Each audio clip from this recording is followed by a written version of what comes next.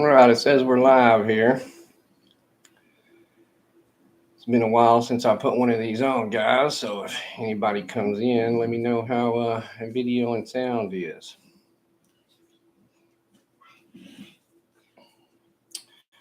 Give everybody a few minutes here.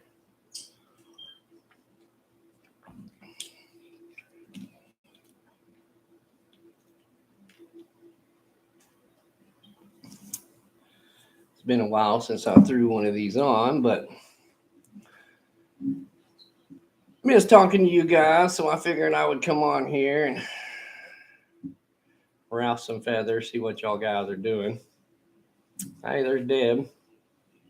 There's the wife. ML, audio and visual good. Thank you, sir. That's kind of surprising because for some reason the internet's been a little sketchy around here today, and actually I'm in the city, so go figure. But I got a whole list of things here to talk about, discuss some recent events, things going on. Really nothing that I ain't talked about before, but refresh everybody's mind. I think that's one of our big problems. So much stuff is going on that our attention span is getting smaller and smaller. Yeah, UML, it has. I've just been so busy with everything going on. I haven't put up too many videos and done too many lives. Hey, Stans, how's it going? How's things over in your neck of the woods? Unusually warm this week, even for Texas weather. Hey, Wolves Den.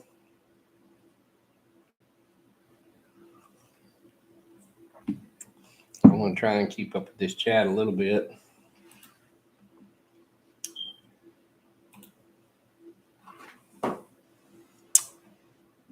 Like I said, I put about 10 things together on my list. We'll go through and talk about some of them, see about some of the things that y'all want to talk about. I'm sure those top 10 things probably correlate somewhat. Warm in Virginia. Hey, Mark, how's it going? Hey, Catskill, thanks for stopping by. Stans, I thought I made you a moderator. Hang on a second. Oh, well, I guess I could Catskill too.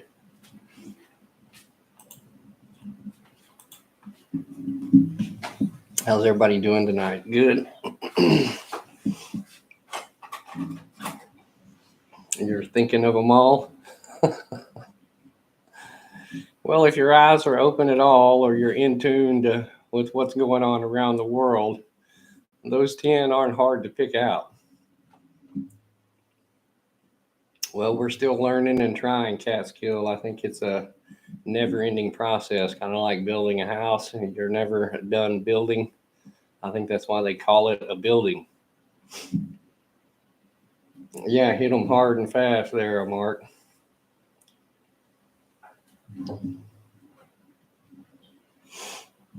16 of y'all in here. What are y'all thinking is the biggest thing that's adversely affecting us right now? I think the polls on the election said it was the economy.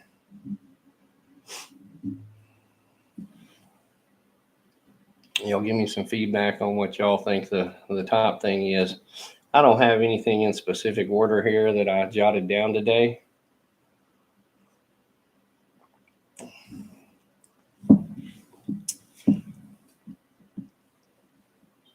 The open border and the economy. Well, both of those are pretty good, and I think both of those are on my list here. The border thing doesn't get any coverage, obviously. I mean, the left-leaning media doesn't want to cover all that. But actually, I heard some new statistics today. I don't know if y'all are aware or not, but in a couple of weeks, I think some of the litigation, executive orders that Trump had put into place are going to expire here in a couple of weeks. Hey, SBP, Southern Boy Prepper, how you doing? That legislation is going to expire in a couple of weeks, and I believe, don't quote me on it, but I think all of that legislation actually held a lot of the immigrants on the other side of the border while they were kind of waiting approval to come across. And that legislation is going to expire, and there's going to be a flood of people coming in. I heard today that somewhere between 5,000 and 6,000 per day we're crossing now. And in a couple of weeks, when that legislation expires, they're expecting 15 to 20,000 per day. Hey, Charles, Fallen Arkansas veterans, how you doing? Hey, Moon. Hey, Drops. Thank y'all guys for stopping by. The border is it's a big issue, guys. It plays into everything that we are having problems with now, from housing to medical supplies. That's supplies in general, not just medical supplies. And, taxes, of course, debt. Somebody's got to pay for all of that. And we're the ones paying for it. So, hey, Mr. Hollis, how you doing? Y'all guys, that's a dear friend of mine there, Mr. Hollis. He probably, like many of y'all, are starting fresh, building a homestead out in the woods. I've been trying to talk him into making a channel and showing it all, but he hasn't done so yet. Hey, Stuart, how's it going? Hey, ENG, you made it too? Wow, it's going to turn out to be a pretty good crowd in here tonight. I ain't got nothing planned, guys. Like I said, there ain't nothing in specific order. I just been a while since I got on here and talked to you guys, so I wanted to come on and chat a little. Hey, Camo Girl. Camo Carl. The administration? Yeah, Carl, they're a problem. If you hung around me very long, you know that I think all of them are a problem, going back probably before many of us were even born. The whole governmental system is corrupt. I ain't saying that, in my honest opinion, it all needs to be taken out and started over. I won't go so far as to say that the Constitution needs to be suspended, but if you've watched many of my other videos, I think that's pretty much null and void at this point. Again, one of the things I have on my list here, the government, 2 sets of laws. Hey, Mr. Henderson. The grid situation in North Carolina, to be honest, I think it's a false flag event. I think any jackass with any common sense that has the intention to go out and shoot transformers does not need to remove the cattle panel gate and post to access said substation. Any rifle is capable of pretty much poking a hole in those transformers. You don't have to be at ground zero to do it.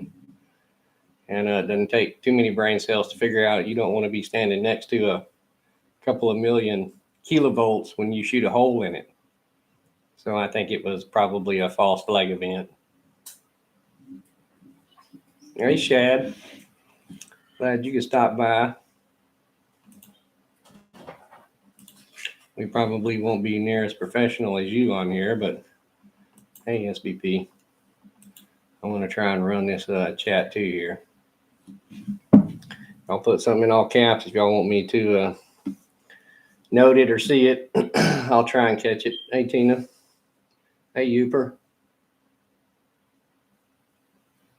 Yeah, Mr. Hollis, we've been busy for sure. Hey, Betty Jean.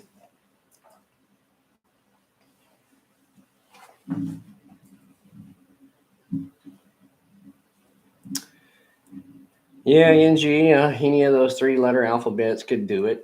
Of course, any redneck jackass could do it out in the country too.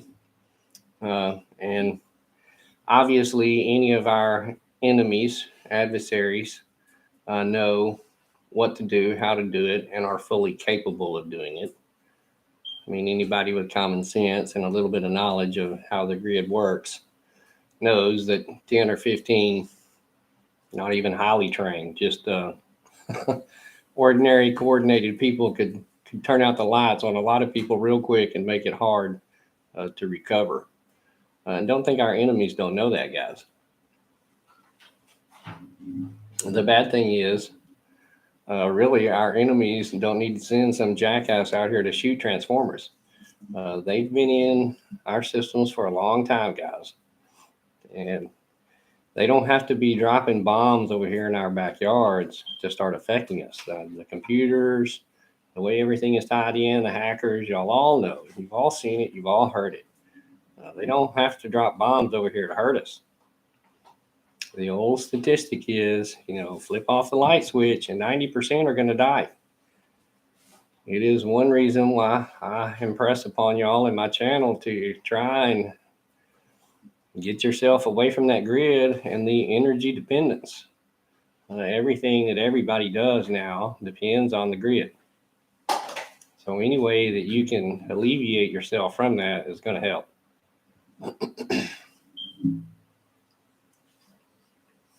Oh yeah, Shad, you're blue.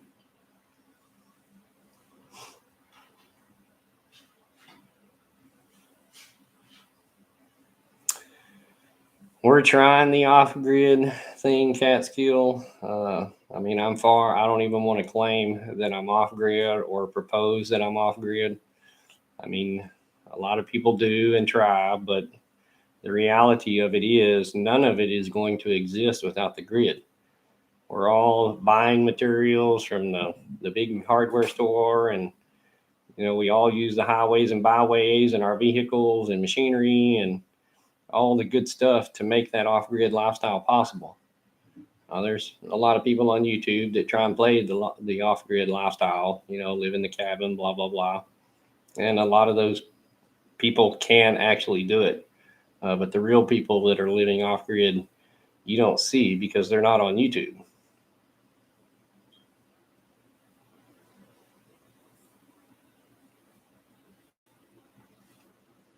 Rebar and bolt cutters. Living off grid is, my buddy John that was just in the chat there, he sees it firsthand over there. He's starting with raw land, and it is basically off grid. I mean, you cut a spot out of the forest and you begin to build. Unfortunately, he's not cutting log by log to build a log cabin. I mean, he's going to use the grid and modern tools and equipment and, contractors to move that process along, just like all of us would.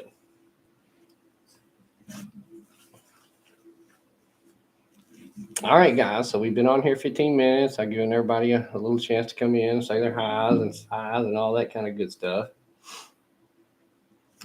What,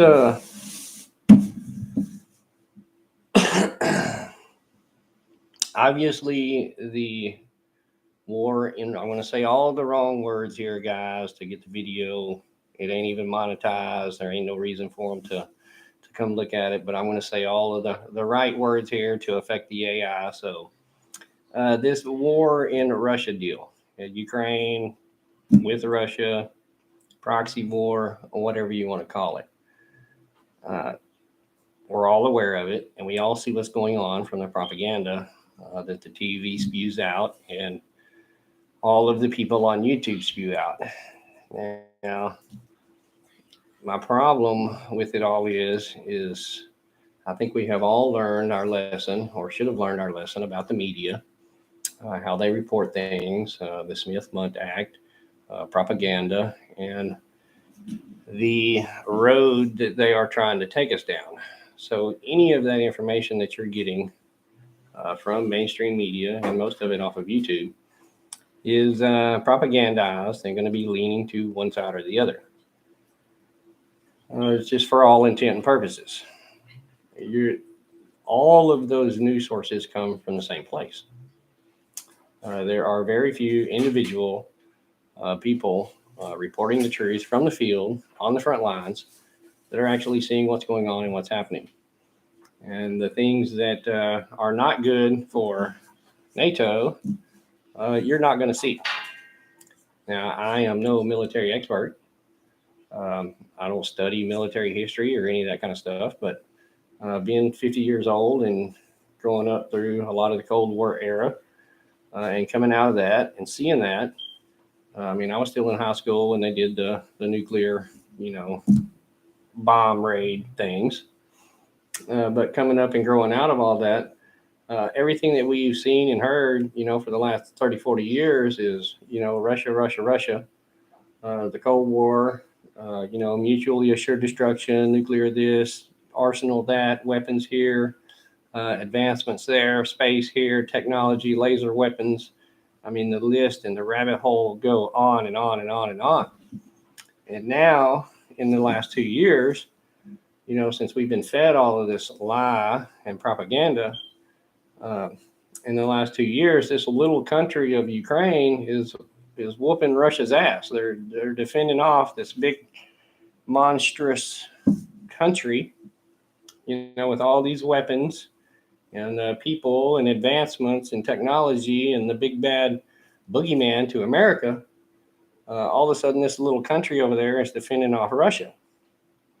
And I understand, that we're providing them plenty of weapons, and the people over in Europe are providing them plenty of weapons, highly advanced technology. But even still, those weapons only go so far. I mean, I fully believe what you're seeing from Russia right now is we're not even scratching the paint off of their military industrial complex. I mean, if they had been gathering arms and building arms and weaponry, from the 40s and 50s on, just like us, they have a massive amount of hardware. And they can drive out these old tanks that are 30, 40 years old, and the people in control that are pushing these buttons, they don't care about people. So the loss of soldiers, 100,000 or 200,000 people, it doesn't affect Putin. It doesn't affect Biden. It doesn't affect Trump. It doesn't affect any of those people that are pushing those buttons.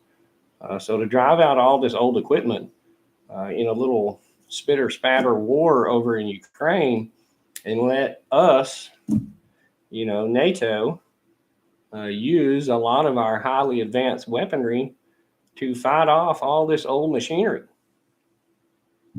I mean, I see a lot of stuff on YouTube about the battles and things going on over there, and I don't really see a lot of new technology that's Russian. Where is all of this technology that they've advanced the last 30 years? I mean, we've advanced. Surely they've advanced along with everybody else. So where is this equipment? Are they holding it back? Are they leading the moth to the flame, letting us use up all of our weapons? It's no secret. It's already been said. A lot of our weaponry has been used over there, maybe up to a third of it or more. We all know the supply chain issues. I mean, when you have highly advanced weaponry, there's lots of technology in there, lots of computer chips, lots of components. And just like everything else, we don't manufacture a lot of that stuff here anymore. So if supply chains are tightening and you're unable to get these parts and you're burning up this weaponry daily, Russia has friends, allies that don't like us either, that are planning their own little scuffles. China and Taiwan, we all know, we're aware. And everybody's been guessing, when it's going to happen. I fully expect it to. I don't think China is going to let Taiwan go for a minute. But as long as Russia keeps us tied up in Ukraine, burning up our weaponry, time, money, people, there's no reason for China to get ecstatic over there and, to make moves. They already really control it. I mean, let's be honest.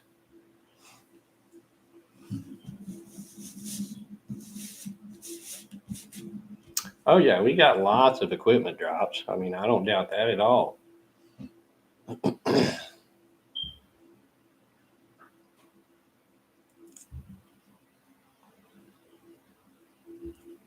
But I was reading the chat a minute, guys.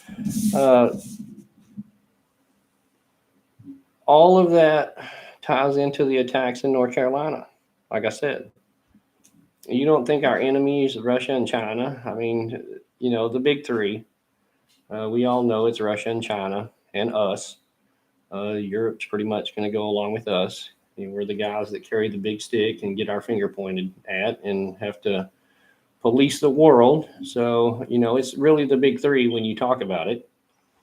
You don't think China and Russia don't have sleeper cell type people already here in the U.S. to do things, to play havoc, to create chaos, and divide the people even more? I can assure you they do. And whether they want to play it off as some dumb rednecks out there shooting up transformers or call it terrorism. Again, I think it was a false flag event. I don't think anybody with two brain cells that has the intention to shoot up transformers is going to go pull the gate and post out of the ground, which was, evident in their photos that they showed on the news.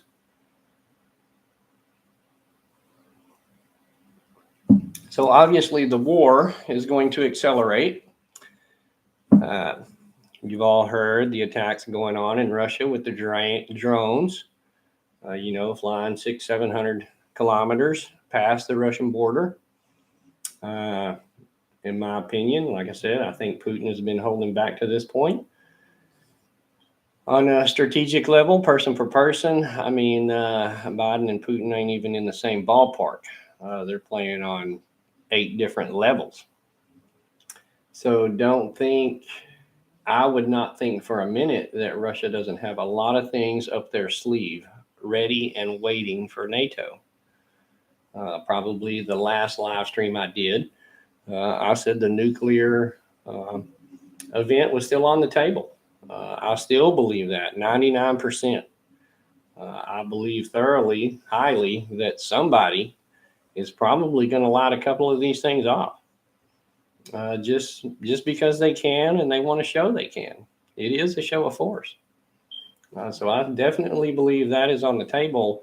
And with strikes coming into the heart of Russia, that is a red line Putin said don't cross. And I think Putin is probably a daring enough individual that when that red line is crossed, he's probably going to retaliate pretty hard.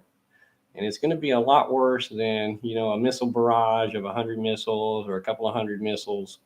I think the U.S. people, will definitely know when Russia really kicks it off. And I could be wrong. Like I said, they could have filled us full of shit this last 40 years on the Great Cold War and Russia being the enemy. And Russia may not have anything over there. I mean, they may have a bunch of rusted old tanks and AK-47s and people not willing to fight, but that's not the Russian army that I was raised with and taught about in the history that I know. All right, so keep your eye on what's going over there, guys. But I believe, after it's drug on for a little while, or, since it already has almost a year now, 10 years, really, because the fighting has been going on over there for years and years before NATO got involved and all the Biden administration and stuff. But it's got to make you ask, why are they doing this? Why do we got to go to war with Russia? Why does all that have to carry on? I mean, we're to the verge of leaders of these two superpowers threatening nuclear attack.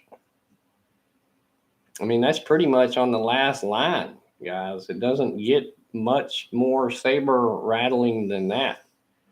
And then when one of those superpowers goes in and attacks the other one in the heart of their homeland, within a couple of 100 miles of the capital. I mean, I don't know if y'all understand or not, but attacking that air base with those nuclear bombers and where those nuclear bombs are stored is probably the equivalent of attacking Nellis, I would say, maybe. I mean, I'm not familiar with all the big air bases around, but I know Nellis is a big one. And, you know, if all of a sudden out of the blue, Nellis got attacked, there would probably be, you know, a retaliation strike somewhere, a pretty good one. That would be my guess. Hey, Lone Cowboy. Steel and Tree. Read the chat a minute. Yes, Youper, they are all corrupt. That is my thing here. I got that on the list. All of these wars, it is big business for the military-industrial complex. It is a big moneymaker. By the time you get all of those lobbyists from all of these military companies paying and bribing, and you know, it's a moneymaker. And we're all aware of the war and the things going on, but the attacks inside of Russia, guys, don't think for a minute that Ukraine pulled that off by themselves. They had help. I ain't going to claim to know how they done it, but you know, with everything going on, the area over there, again, Russia has all of these S-300, S-400, you know, anti-aircraft systems, radar systems. I mean, I am so surprised that a rabbit could squeak through their border and not be detected. And yet they're going to fly a drone some 700 kilometers past the border, within a few hundred kilometers of Moscow, and strike a large base. I don't think Ukraine could do it. So I think they had help. And, you know, all those things come out in the wash. You would think, again, with everything that we know, that Russia would know who did it. You know, just like the gas pipeline, the bridge. I mean, we got all these infrastructure attacks going on from little old Ukraine. Yeah, they used the drone from the 1970s, retrofitted, blah, blah, blah. I don't believe that for a second. Ukraine, most people know, it's kind of word on the street. You know, it's the Vegas of Europe. I mean, criminals go there to launder money, human trafficking, you know, bribes, deals. We've all seen, heard. The families involved, laptops involved, information. I mean, that area is known for corruption. And what better way to erase the chalkboard than to destroy it all in war? And all of these people are interconnected with the war and the rebuilding process already. If you haven't heard, we, the American people, have already put together a $1 trillion rebuilding package for Ukraine. We're not talking billions, trillions with a T. I mean, that package is already ready to go. Now, if many of y'all don't remember the Clintons and what went on down in Haiti, I mean, it's pretty much a big laundering operation. And it's going to continue on. Don't think the war is going to slack off and all of a sudden we're going to join in a circle and sing kumbaya. That's not going to happen. Things are going to progressively get worse, and they're going to use that war and blame a lot of stuff on it. All right. On past the war, unless y'all have got some questions or want my opinion on anything else over there, but it's all corruption, and they're looking to erase the board, and war is a good way to do that. Yes, Mr. or Mrs. Juan, question everything and believe nothing. You're right there. ASHTF Engineering.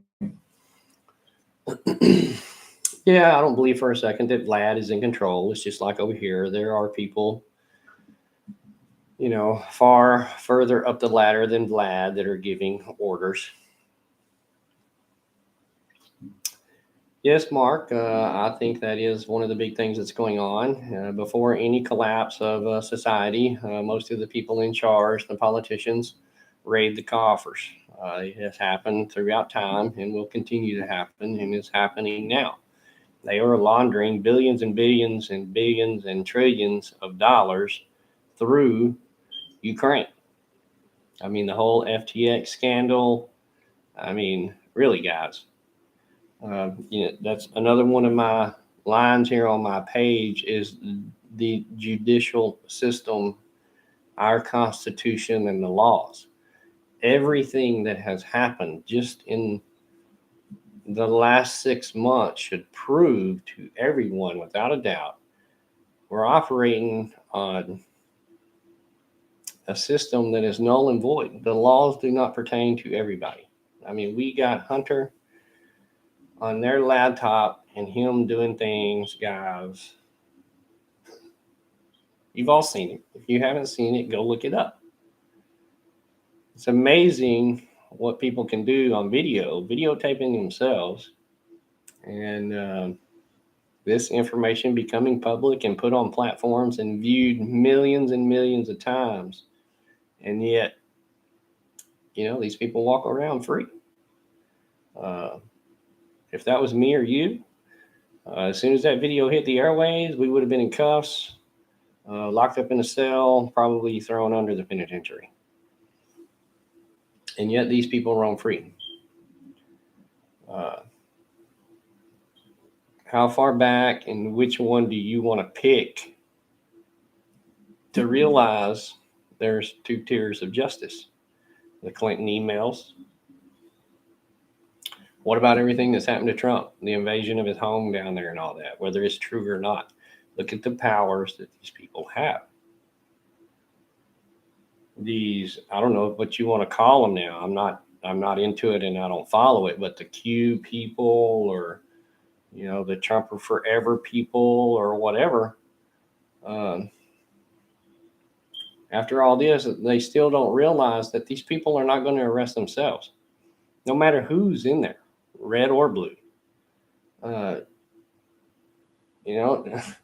Trump was in office and they had all the Russiagate and all of these people from the FBI and the CIA and all of these letter alphabet gangs that were all involved, whatever happened to any of those people that made all that up in those accusations and testified and went before Congress and all of that stuff? How many of those people went to jail? After all the lying, the finagling, the corruption, the undercover, the illegal searches, after all that, who paid the price? Who went to jail? Nobody. Because the people in charge control those agencies. And when they control them, they're not going to arrest themselves. And they're all controlled. All right. And don't think it's Biden or Trump that controls them. Just because, DeSantis will be elected for president in a couple of years. Don't think that he's going to get in there and change anything. He doesn't control any of those other people in those offices. All right. They are pushed by buttons larger than him. And you saw exactly how they railroaded Trump. All right. Right or wrong. I ain't saying that I support Trump in any means or fashion, but for someone that doesn't play along with their game, they're railroaded out of town. And that can go as far as being Clinton sided. I mean, y'all have all seen it, heard it, the people. Is Arkman in here? Hey, Arkman, how's it going? Sorry, guys, I haven't been paying attention to the chat. My two brain cells trying to function together here with my list and keep up. The chat's too much. Yeah, Mr. or Shinobi One, you need to be making that community around you. Another thing, let's just move down the list here. The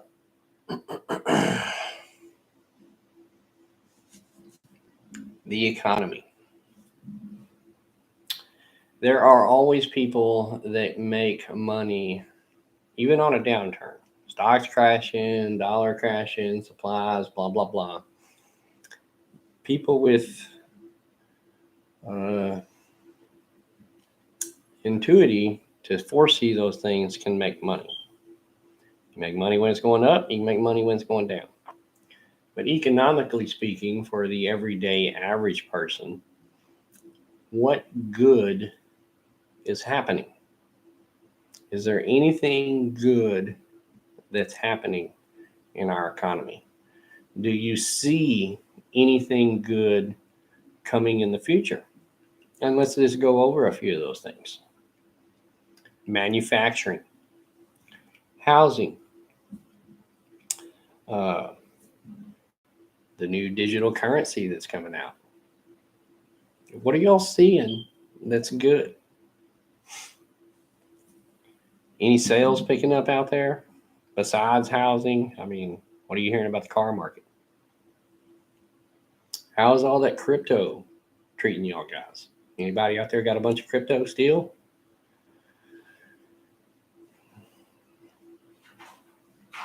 Anything? I'm kind of looking at the chat here, hoping something will come through on some good news. Because what I'm seeing, the news that I see, they're already saying it's worse than the 29 crash. And there's nobody here that knows how bad that was or how the times got, how bad it was. Nobody. Soaring prices and low wages. Exactly. Inflation is out of control. I mean, to say the least. The government wants to tell you it's around 8 or 9%, but yet they don't consider fuel. They don't consider your food. I don't think medical is included in that. And much of the energy sector is not included in that inflation. They don't use that to figure their 8 or 9%. But yet we go to the store, the things that you use every day, your energy, your fuel, medical more than most. I mean, it's becoming more frequent that people are having to use their medical for whatever reason. But inflation on all of those things is higher. And I would reckon probably 20 to 30% on some of the things that I see. I have given y'all examples of things that we're doing around the farm as far as inflation goes. A prime example, we got some land for sale, and I'm having to run the main power line down the half-mile frontage of this property. And about 4 months ago, we got our bid to get the electrical installed to go down the front of this property that we're selling for access. And the bid came in at about $20,000 or half a mile of overhead power line, which is actually extremely high because a mile run and it was only 7,000. But there's only one provider out there and you have to use them. So whatever bid they give you is pretty much what you're stuck with. Okay, so we took the $20,000 bid and continued the tree line. It has gone about 4 to 5 months now. We've got the tree line cleared and we're ready to install the power line. Well, I call up our power provider, and the new bid to install the power line is going to be $32,000. So a $12,000 increase 4 or 5 months ago, 50%. And like I said, they're the only provider out there. So to provide power to this property, we don't really have an option. It's by the bureau to check today to get it done. Inflation. You see it in your groceries, every part that you buy. How many of y'all's power bills have gone up? Electric bill, your gas bill. I know a lot of y'all may be up north and use heating oil, coal, those kind of things. What kind of increases are y'all seeing? We saw 50% at our house here in Houston. Now, our ranch is 0 because it's off-grid and solar, but we paid dearly for that in the beginning. So I have yet to see the return on that. But with power bills going up 40 and 50%, it may not take long for that solar system to pay for itself. But we're seeing, a 46% increase in our power here at Houston. Hey, Patty. Yeah, Uper, property taxes, taxation without representation. Do any of y'all feel represented? I mean, I can only imagine that most people in my chat here tonight probably don't feel represented, especially by the last election.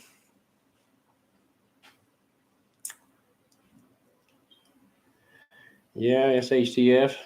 There ain't much you can do about it, though. I think, many people in the chat here probably realize it, but if y'all guys think, and I know a lot of y'all watch other channels, a lot of big channels. I mean, they got hundreds of thousands of subscribers. I mean, even, Canadian Prepper's got 1 million. Bear's got a couple 100,000. Pinball's got 100,000. Alaskan Prepper, I think he's got a couple 100,000. You think about all the big prepping channels, even all the big homesteading channels. You throw all of those in together, guys, and you really only got a couple of million people. And just because somebody hits the subscribe button on their channel, those numbers, and I know a lot of new YouTubers, and I did it too, they'll all worry about the numbers, and that those numbers are a complete farce, because just someone clicks on your subscribe and becomes a sub doesn't mean they're ever going to come back and watch another video of yours. I see channels that got 100,000 subs, they go live, and they got 10 or 15 people that show up.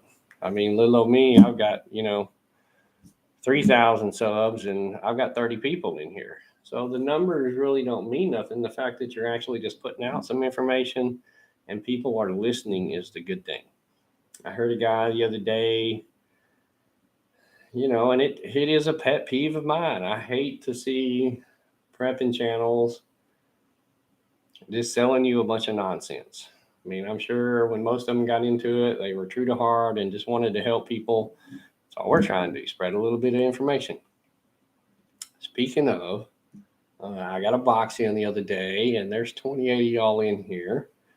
A pretty good group. I want to show you. Many of y'all are long-term subs. You will remember this, but I got a package the other day, and this isn't my reveal. I'm going to do a whole video on these items, but just a little sneak peek, guys. I got a package the other day. Many of y'all know I had Darren make me some custom knives, and y'all know some of the ones that he made me. I actually gave away on the channel here. I gave some to Lazy Pond Farm, and I gave one to Arkansas Living. Unfortunately, neither one of them make too many videos anymore, but y'all can see that right there. I had Darren make me a couple more knives. One of those is mine, actually, but for the long-time viewers, I gave away a few of Darren's knives, and I'm going to do that again. Not tonight, but a few of the knives that Darren made. This one here is actually mine. This is going to be the one that I'm going to keep. I don't know how well that shows up on the camera there, but that wood is just beautiful. Beautiful. The camera doesn't even begin to do that justice. Like I said, that's my personal one. But I've already picked out who one of these is going to be going to. Y'all know, like Lazy Pond and Arkansas Living, if you watch long, I picked those guys for a specific reason to give them a knife, and I've done so again with another one of these, which I'm going to give away. Again, not tonight, guys, but stay tuned. And the coup d'etat, since I had a couple of knives made from Darren, he made me this one. It's a kitchen butcher knife. It's got a little grease on it there to keep it from rusting because it is a carbon steel blade, but just a beautiful work of art from Darren. And again, I'm going to do a video on these. I thought they were so nice, I was going to give you all a sneak peek. You see me a couple more little things in there in the package I'll reveal when I do the opening, but y'all stay tuned because I'm going to give away one of these handmade knives. And they are super nice, guys. Now that I was distracted, and y'all got a sneak peek back to my list here. What were we on? The economy? The economy is not doing good, guys, in any sense of the fashion. And we see all parts of it. We have land for sale. We see what the real estate market is doing. We have an RV park. We see what people are doing recreationally, moving, losing houses, moving, downgrading. We're invested a little bit in the stock market. So, we watch all of those things, guys. And the economy is basically not good. I don't care what the government tells you. Things aren't looking good. Manufacturing is down in China. Orders are down here. You're seeing the changes in layoffs and labor in all of the big tech companies. Many of y'all have heard or seen the new CBDC they're rolling out. I know some of the other channels out there don't think it's possible, but I assure you, the digital currency, the CBDC, is coming. I wouldn't say that I have seen the plan or I know what it is that I was looking at, but I have seen the USDR and the 3-tier system they plan on putting everybody in, and the universal basic income package. And most of us probably in this room here are going to be considered dissenters and will not be receiving much help from the government at all. I can only warn y'all guys against that, to be ready for it. Your cash is going to become worthless, and they are going to make you want to go to the digital dollar. Whether it is a crash of the economy or the dollar, it's very simple for them to do. They control us more than most people would like to believe that they do. With the digital dollar comes the digital identity, the digital vaccine pass. Everything will be digital. Your social media, your social score will all be intertwined and interconnected, and it's all going to happen. If you doubt me, look into the CSRQ SM. Again, that's CSRQ SM. Look into that, and it will explain to you how they're going to do it. When they're going to do it, I don't know. But the system, the CSRQ SM, is already in place. All they have to do is push the button, and it is basically AI going to take over everything, from your bank accounts to your credit cards to your checks to your payments, electronics, stocks, bonds. All of that will instantaneously be taken over overnight. Look it up. Yes, BlackRock, Blackstone, all of those guys are all involved. All right. CBDC, it's coming, guys. Digital. Do everything that you can to prepare yourself against it. Gold, silver, cash, hard assets. That's what you're going to need. Food, water. But when it all goes into place, there's not going to be a lot that we can do. Again, we are a small number of people in the mass population of the world. And this is a world agenda. It's not just an American agenda. It's not just the U.S. agenda. The whole world is behind this thing, guys. The World Economic Forum, Trilateral Commission. I mean, all of these groups of guys and people are all interconnected. They're all involved. They've been placing people in these spots for years and decades, all to make this transition. They're all interconnected. Energy, oil, gas, fuel, electric, the energy here in the U.S. I'm not a scientist, guys. I don't know. I try and use common sense, knowledge, and history to see what's going to happen, because history repeats. As a species, we are stupid. We don't learn from our mistakes.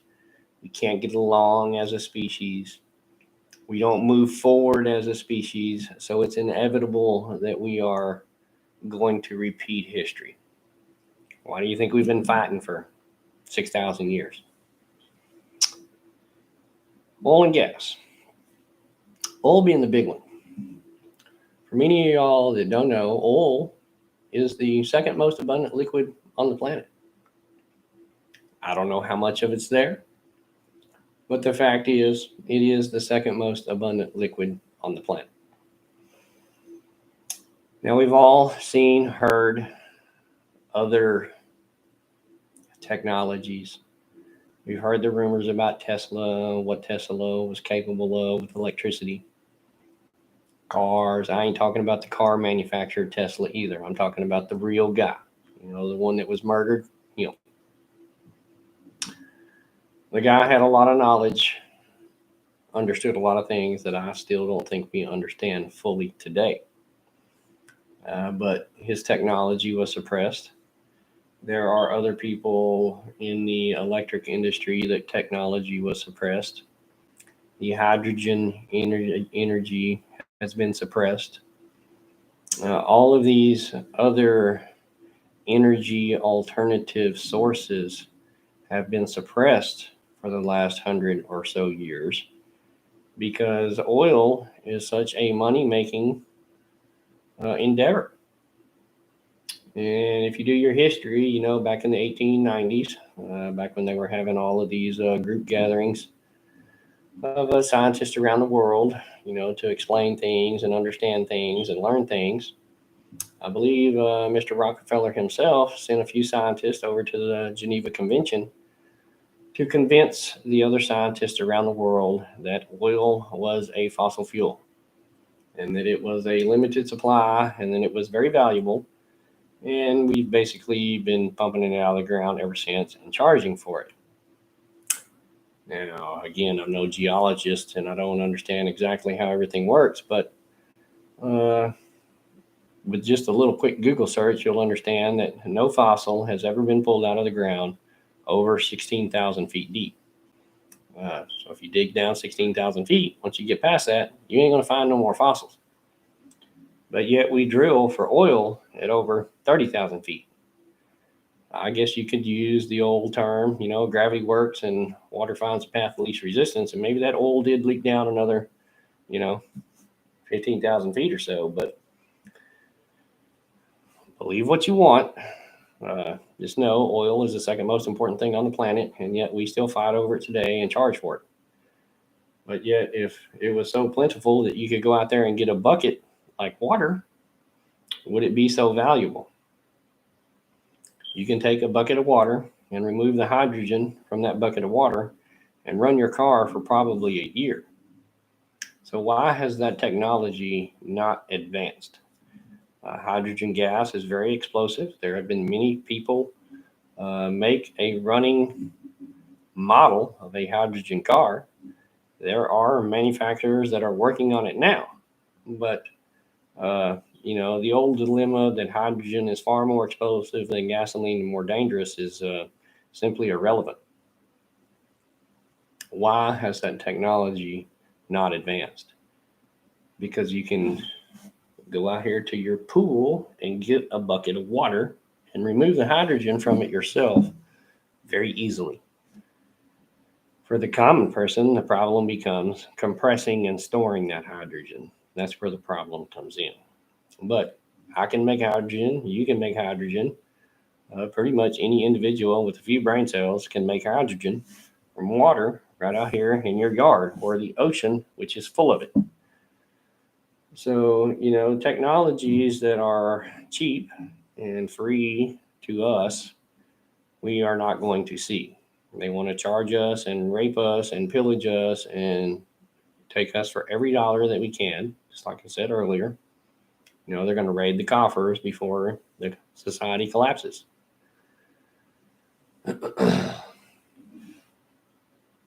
Hey, Stella. Hey, Kev. Hey, Claire. And don't get me wrong, guys.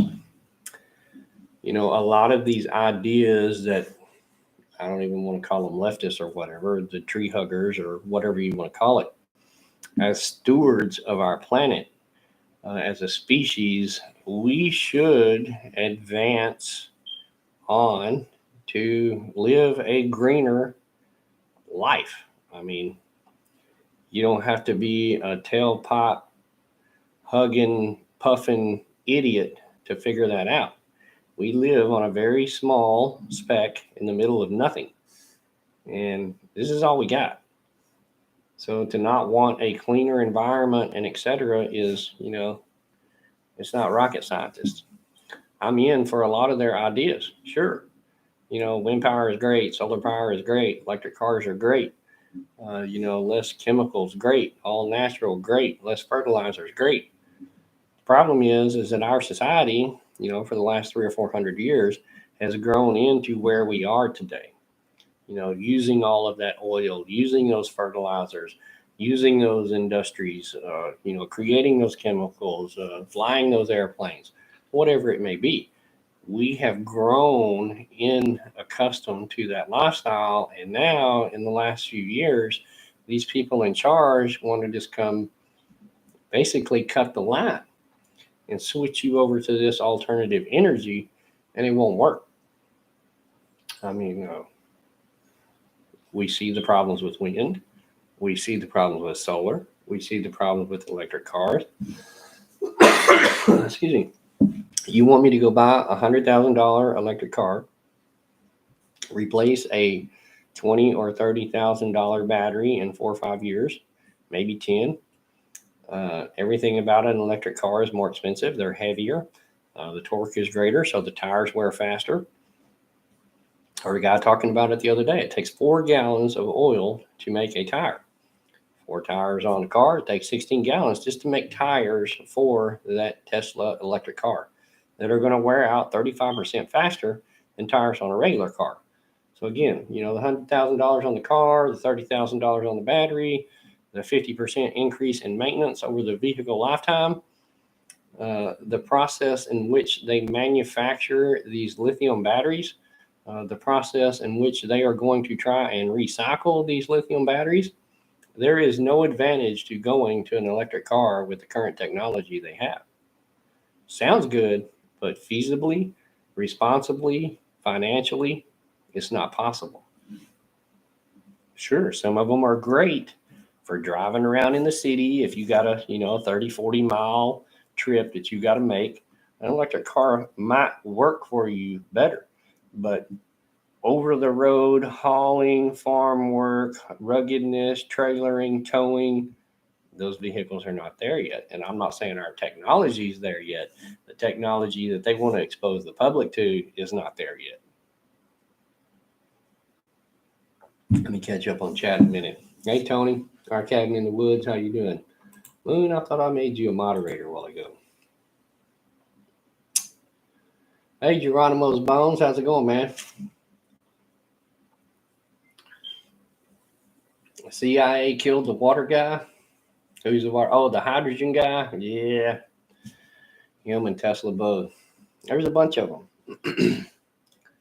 That's kind of the thing. When these technologies, the normal layperson comes across a breakthrough and comes up with this technology and advances it and makes a model, either that technology gets bought up, money and stashed away and hidden, or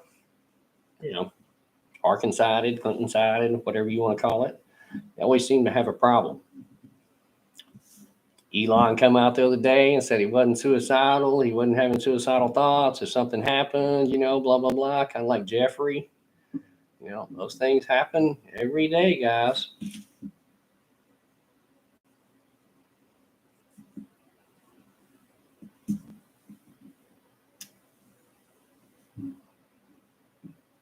Uh-oh, Shad hit Geronimo.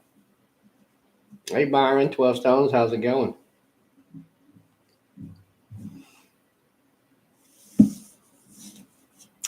So, yeah, guys, we're going to continue to fight over oil and gas I don't see technology changing a lot anytime in the near future on that stuff. There's too much money involved. Car companies, manufacturers, back from the old days. That's something I don't get. All these people, Rockefellers, Fords, Vanderbilts, all these people, 100 years ago that made these fortunes, bought up all these mineral rights and land rights and owned all these patents and things. Somehow magically Elon became the richest man in the world here last year or something. And all of these old names, like the magistrate over in the UK, all of these old names in history seem to be disappearing. I don't think all their money disappeared. And those people are still probably richer than Cooter Brown. So, again, all this misleading information and propaganda, I think it's just to pull attention away from these older names, run and control everything. Again, it's the same song, guys. I've told y'all before, the people that you see in charge and the people's names that are mentioned in the news and all the goings on, those are the people that the people in charge want you to see, because we don't see the people that are actually pulling the strings. All right, they throw the Bill Gateses out there. They throw the Soroses out there. They push the strings on Biden, Trump, and Vlad, and everybody else around the world. And, even Mr. Klaus. I mean, he's got somebody that pushes his buttons too.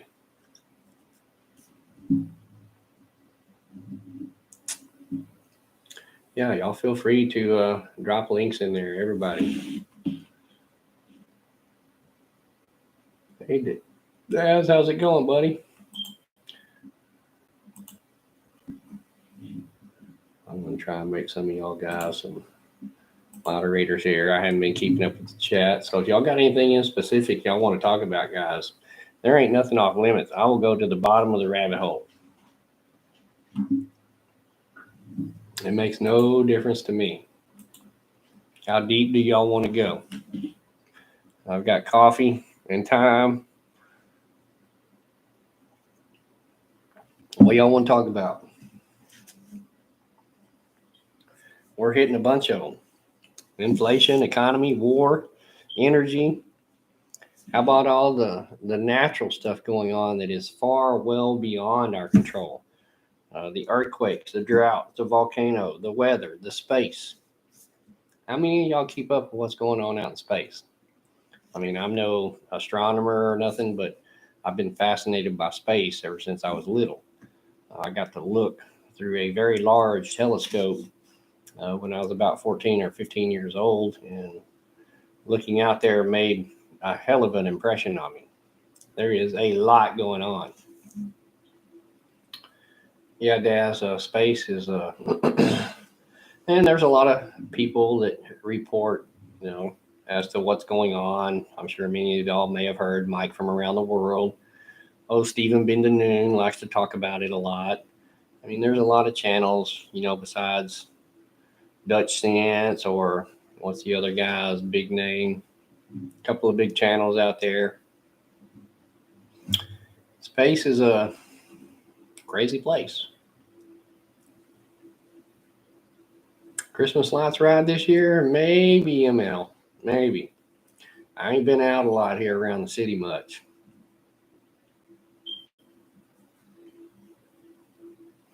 Yeah, I think Mr. MBB had some photos on maybe his last video or something that were quite interesting.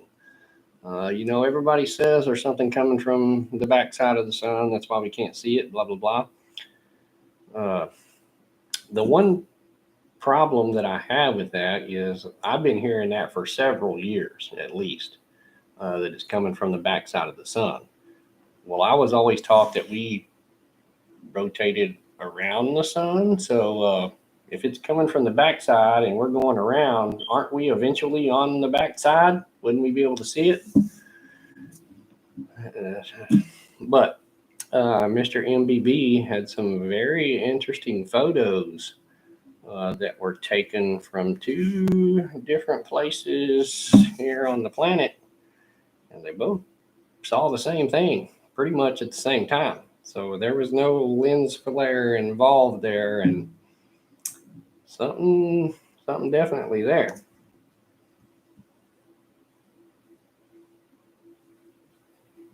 Yeah, Daz. I got to work a little with NASA and Boeing and a bunch of the other aeronautical places in my younger days, and the things in space are just the crap that we have put out there is absolutely stunning. Uh, Again, you go down that whole rabbit hole of, is there anything in space? Did we go to space? Did we go to the moon? Blah blah blah.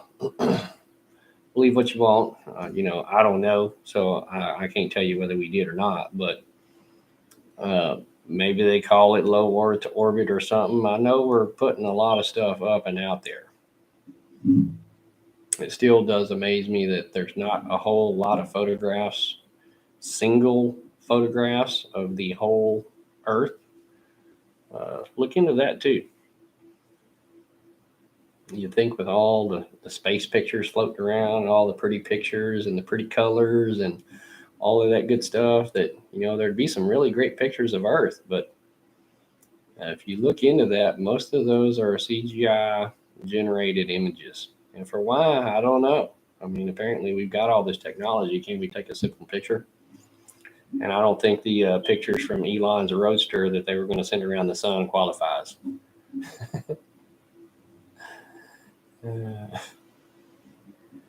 Yeah, something about Futurama.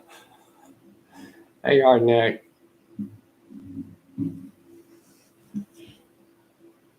Come on, Daz. We're just getting started, man. I've got my coffee. I can stay up this for a couple of hours.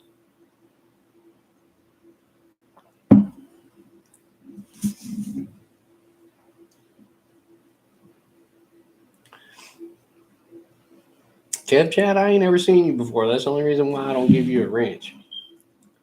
You come in here on the next live, and I'll make sure you get a wrench. I ain't quite as ballsy as Shad to give everybody one, because I don't know quite half of y'all in here, but I appreciate y'all all coming by. And the channel is still growing, which really surprises me, guys. I can see the shadow band when you're a creator, you get to watch your analytics, you can see. And that doesn't bother me. I'm not on here for clicks or views or money.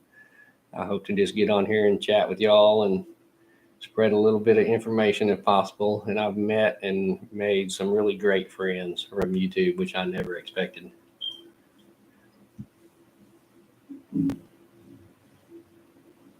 Right. You saw it on TV and you got the call from the phone, right? But you know what I think about that TV, right? Tell a vision full of programming. Hey, Holistic, how you doing? Yes, Kev, we are enslaved to the system. I think it was last week. I looked up somewhere, it wasn't the debt clock, but a couple of weeks ago, maybe, each and every man, woman, and child living and breathing in the U.S. today owes over $250,000 in taxes. Now, that does not include the debt which you have incurred yourself or from that day forward. But as of the day I looked, we each owed about $250,000. And all those numbers are kind of what they tell us. They can make up those numbers and change them as they see fit, how they want. So who knows what the real debt is. I saw a story earlier today about the banks had lost $65 trillion and they got till January the 1st to find it. That's something is all intertwined within the laws and the government, and something I think people should watch their money. And it may be one way they plan on bringing the dollar down. The Federal Reserve is not federal. It is a bunch of privately owned banking institutions, individuals that loan our government money. And seeing as how the Fed and the government are in bed together, and the Fed is really a private entity, not federal. At some point, could the Federal Reserve just declare bankruptcy and file Chapter 11? Wouldn't that make the dollar pretty much worthless as the paper it's printed on? I mean, it wouldn't make your debt or anything disappear with the government or the state, but the Federal Reserve, I mean, I guess they could go bankrupt, right? They just lost $65 trillion. Are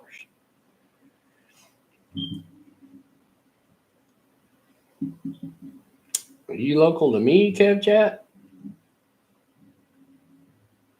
I don't think they lose trillions shit hit the fan. I think they spend it. They got no problem giving our money away. It's just like the $1 trillion recovery bill act that's already, in motion, $1 trillion. I mean, through all of the corruption that we have seen going on in Ukraine, to send those guys another trillion to be laundered through there is, that's the problem with these politicians. They want to pick these fights and these wars, but if they had to go fight the war for themselves, there would be a whole lot less fighting around the world, I think. Oh, okay, chat. We got a place down here in Houston. I mean, our farm is in East Texas, but we have a place here in Houston as well. Greater Houston, not Houston. There ain't nobody too big to fail, Youper, especially when they are all in on the plan together. I mean, they've all scratching each other's back. They're all giving each other money. Look at the FTX deal. I mean, millions and millions and millions and millions of dollars. I think that, again, something that most people, normal people, can't wrap their heads around is how much money we're talking about here. I mean, most people think they get $1 million and they'd be set for the rest of their life. And, for the biggest part, if you were, watched your spending and things like that, you probably could make it on $1 million. But, I mean, these people are talking billions and billions. I mean, for them to spend or send 40 or 50 billion dollars, it's not even a problem. And now they're talking trillions. The everyday person can't wrap their mind around $1 billion. I mean, $1 billion is that's an insane amount of money. And now you're starting to talk trillions. It wouldn't surprise me one bit if the Federal Reserve didn't declare bankruptcy. There's no way that the debt can be paid back at this point, guys. I'm not a financial analyst, and I'm probably not the best investor in the world, but it doesn't take a rocket scientist to figure out when I can look at a chart that they provide me that tells me I owe our government currently $250,000 in taxes because of the money that they spent. There's no way in hell that's going to be paid back.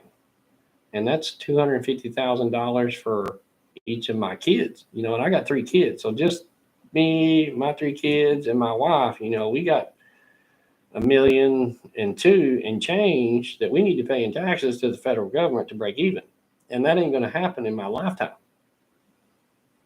I don't think many of y'all are planning on paying $250,000 in taxes either, straight to the government. I mean, just go write a check now out of your account and cut the government $250,000. We'll come out of this hole. Now, don't forget all the money they're going to spend between now and the time that you die as well. I mean, they're still spending. It's the downfall of our country. And the rest of the world is pretty much tired of the way that they're acting and spending and the way that they're operating things. That's the problem now. I mean, it has become a global society, a global supply line, and these other countries basically don't want to pay us to be the middleman.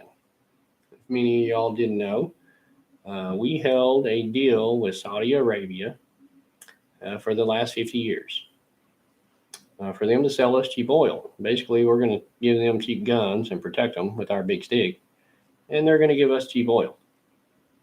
And the deal worked great for 50 years, pretty much. But last year, the deal was off. And, well, the anniversary of the signing of the deal, the 50-year anniversary, was up. So, we had the head tater in charge, and nobody around the world likes him. So, Saudi signed a new deal with China. It's not something they're looking at doing, it's not something they're thinking about doing. They have done it. The deal is signed.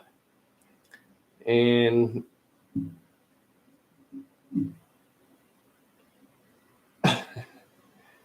the US dollar, petrodollar reserve currency days are over. Um, the other countries around the world now are beginning to buy oil and fuel and supplies not in the American dollar. And oil was the big thing because to buy oil, as long as this deal was pretty much signed with Saudi, to buy oil uh, around the world, you had to use US dollars. So countries were trading in their currency for US dollars to buy oil. They had to have US dollars on standby in their banks in their system to buy oil, and that doesn't have to happen now. Many of these countries that are our enemies, that we look at as enemies, and I say the U.S. when I say we and us. For the biggest part, I don't think there are too damn many Russians that have a problem with Americans. I don't know any Americans that really have problems with Russians. There probably weren't too many Ukrainians that were pissed at Russia, and Russia probably didn't give two craps about Ukraine. It's all the people in charge, guys, that are creating these problems, creating their wealth, creating classes of people.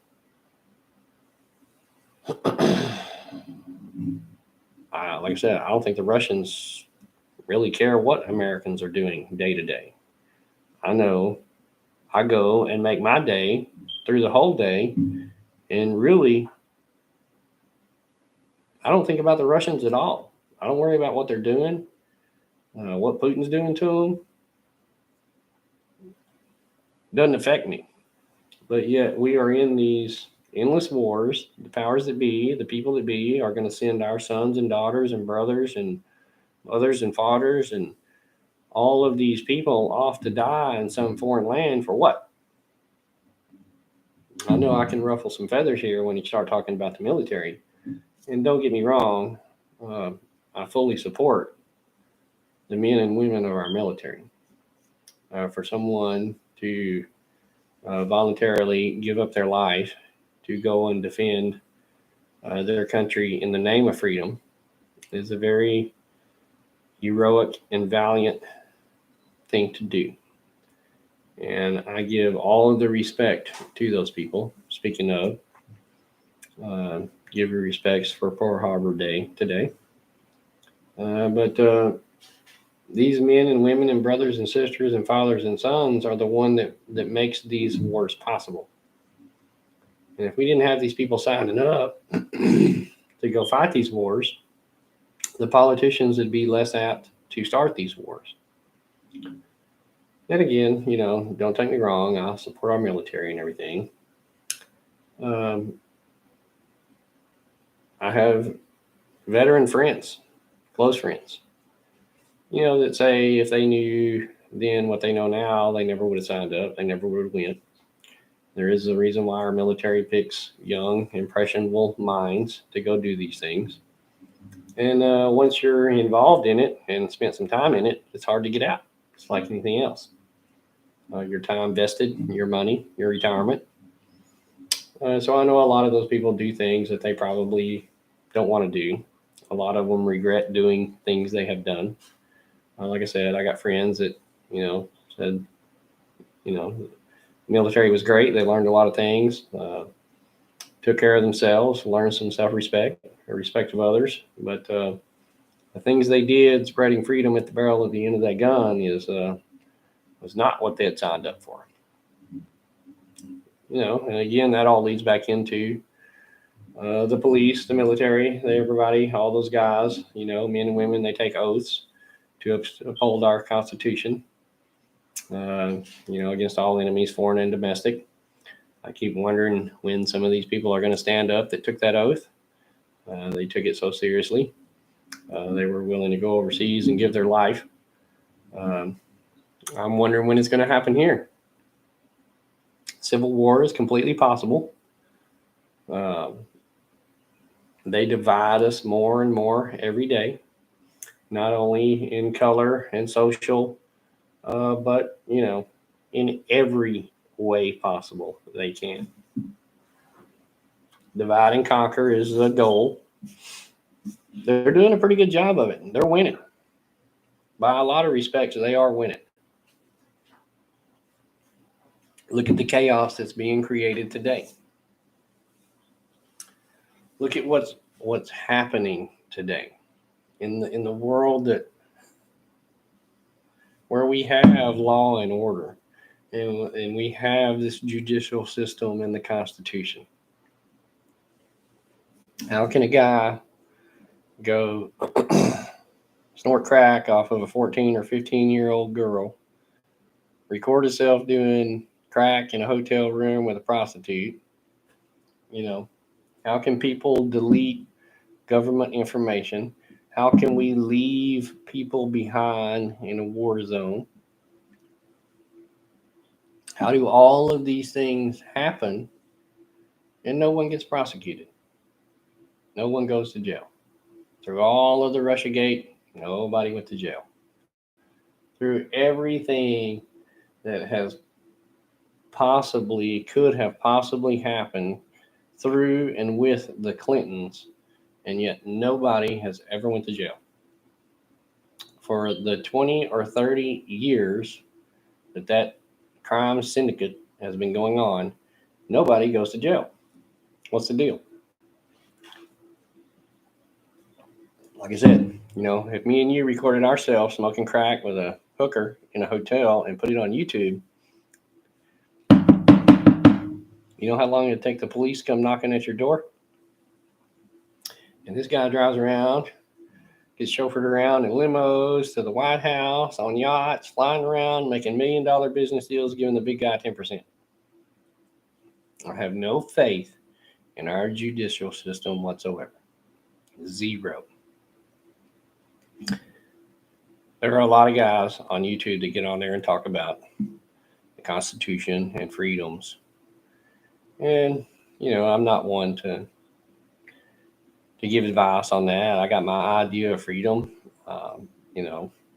We all have to bend a knee to some degree to get along in society now.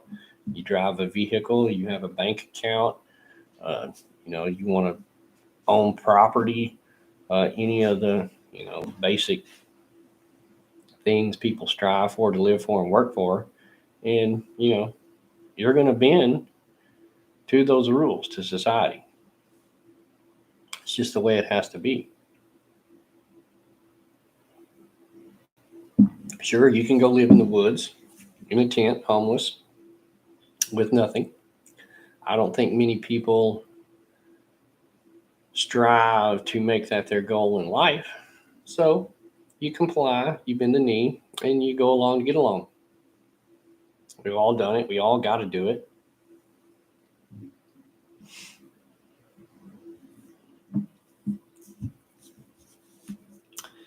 Yes, SHTF, there are going to be a lot of order followers. Meaning,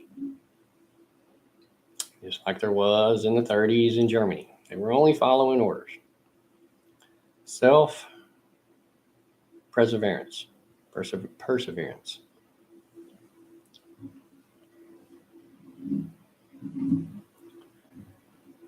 Yes, freedom means many things to many people, and people think, they're free still paying property taxes, and they're free with the long arm of the law breathing down their neck, whatever it may be. I mean, I am a believer in dangerous freedom over secured protection.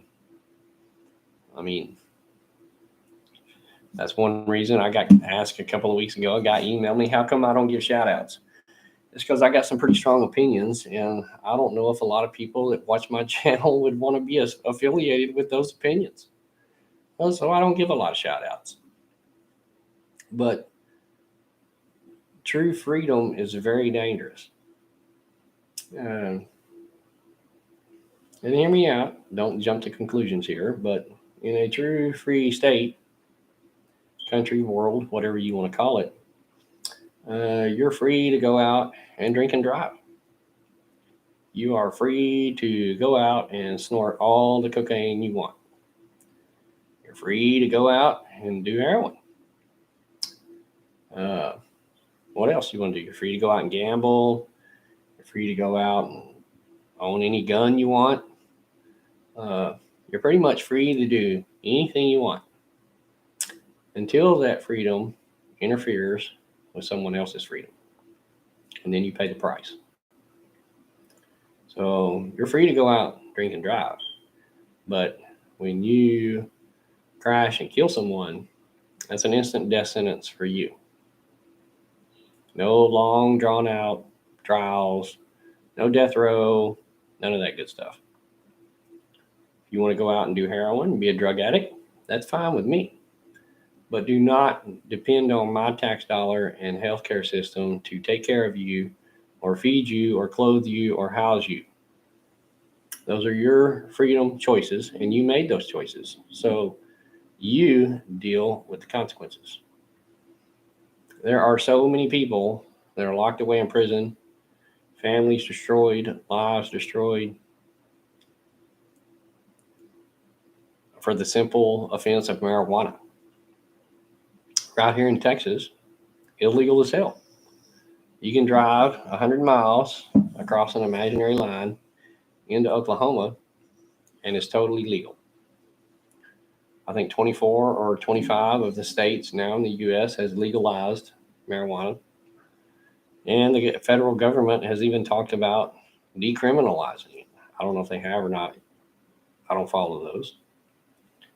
But it's just amazing to me the number of lives and families and money spent destroying, fighting the war on drugs and marijuana. And you drive 100 miles across an imaginary line, and the government is more than willing to tax you for it and give it to you just because you drove across an imaginary line. Yeah, you go over there and you buy your weed and drive back into Texas.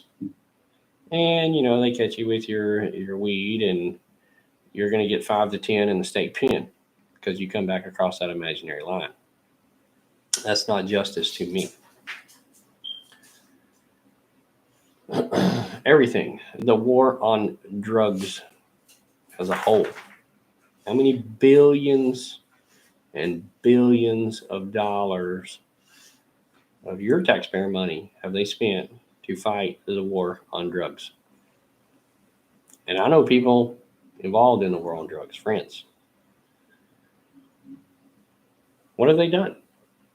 Destroyed millions of lives, locked away millions of people, killed thousands and thousands and thousands. For what? Have they slowed down the war on drugs any? Any at all? Can you tell? I mean, the war on pot has probably slowed down a lot because they're growing it here and taxing it. So I don't think there's really any reason for the cartels to grow it anymore. But I just come across the news yesterday that 250,000 fentanyl pills were captured at the border. So, through everything going on in the world, the one thing that it seems that it has not affected, whether it be labor or trafficking or whatever, they haven't affected the drug market at all. I mean, the demand is here. Somebody is going to provide the supply. And guess who that is? Where does most of the fentanyl come from? China. Our enemies. We're paying them. Not only are you paying the government to run a war on something that they have no effect, but you're also paying the people that are providing that substance to everybody. Why not just legalize it here in the U.S., tax it, collect the dollars on it, and make sure that it's a pure product instead of killing everybody? Why destroy all of these lives and spend all of this money on the war on drugs for what? I think the drug trafficking action, the human trafficking action, the border crossings, the illegal immigration, all of that is only worse now, even after their 30-year war on drugs. It's only worse. Slavery never ended, it just became more expensive. Yes, they supply it. I mean, like I said, how far back did the Clintons do you want to go? We all know what was ran into Mina. You can't have that many conspiracy theories flying around you without some of it sticking to the wall. Of course, they knew it was addictive Uper. The things that they give the opioid people to come off of that, what's it called? Suboxone. The Suboxone is even worse than the heroin itself. So they get everybody strung onto the Suboxone. I got a buddy that's on it. He said it's far worse than the heroin.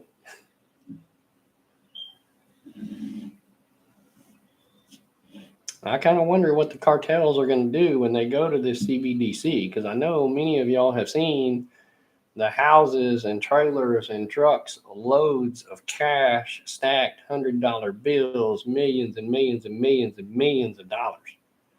What are these people going to do when the government gets a wild hair up their butt to make those $100 bills worthless? Those are going to be some pissed off people. Hey, back to country. How's it going? I didn't see you in here.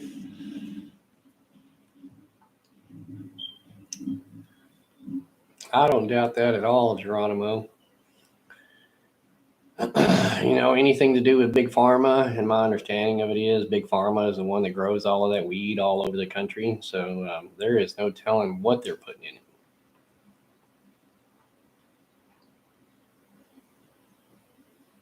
That Big Pharma, I don't trust them guys any further than I can throw them. I know everybody wants to blame everything on the backs and the poke and this and that, blah, blah, blah, and Pfizer and Johnson & Johnson, and they're all guilty. They're all guilty as hell. But y'all consider 95% of the doctors and nurses and physicians out there are still pushing that on you. Even with what we know today, everything coming out about the sudden death and the complications and all of that involved now, they're still pushing it on you. So every time that you go to your doctor, do you really think that him and Big Pharma got your best interest and well-being in mind? That was on my list right here. The medical industry. How many of y'all go down, to see your doctor? Or how many of y'all have had a problem or a surgery in the last couple of years? How many of you go to the doctor regularly? Have you seen the healthcare industry decline? I just heard, yesterday there's shortages of amoxicillin. Of course, they've been saying it for a while, but, shortages of Tylenol, shortages of all the antibiotics. It's hard to get for amoxicillin. It's hard to get this. It's hard to get that. Can't fill a prescription here. They're out there. You got to go over here. They don't have a technician to run the x-ray machine. Well, they don't have the fluid to dye to put in your blood so that they can run a CAT scan on you. They can't do the MRI because they can't get the parts. The machine is broken. I mean, the medical industry is going downhill, guys. And for a large part of the U.S., medical is very important. We all eat this processed food. We all sit on the couches. We don't exercise like we're supposed to. We don't get out and hunt and gather and exercise and get on the roads. And, we're a pretty lazy society here in the U.S., and our health is paying for it.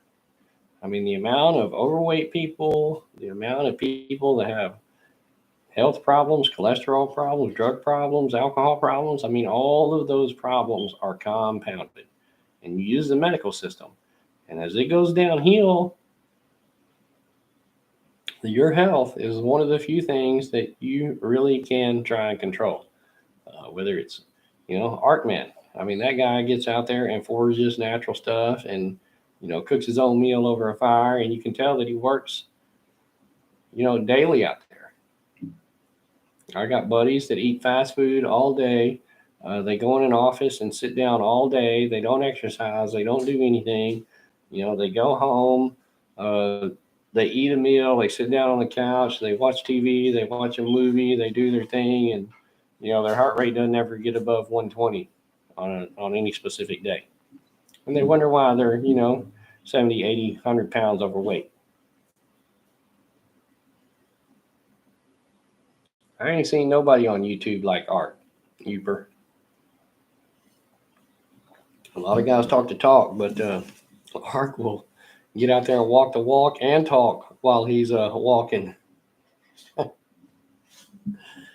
I think the food is 100% weaponized against this moon sprout. I don't know if that's what you were talking about or not, but they've gotten us to eating all of this crap, and they've had us eating all this crap for a long time. And it's just, you look on the boxes, a little short I did the other day, it's hard to tell between the dog food and the damn soup they got canned up.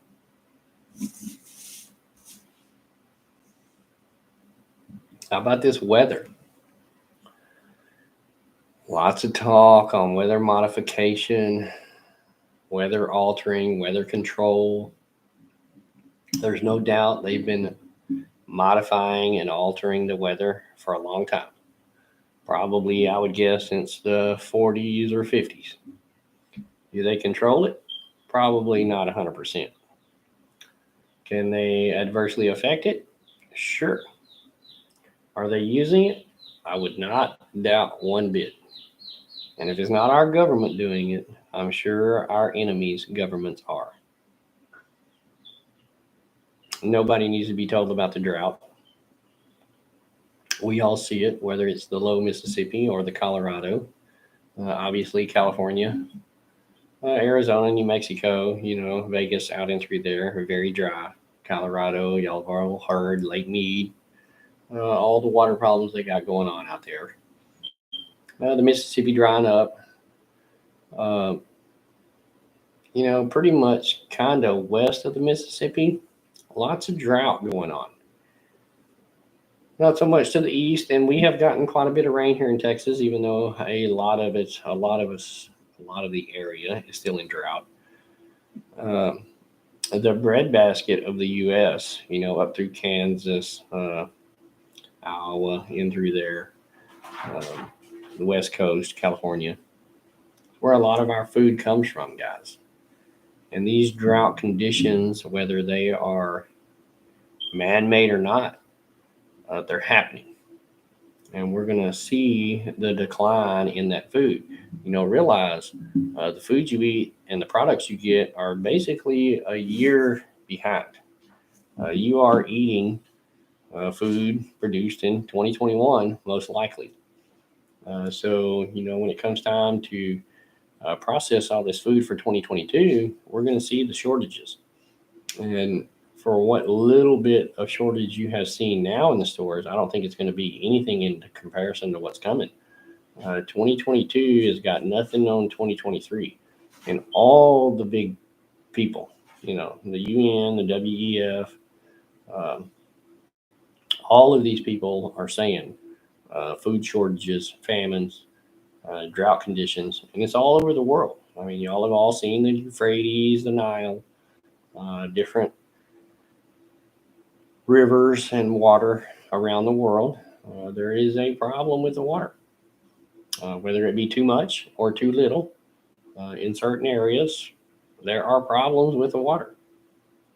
And without water, not a lot happens. And it's going to take a year for all of that to culminate into some action.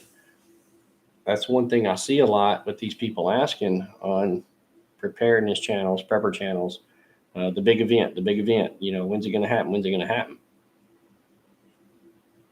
Realize, guys, these people are in long-term mode, all right? They already have an agenda for 2030. It's not to say that some big asteroid may not wipe us out tomorrow, or some grid event may not turn out the lights for tomorrow. But if you follow their plan, all right, they have it planned out for the next 7, 10, 15, 20 years. They've even got plans for 2050. All right. Many of these green technology, green plans that they have going on are not achieved until 2050. So they're either pulling a really good show by making us believe that it's going to last until 2050, or it is, and I think they are in it for the long term. The effects of everything going on, I think we're really just going to start to see them in 2023 in a significant way. Uh, a lot of the things that they are talking about culminate in 2023. And it doesn't mean that it's going to end in 2023, but a lot of things like supply lines, like financials, like the medical, like the war, the big things are going to get worse in 2023. I don't foresee getting any better. That's why I asked you earlier, is there anything that you foresee getting any better? I mean, like I said, you can make money on the way down, but for the mass majority of people, the millions and millions and millions, it's too late. I mean, if you haven't started prepping, another thing on my list here, just going out and buying a bunch of food. And again, don't misconstrue my words. I don't really claim to be a prepper on YouTube. I have no problem admitting to anyone that I am, if that's what you want to call it. To me, prepping is not just, going out for the last couple of years and waking up and starting to buy food and stockpile and survival gear and equipment. It is a lifestyle, uh, much like Mark. I mean, to be a prepper, preparedness, homesteading mindset is a lifestyle that you're going to live. It's not a fad. And just because you've got a little food put up doesn't make you a prepper. And if you hang an AK-47 around your neck, that doesn't make you a prepper either. It's a lifestyle that you're going to choose to live, make hard decisions, live without a lot of things, modern conveniences, all the technology, not go along with the system. Get up early, spend long days feeding your animals, watering, getting chicken shit on your hands, pig poo on your feet. Uh, there's a lot of that bad downside that is never shown really on YouTube. Most of these preparedness channels, sit inside. A few of them walk around outside. Uh, but just putting up food and ammo is not going to make you a prepper, nor is it going to prepare you for what's coming down the road. I mean, you have to be the jack of all trades. You have to be the MacGyver. You got to be the electrician, the security, the plumber, the dad, the husband, the doctor, the vet, uh, the police, the judge, the executioner. You have to be all of those things every day. And that to do those things, it's going to be a lifestyle that you choose to live. It's just not a fad thing that's going to come over you within a couple of years. Now, you may be of the preparedness mindset, but again, like I said, most of the real true hardcore preppers, they're not even on YouTube. They don't have time to mess with it. There are so many things going on. People should be so busy. It's amazing the things that, as long as I've been doing it, 20 plus years, I still got so much crap that I need to do, guys. It's unbelievable. Hey, Heath. Yes, Linda. And yes, Geronimo. The long term, they're going to squeeze us long term. All of the old adages are true. An army fights, with its stomach. If people are hungry and cold and desperate and, in a collapsed society like Venezuela, they're going to grasp at every straw or rope that is handed down to them. And they're going to make it as hard as they possibly can for everyone to make you want that new system. They're going to want you to want the dollar. You're going to beg to go in a FEMA camp.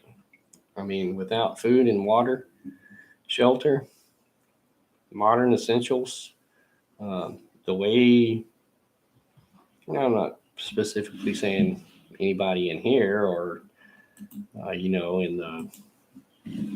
in the family per se, but the mass majority of people. They're just not ready and prepared for what's fixing to happen. And everybody is saying that. The banks are telling you to get ready for a collapse.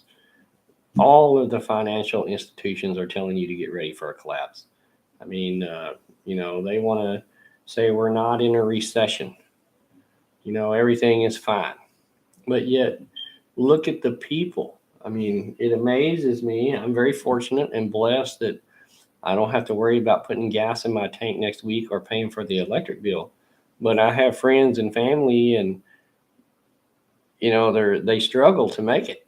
I mean, I wonder how people are doing it, and I know they're making choices. You can put gas in the car to go to work, or we can pay our electric bill this week. I know they're making those choices. And that's a sad state of affairs in the country to which we live in today for that to be happening. All on purpose. How can all of this world change so fast and so rapidly in just a few years and not be planned? All because of a cough. I mean, we know the statistics now. We know the numbers now. We know the deaths related. We know all of that stuff. And the whole world was shut down. Lives lost. Fortunes, homes, families, people. All for what? That's why I keep telling you, the people in charge do not care about you. They don't care if you live or die, if you comply or not. They're going to send the long arm of the police out there to put the boot of tyranny on your neck and make you comply. They don't care if you do or not. In the near future, most of y'all are aware, the banks, 10 or 12 of the big banks here in the U.S. went along with the crypto thing here a couple of weeks ago, signed on to it. Of course, it's all been in motion now for a long time. Again, look up that CSRQ stuff. All of that system is already in place, guys.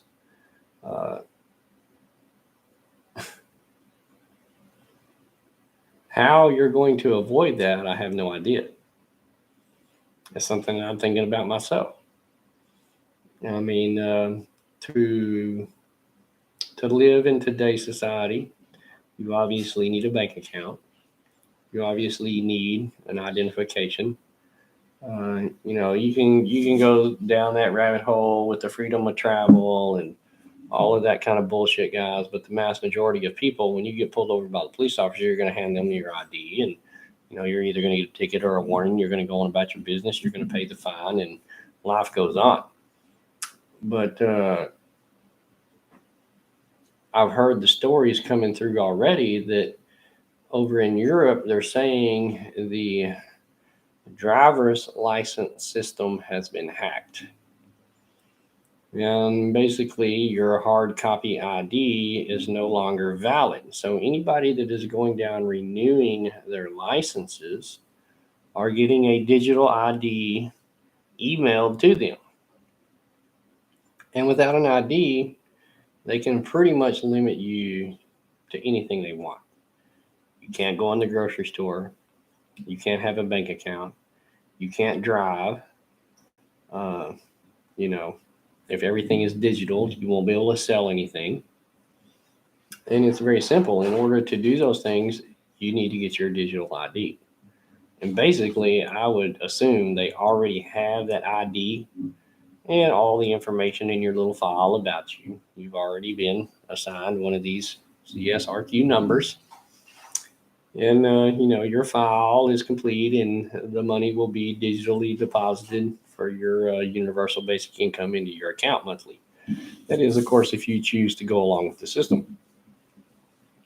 And you know those consequences if you don't. Uh, no buying, no selling, no trading. I ain't going to call it the mark of the beast, but it is another way to which they can apply pressure to you. And we, the few people in the preparedness, prepper, survivalist community, are a very small fraction. That's why nobody is going to stand up. That's why nobody is going to come to your aid. That's why you need to make the friends and family, the mag group community around you now, because the majority of the people really just don't care anymore, guys. They're going to go along to get along. The last election should have told you that. The numbers are 50-50. And we can only go off of those numbers assuming that they are somewhat legit. I mean, let's assume that they are. You know what? How many people voted in the election? 160, 70 million, roughly half of the population. Out of those 160, 70, 80 million votes, the outcome was right at, 51-49, very close, within a couple of percentage points. It's not like there was a big sway. There really never is a big sway. Even the big red wave or the big blue wave is generally only a couple of percentage points swayed in either direction.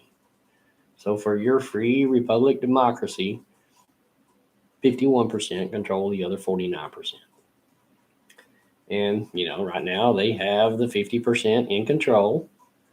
And as far as everything pretty much goes, I think another 30% is probably going to go along with them when they're forced.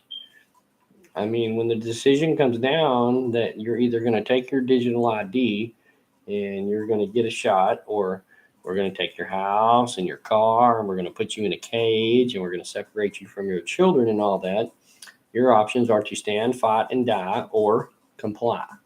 I mean, those are the basics that it's going to come down to. You can talk all the smack you want, talk crap, talk this, talk that, but when it comes down to it, you will be forced to comply. And if you don't, they don't care. They will send their minions out to dispose of you and move on down the road to the next number. It's easy to stand up and say, oh, well, I'm going to fight. They'll never take me alive. They can have my gun for my cold, dead hand, blah, blah, blah. But are you really, really serious? You going to give up everything you got, your family, your kids, all that, your belief, put it all on the line? Most will comply. You're right, Moon. They're going to. They want to fight back about the mask mandate. I've already heard California is fixing to implement the mask mandate.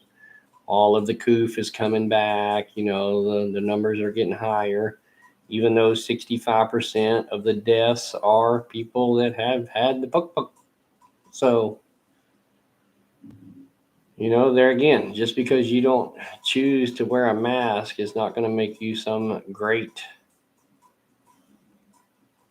rebellious person. I think everybody keeps thinking something is going to kick off. Some leader is going to stand up and start the rebellion. And, those people that would do that it's not even a matter of having the cojones anymore. It's just that I think the government has made examples out of enough people that those people figure self-perseverance is better. Because when you stand up and make noise, every nail is going to get pounded. Look at Waco. Look at the Bundy situation. Look at Ruby Rich. Look at all those things that have happened that our government did. And you don't think they won't make an example out of you? Look at the jackass that stood up here last year and said raid Area 51. They had 4 or 5 million people ready to go out there and take over Area 51. it didn't take 48 hours for the FBI to be up that guy's butt, and it was all canceled, and maybe 50 people showed up out there. All scared. You're scared to go to jail. They're going to lock you in a cell. They're going to kill you.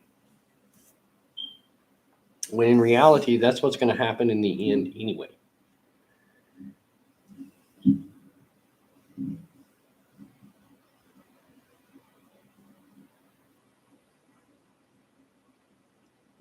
That's the thing, Geronimo. I heard a guy talking about it today. There ain't nobody going to stand up until they come to your individual house. And that's the way most people feel. I mean, you not that I would, but you stand up and advocate for, change in the government. Look at what happened in Germany today. I told you a couple of months ago, what's Germany? What's happening in Germany? Again, as if people didn't learn, in the 30s and the 40s from Germany. Look what's happening again. They diverted a big coup today, apparently. Of course, it's the right wing extremists. The normal people, the people that don't believe in all of these equality crap. You can support and believe in whatever you want. I don't have to believe it. I don't have to support it. The whole deal with the Tractor Supply a couple of weeks ago, and I haven't spent $1 in there since. That's a problem with most people today. Their attention span is about 5 minutes, and they forget the things that happened just, last year or year before or 20 or 30 or even 100 years ago. We just don't learn from our mistakes, or we don't remember them, or we don't want to, or something.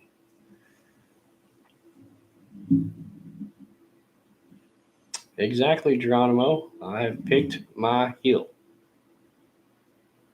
I'm 50, lived a great life.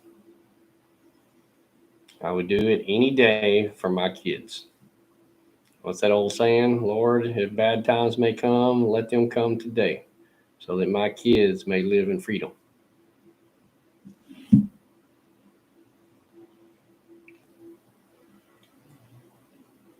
Yeah, they do, Tony. They are taking those aerial photos. They did the same thing to mine. I don't know if they're using a drone or a plane or what, but they have flown over, taken aerial photos, and want to tax you for everything on your property, including the solar panels on my roof. Yeah, I just got a letter in the mail one day. Hey, we noticed you got solar on your roof. We need to know how much money you spent on that so we can tax you for it.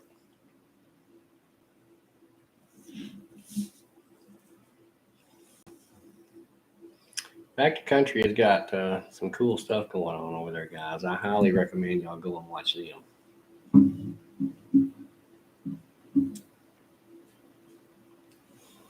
Yes, Back to Country.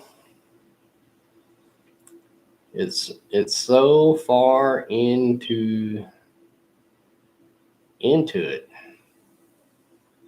I mean, how do you say it? Honestly, I think it's too far gone to save.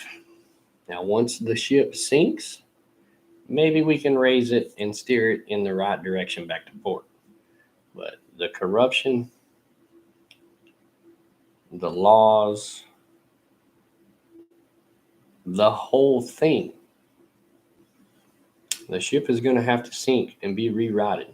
You're going to have to get all of the rats off of it before we can fix it. And that's a bad thing, because through that process, a whole lot of people are going to die. And don't think the powers that be guys have not planned on this.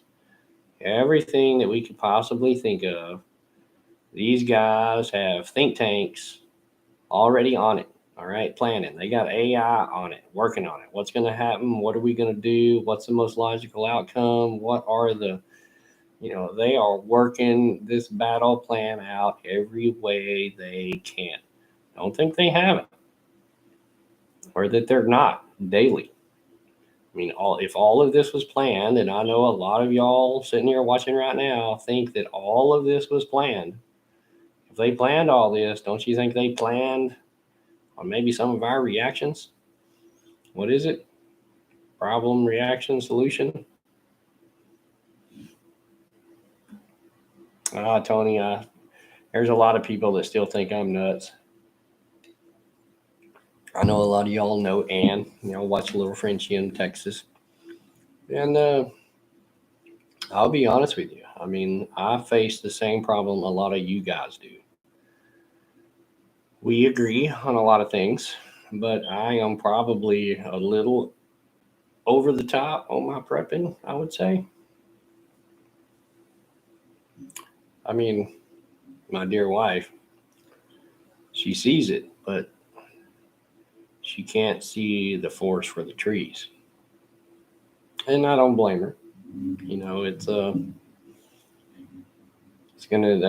thing that's gonna get a lot of people. It's gonna be very hard for them to give up their life and shift to this other paradigm when it happens, because it is going to be so different.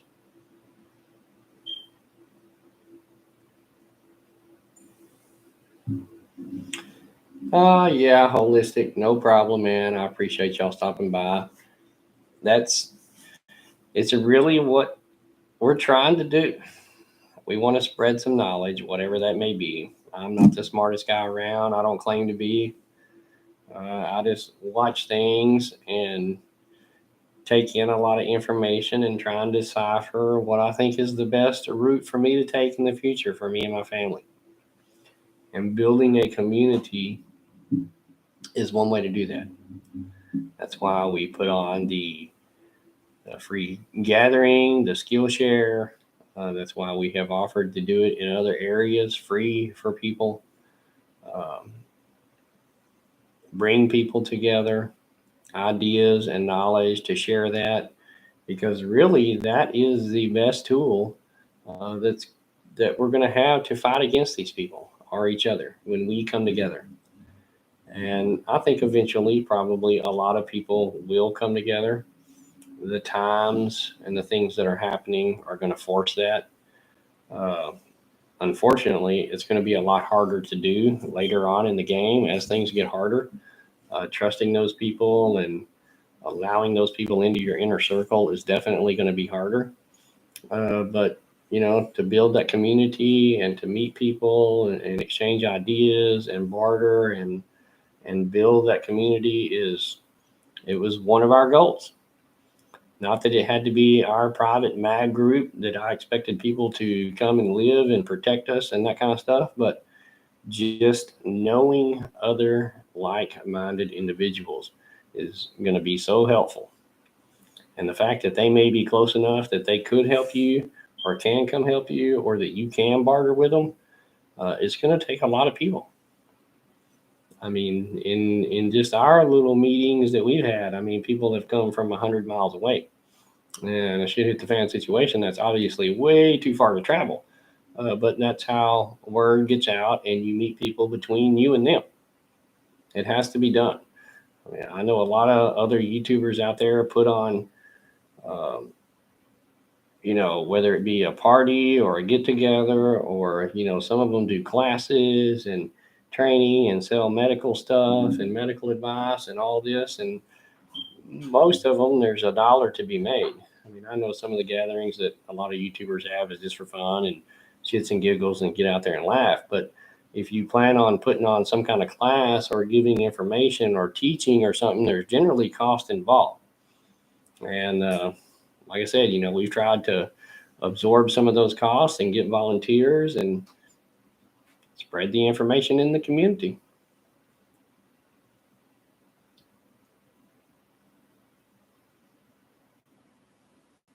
Growing food and being self-reliant is going to be a major, major key, guys.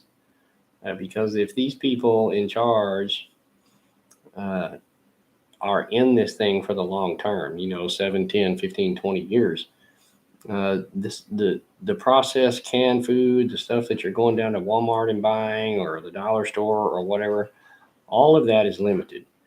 When the supplies run out and you're eating your cans of food, your clock is ticking.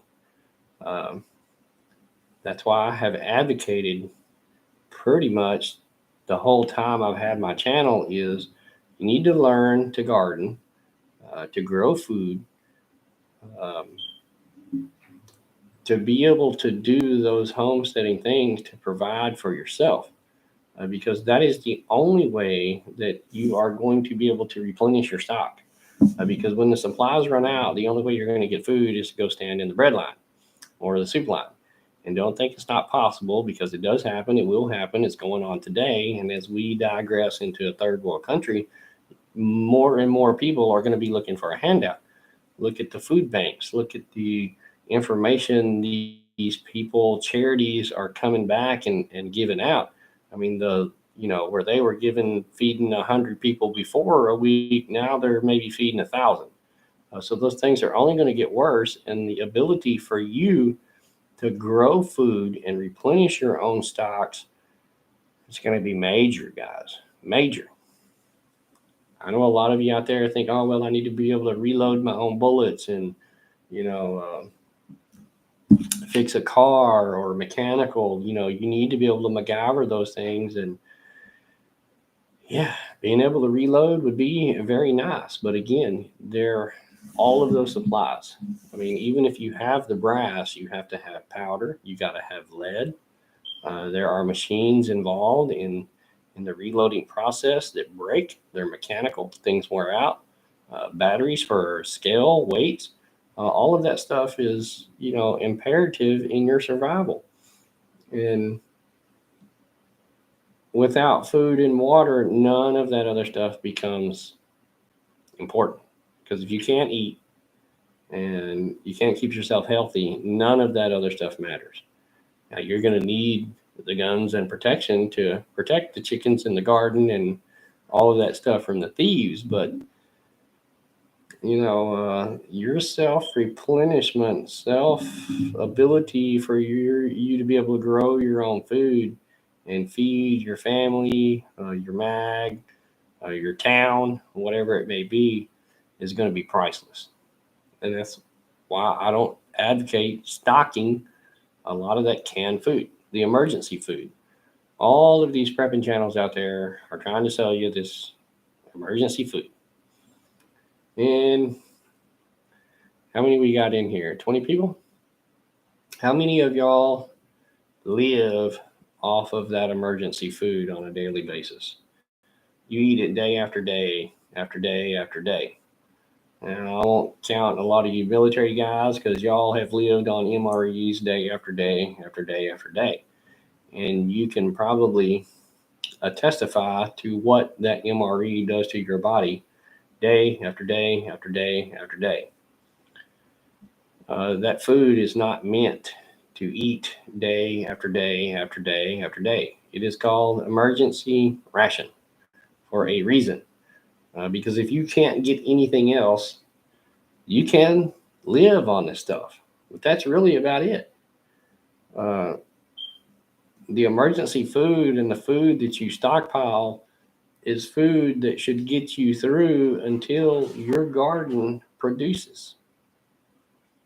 It is for the days that you can't go out and kill a rabbit, for the days that you don't have a chicken that laid eggs, for the days that you're waiting for your garden to produce. All right? To live on this food, emergency food, is going to kill you faster than. Let's read the ingredients on them sometime. Sodium, sodium, sodium, sodium.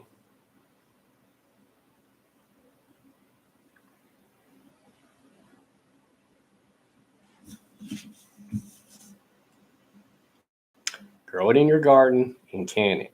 Get it put up.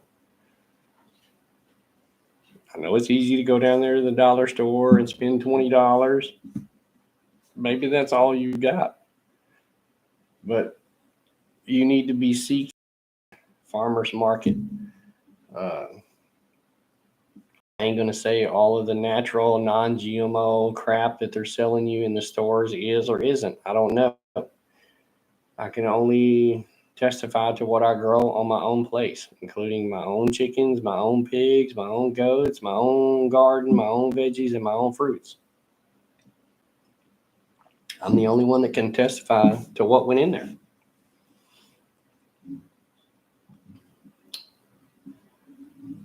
Yep, listen to Geronimo. Long-term use. You don't want to live on those MREs. After a couple of weeks, guys, you are going to shit a cardboard brick. You better have a lot of stool softener to go along with it.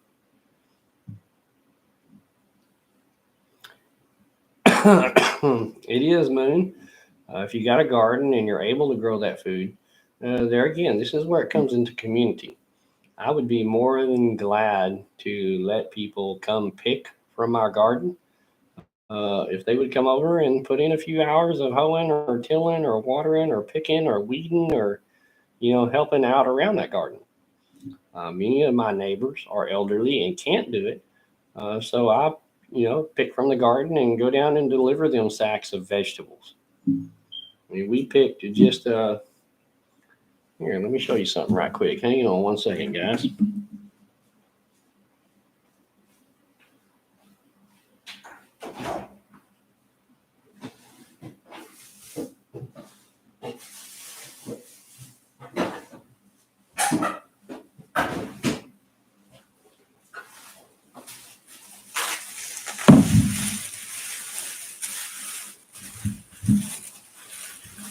I ain't the right one.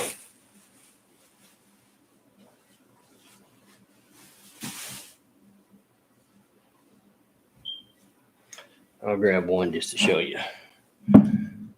Tomato just picked from the greenhouse December the 5th. I mean, we're still growing corn, tomatoes, beans, peppers, kale, lettuce, radishes.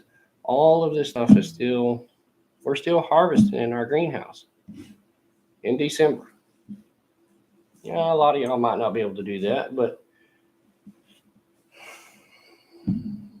that's what it's going to take, guys.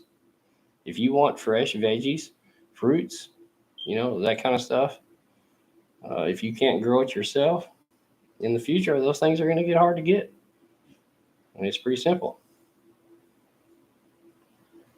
Hey, Holistic, I'll see you out of here. Thanks for stopping by. I appreciate it.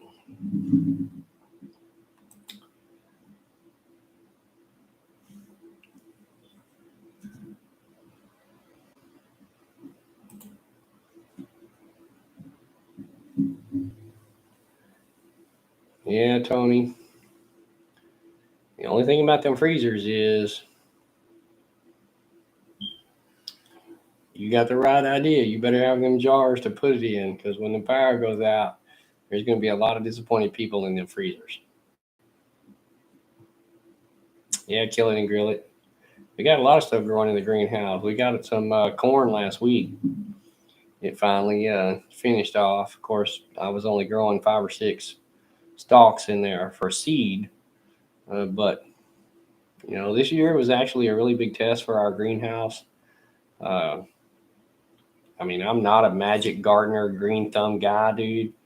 I just I plant a bunch of stuff and water the heck out of it and fertilize and do the best I can and hope some of it comes up.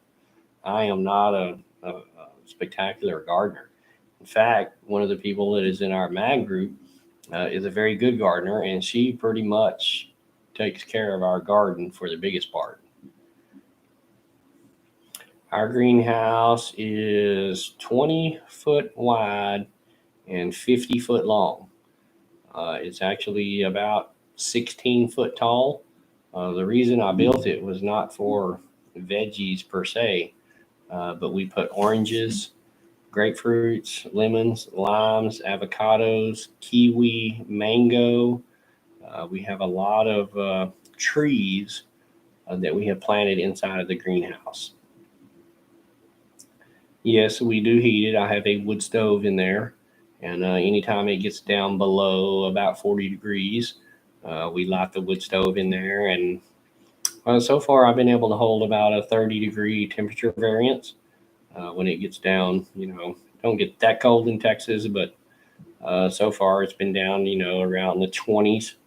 And we're able to keep it, 55 or 60 in there, which is plenty for the plants. I have a second wood burning stove that can be installed in there in case it got really, really cold. But so far, one has been able to do it. Hey, Geronimo, thanks for stopping by, man. I really appreciate it. I'm a new sub to you, and I'm definitely going to be checking out some more of your videos if you put them up. I would tell all you guys to, if somebody can, drop Geronimo's link. The video he put up the other day was really great. Hey, FSP, how's it going? We just chit-chatting about everything in here.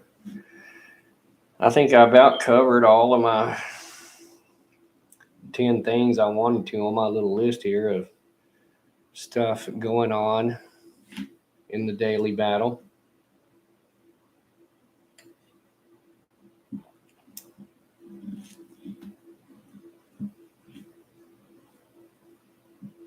No EMP.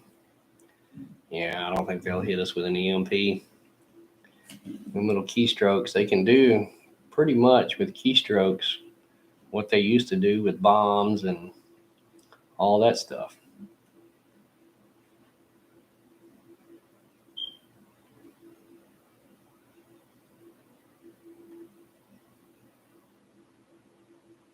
Everything is so interconnected now, guys. It's just, you have to wonder if all that time, these last 50, 60, 70 years, if all that sellout, wasn't intentional. I have to believe that a lot of it was. As long as this stuff has been going on and they've been planning it, I mean, ever since 1913, at least. I mean, we can go back for sure up to 1913.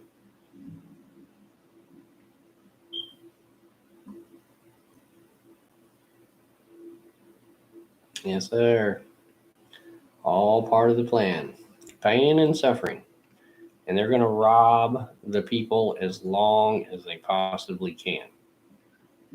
Don't forget, on all this corruption, the way the circle jerk works, guys, is they're getting paid. All right, they're stealing those tax dollars from us, just like the FTX thing.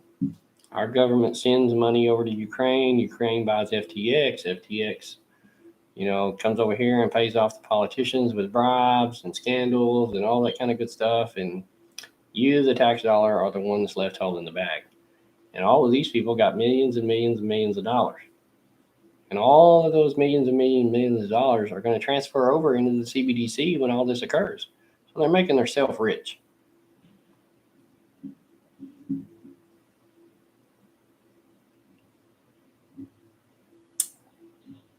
What's Iron Maiden saying? They have everything from bullets to bandages.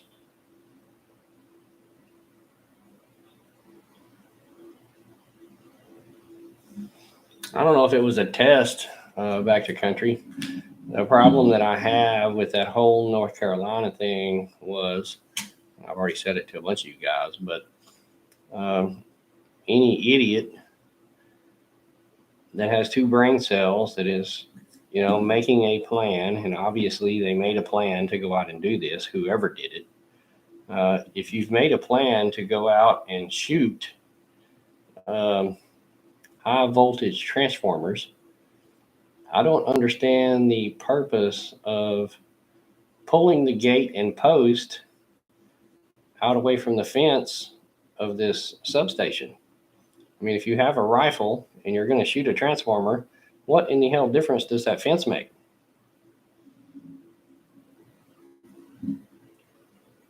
Why would you need to pull the gate off of the substation fence? And we've all been by these things, guys. I mean, it's got a little chain link freaking fence around it with a gate.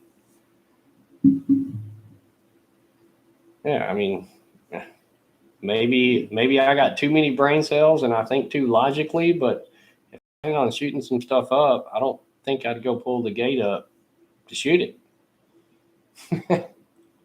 Maybe that's just me. Maybe I think too logically, but that was just the first thing that I saw in the first 2 minutes of the interview they had. When I saw the gate pulled up on the ground, I knew it was probably a false flag.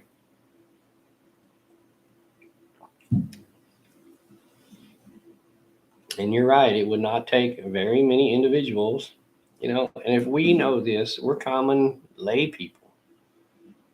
If we know this, I'm sure the think tanks of our enemies know very well exactly where those substations are and which ones are used on the grid and which ones have the biggest transformers. It's public information.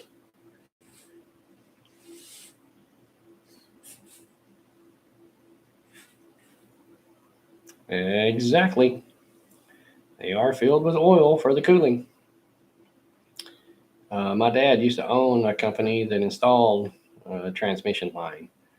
So in my years going through high school, I got to work on a lot of transmission line, power line stuff. And you're right, when that oil drains out, it gets pretty hot. It doesn't take it long to fail once it gets pretty hot.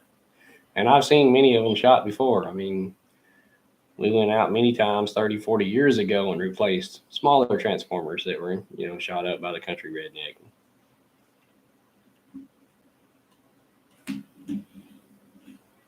I don't think the government or our enemies, either one, need to run a test no more sophisticated than that is.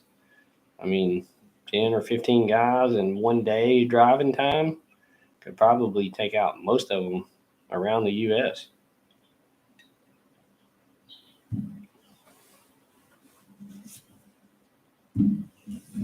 Oh, excuse me a minute, guys, while I walk over here and grab some more coffee.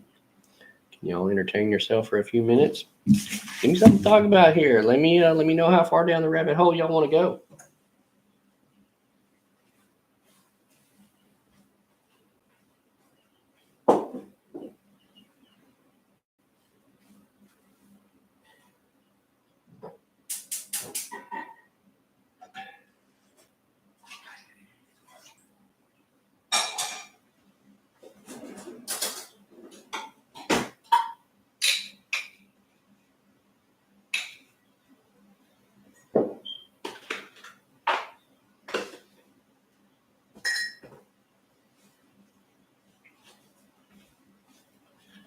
Five-minute intermission bathroom break. Y'all don't run off.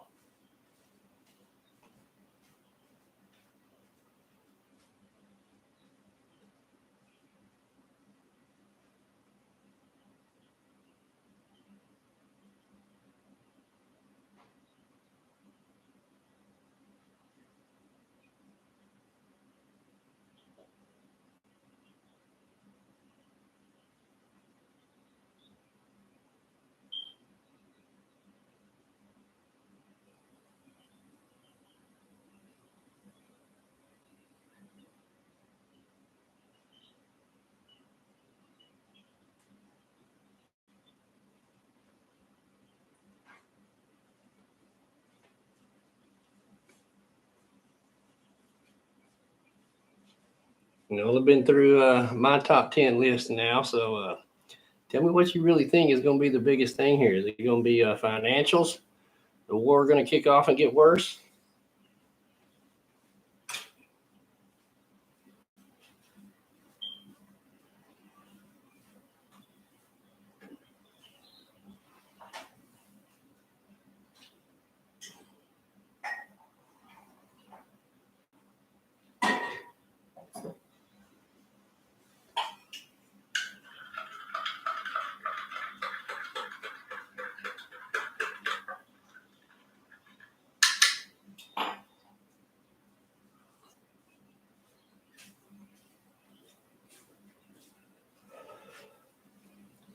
Throw one out there in the chat if you think Putin's about had enough of all their shenanigans.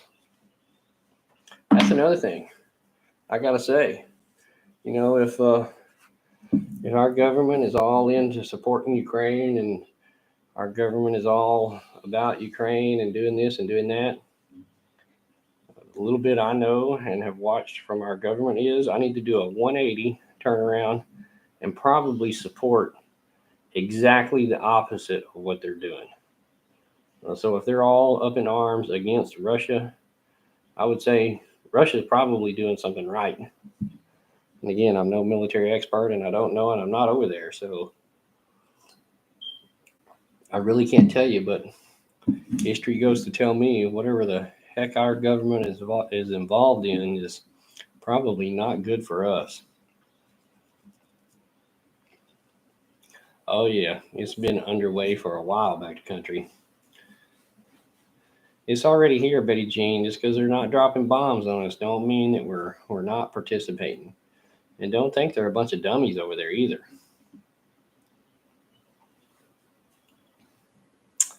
Exactly, back to country. You got to be able to see it, know how to move and change and bob and weave. There is all kinds of crap coming down the river that we've got to avoid. And you're either going to change and move with that machine, or it's going to eat you up and shit you out. I hate to be so blunt and honest, but that is really what it's going to be about. You're going to have to change. And I'm not saying that you got to change to meet or comply with their agenda, but there are going to be changes in your future that you may have to make to avoid their agenda. Big changes. Hey, Matt, how's it going, man? You are a little late. Hell, we've been on here 2.5 hours already. I've already been through my list, and I don't know if I just covered everything, that nobody's got a suggestion or nobody wants to go down that rabbit hole.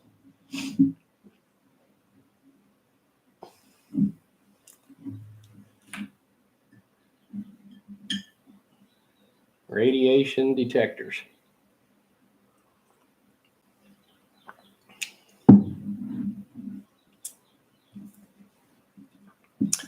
Couple of service calls. Look at Matt out working.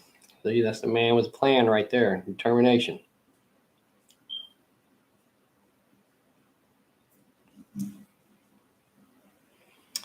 No ideas. Nobody's got any questions. No rabbit hole quandaries. Come on. Surely out of those 10 subjects, something's got to ring true. Did anybody hear about the law today on the NDAA? I'm sure most of y'all know what the NDAA is, National Defense Authorization Act. You know, it gets passed every year. It's all the spying and corruption and bullshit that they continue on since 2001. The NDAA was going to be voted on and passed today, and I have not heard, but it was just over a 4,400 page bill. All right. And somewhere in there was a bunch of gun control. I'm not sure if it was directed at the veterans or the general public, but there was some gun control in that NDAA. And I would only assume that it was passed because they've passed it for like the last 20 years, I guess. Hey, MB, what's going on? Yeah, we're hanging out here talking about all the good news going on in the world. Let me grab something right quick, guys.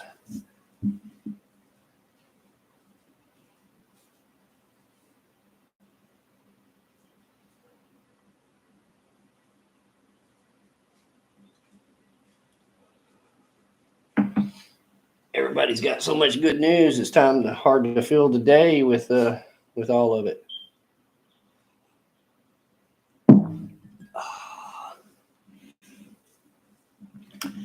China has got so much crap going on.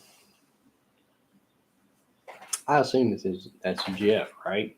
Come back to country.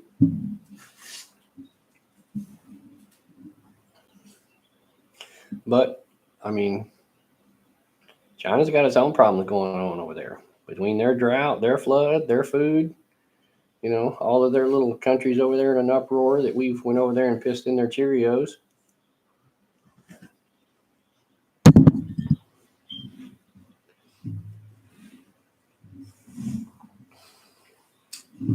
it's just amazing to me that, I ain't figured out what it is either. You would think if the powers that be just want to kill us all off, they would, release some agent or something and we'd all be gone.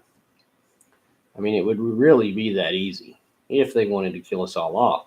If that's their big master major plan, why don't they just do it? What is stopping them from killing us all off?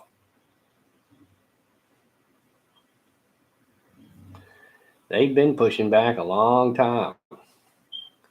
I mean, we need look no further than our fellow people over there in Europe. Those guys have been protesting for years and years and years and years in the street. Look at all the protesting that went on up in Canada up there. Honk honk. And last week they passed the bill to eliminate all the handguns in Canada. The protesting only goes so far. Oh, careful. We got baby chicks in the house getting loud over there if y'all can hear them. Well, I think that might have been a test of the little COVID deal, was to figure out who they needed and who they didn't. And through running that test, they figured out they didn't need a whole hell of a lot of those people. And believe it or not, the robotics have come a long ways, guys. All right. Again, you need to go no further than right here on YouTube to look it up and see how far the robotics have come.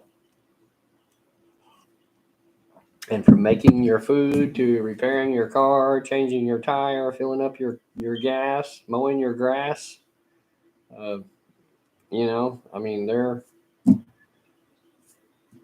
what do they call it? Printing. What's that new printer method? They're 3D printing these houses now. I mean, you ain't got to have a construction guy swinging a hammer no more to come build your house. They can 3D digital print it.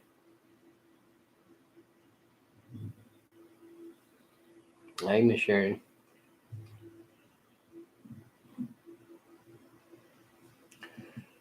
We probably don't need about 95% of it, would be my guess. Problem is with government is once they're there, they never get any smaller. The government never decreases in size.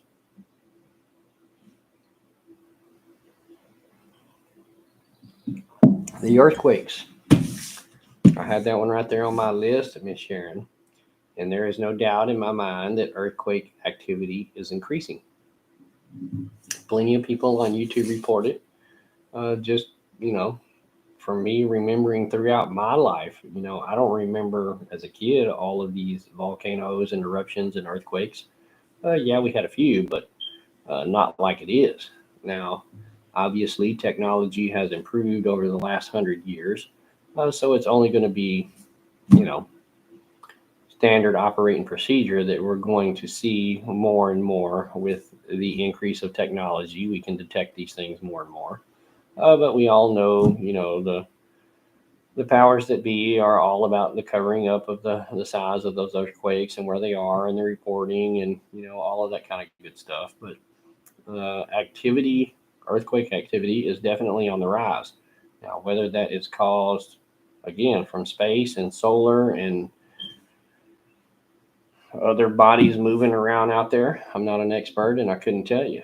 But I did work in disaster relief for about 20 years.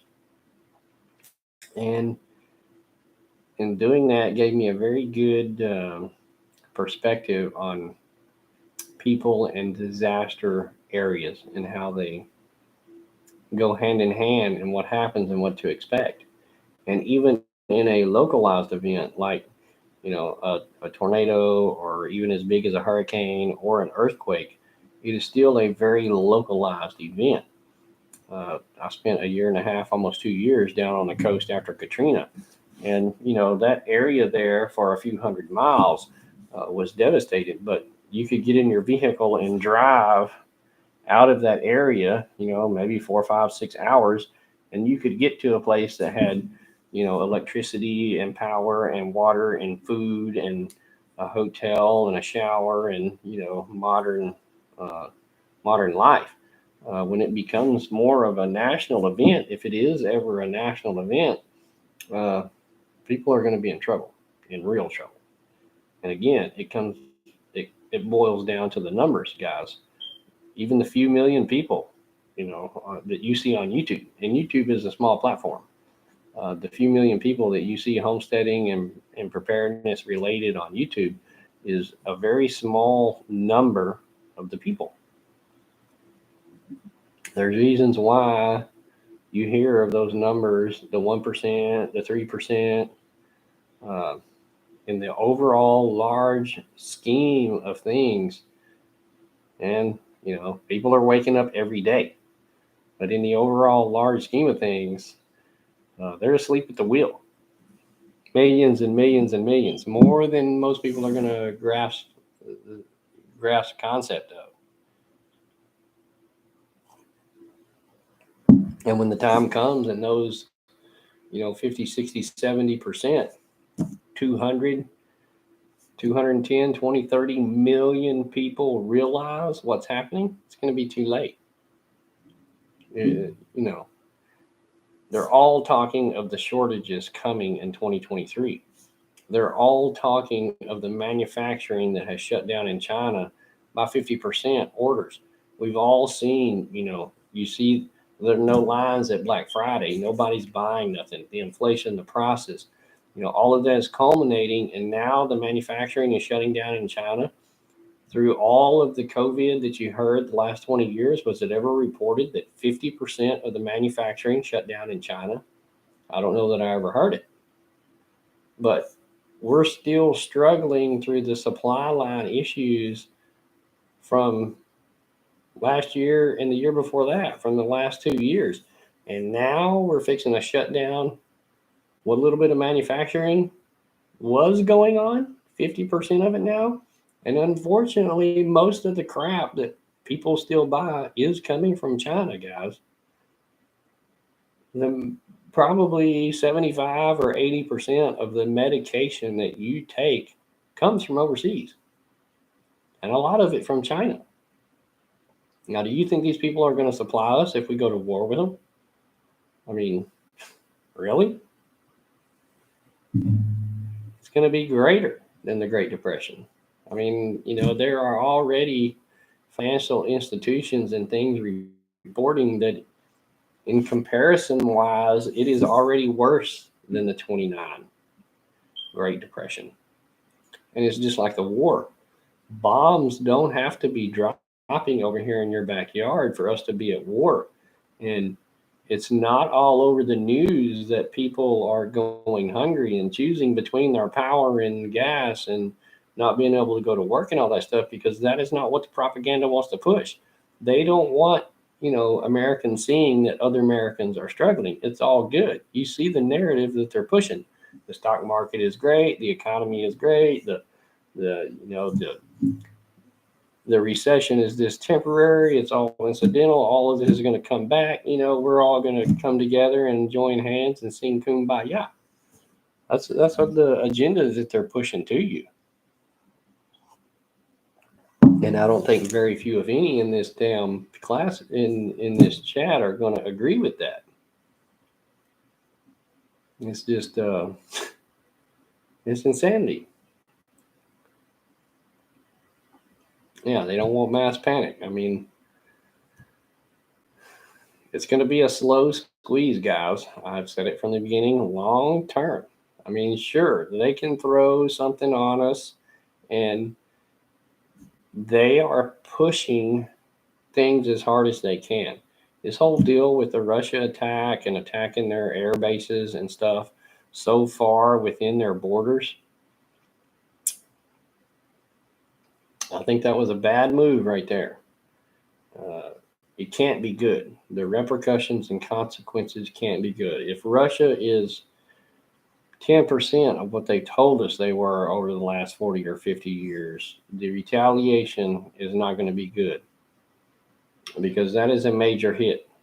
I mean, when you cross a country's borders and go 700 kilometers, 350, 400 miles inland, across their border, and hit a major air base with nuclear weapons and the planes that carry those nuclear bombs. And again, this is all, hearsay on what the news tells us, but we can only go off of what they tell us. I can guarantee you that pissed old Vlad off. Seriously. The Russians do not want to be embarrassed on the world stage, especially now. The way things are going, the offsets and insets of the New World Order and the vying for those positions, they don't want to be embarrassed. So I would expect the retaliation to be very significant. And just again today, another airport was hit today. So I can only assume things are going to get worse over there. Look at there. There's Nick, guys. Hey, somebody dropped Nick's link. Or Nick, you dropped your own link. I just made you a blue. Drop your link. All of y'all guys, drop some links in here. Y'all spread the word. We are all we got. If we don't stick together and come together as a community and help each other, we're all screwed. It's really going to be that simple. China and India do make the most meds. And don't think that they are going to keep sending that crap over here, guys, if we go to war with them. And the head tater in charge has already said, with Taiwan, anything is possible. Plan for the long term. I don't plan on it coming to an end tomorrow. And of course it could. Like I said, they're pushing Putin over there. They ain't just poking the bear anymore. They have crawled inside of their den, went in there and completely shit exactly where the bear eats. All right. That's what it comes down to. And that's the truth. And they ain't going to take to it too kindly, I don't think. Now, I don't think we've seen the retaliation yet for those airbase maneuvers we did. And if any of you think that Ukraine was able to pull that off by themselves, ain't no way in hell.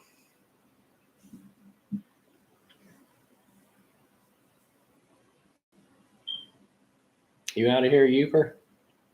Thanks for stopping by, man. I appreciate it. Yeah, you can call it labor pains. There you go.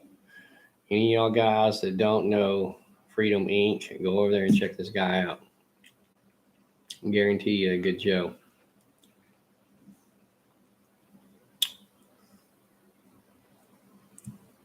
Y'all might not all agree with him or the way he does it, but unfortunately, truth hurts sometimes. 2 hours and 45 minutes. How can y'all suggest any more than the top 10 items I had on my list here? I must have hit the top 10 pretty good. What about that immigration deal coming up here in a couple of weeks? They're fixing to open the floodgates on that crap, guys. I mean, there's like 5,000 coming over the border every day right now. And in a couple of weeks, they expect that to go to 15 or 20,000 coming over every day. And those are the ones that they're catching. I guess I'm going to say they're not even running now. I mean, all they got to do is come turn themselves in, and they're in. So I don't even think there's really too many runners involved. But I don't doubt that they're not sending enough people to overwhelm those border crossings and border agents that, the 5,000 people that they're sending down there across the day, there's probably another 3,000 down there running 40 kilos of, what the hell is it called? 40 kilos of fentanyl in down the river down there a couple of miles for their war on drugs.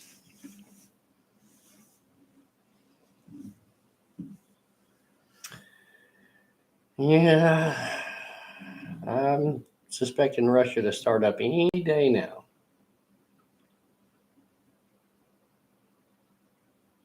Yeah, all of that information there, Freedom, on the grain shipping embargo, down through there. Whatever happened to all that? Weren't there a bunch of ships that got blown up over there? That kind of disappeared from the news really quick. All of it is sickening, Hardnack.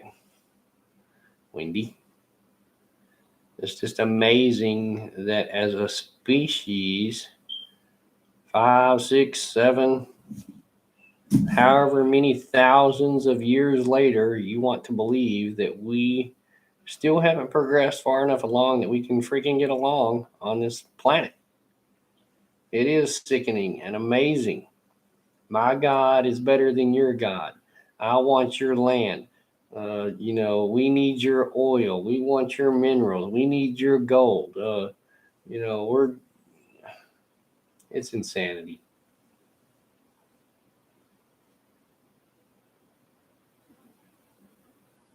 Exactly, Matt. I said it earlier. If these politicians had to get out there and fight their own wars and enforce their own laws, there would be a hell of a lot less wars and probably no laws. They depend on the Gestapo, the police, to come out there and enforce all of this upon you. And they don't care if you comply or not.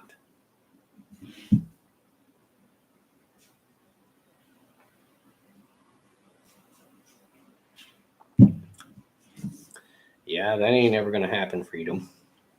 The more of them they pour in here, the more votes they get.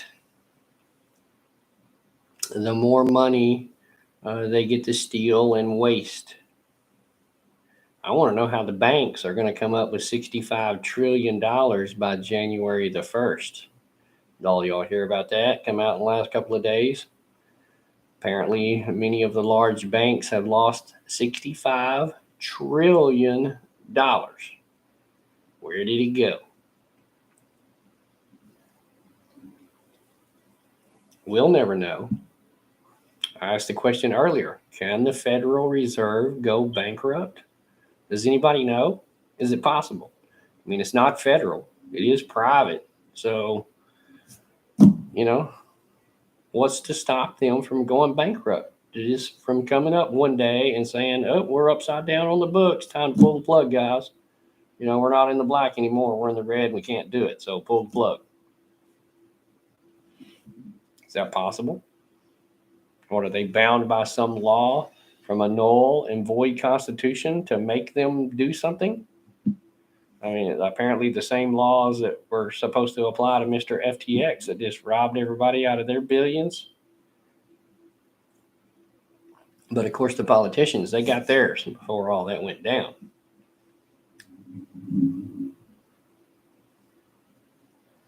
Oh, totally, Matt. That's what I said earlier. I mean, these, 5,000 that are coming over every day or 20,000 that are coming over every day, they're using the supplies that we have here, the food, the medical, the transportation, the roads, the industry, the jobs. They use all of that. I mean, I don't blame them for it. They're just people too. But there is a process to go through.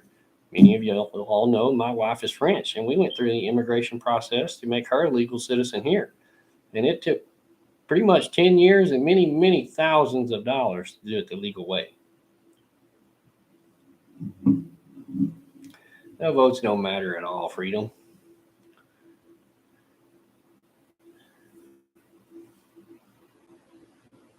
And the big red wave that was supposed to happen, blah, blah, blah, whatever.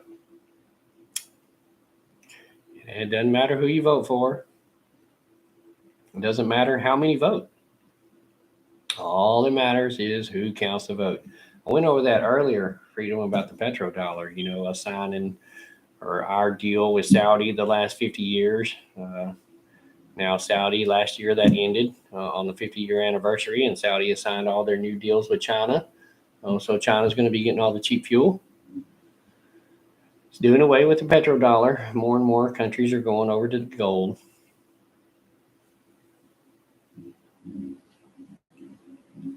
Yeah, the $600 deal.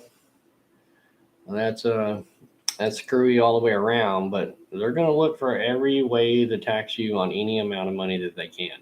And the CBDC will be the final fate on that, because you won't be able to do anything that they can't tax you on. Now that $600 is just for electronic transactions like PayPal or Cash App or, which Actually, all of those transactions were already reported to the IRS from those companies. You just weren't reporting them. So, again, they've got it in your file and they've got you screwed. In some way, you probably owe them more money.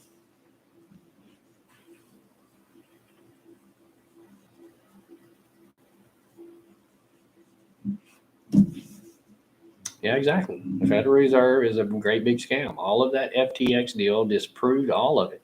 But even the information with the FTX deal, the Hunter laptop, the Clinton emails, pick one. Pick one. The Benghazi deal, the whole Afghanistan deal, pick one from these people. And they're not going to charge themselves. They're not going to arrest themselves. They're not going to arrest their cohorts or their colleagues. Every now and then, sure, they will throw one to the wolves that takes the biggest part of the penalty or whatever. It's just like J.P. Morgan here a few years ago. They got in trouble for manipulating the gold and silver market. Well, there 2 or 3 years that they were manipulating the gold and silver, they probably made on average somewhere around $100 billion. That's B, all right, billion, $100 billion.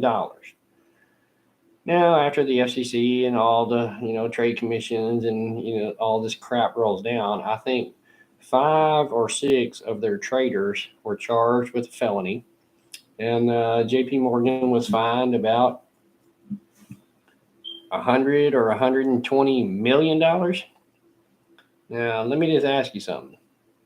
If you could run a scam to where you made 100 billion and it only cost you 100 or 120 million, how fast are you going to be back in business running that same scam again? I mean, the mathematics just don't work out. I mean, 5 nobodies got charged with a felony and probably pleaded out and never spent a day in jail. J.P. Morgan makes $800 million and life goes on like nothing ever happened. That's the problem with the judicial system today. There's probably 2 or 3 or 4 sets of laws. Because if you got enough money, you can pretty much get anything you want, no repercussion. That's proven time and time again. The Hunter laptop, the FTX scandal, all the drug running.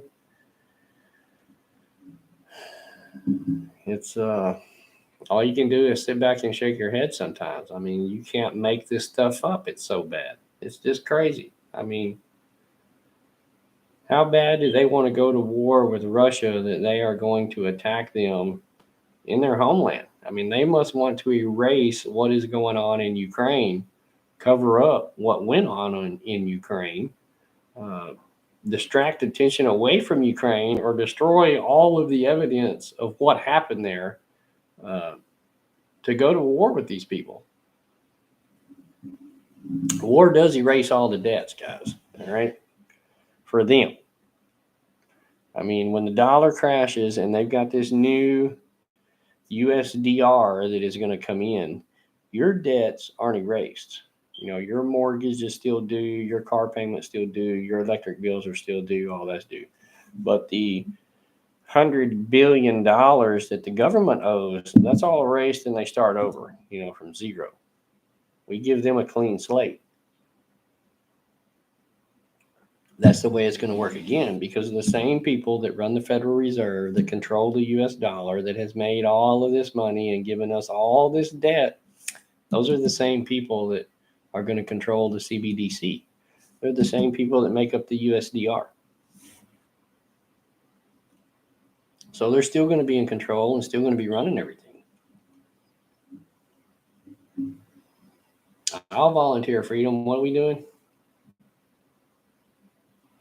The central banks have bought more gold in the last 2 years than ever before in history.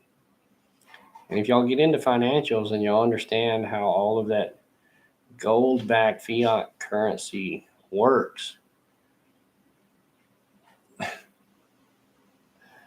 I mean, basically for every dollar that a bank holds, they can loan out $10 on that dollar. All right. And they're supposed to keep gold in their vault to cover that $1. Well, for all of the money, in a brief synopsis here, for all of the money that the banks loan out, they have gold and silver in their vault. Much of the gold and silver that are in these vaults, that have been in these vaults forever for these old families like JP Morgan and companies like that, much of their gold was bought uh, prior to or during the 70s, whenever we came off of the gold standard. And gold was around $40 or $50 an ounce then. So when they bought up millions of these ounces of gold, whatever was in Fort Knox, around banks, Fort Knox, our government, blah, blah, blah, whatever, most of this gold was only valued at 40, around, let's just say $40 an ounce.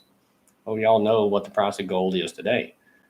So when the dollar does crash, all right, and the financial system does crash, these banks are going to come out and say, well, we had these million ounces of gold here that were valued at $40 an ounce. So, we got $40 billion worth of gold here. But in all honesty, the gold is worth way more in today's value. So we're going to reevaluate the price of this gold. And now for that million ounces that you hold in your vault, we're going to evaluate it at $2,500 an ounce. So you now have $250 billion. All right. That's how quickly and easily they can arrange and change and manipulate these numbers any way that they want to. It's exactly how the banks have lost $65 trillion in the last year. I just saw the report on it today. I didn't read it all, but I caught the headline. $65 trillion has evaporated that they've lost. I can understand losing a $5 or a $10 bill in the washing machine or in your pocket, or I even lost my wallet one time when I was like 12 years old. But to lose $65 trillion, to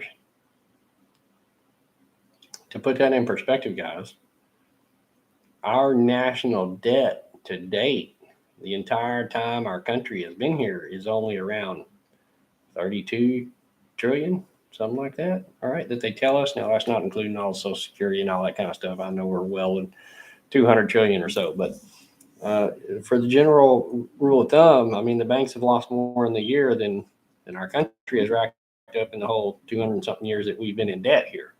So something's funny is going on with the banks and the money, and that's why I asked, can the Federal Reserve declare bankruptcy?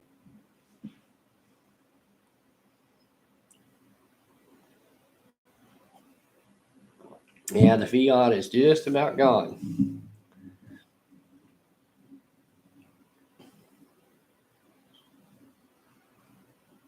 Exactly. Now having value. Hey, character. Of course. Bomb the Pentagon or bomb the towers when the Pentagon lost money. Yep. Yeah. Yeah, I just saw it today, Matt. 65 trillion. That was my first thought was, if the central banks have lost $65 trillion, they're just going to declare bankruptcy. And what happens? I mean, the Federal Reserve is basically central banks. It's not federal. So what do them guys do when they say we're done? We've lost enough money. I assume it's operated, mainly like a business other than the bribes and kickbacks that come through and everybody's getting rich off of it but us. But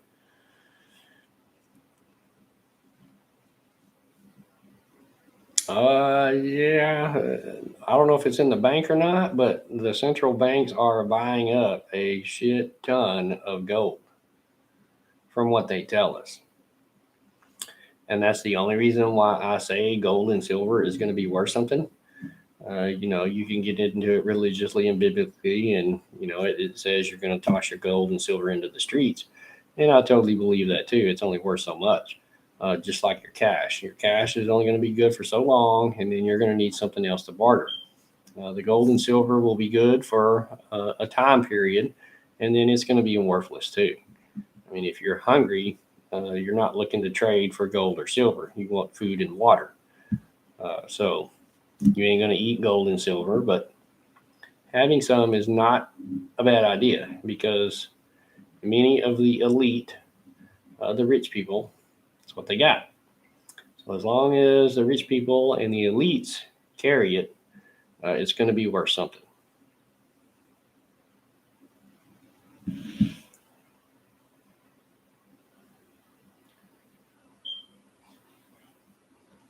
I don't think the Defense Department ever really gets a true audit.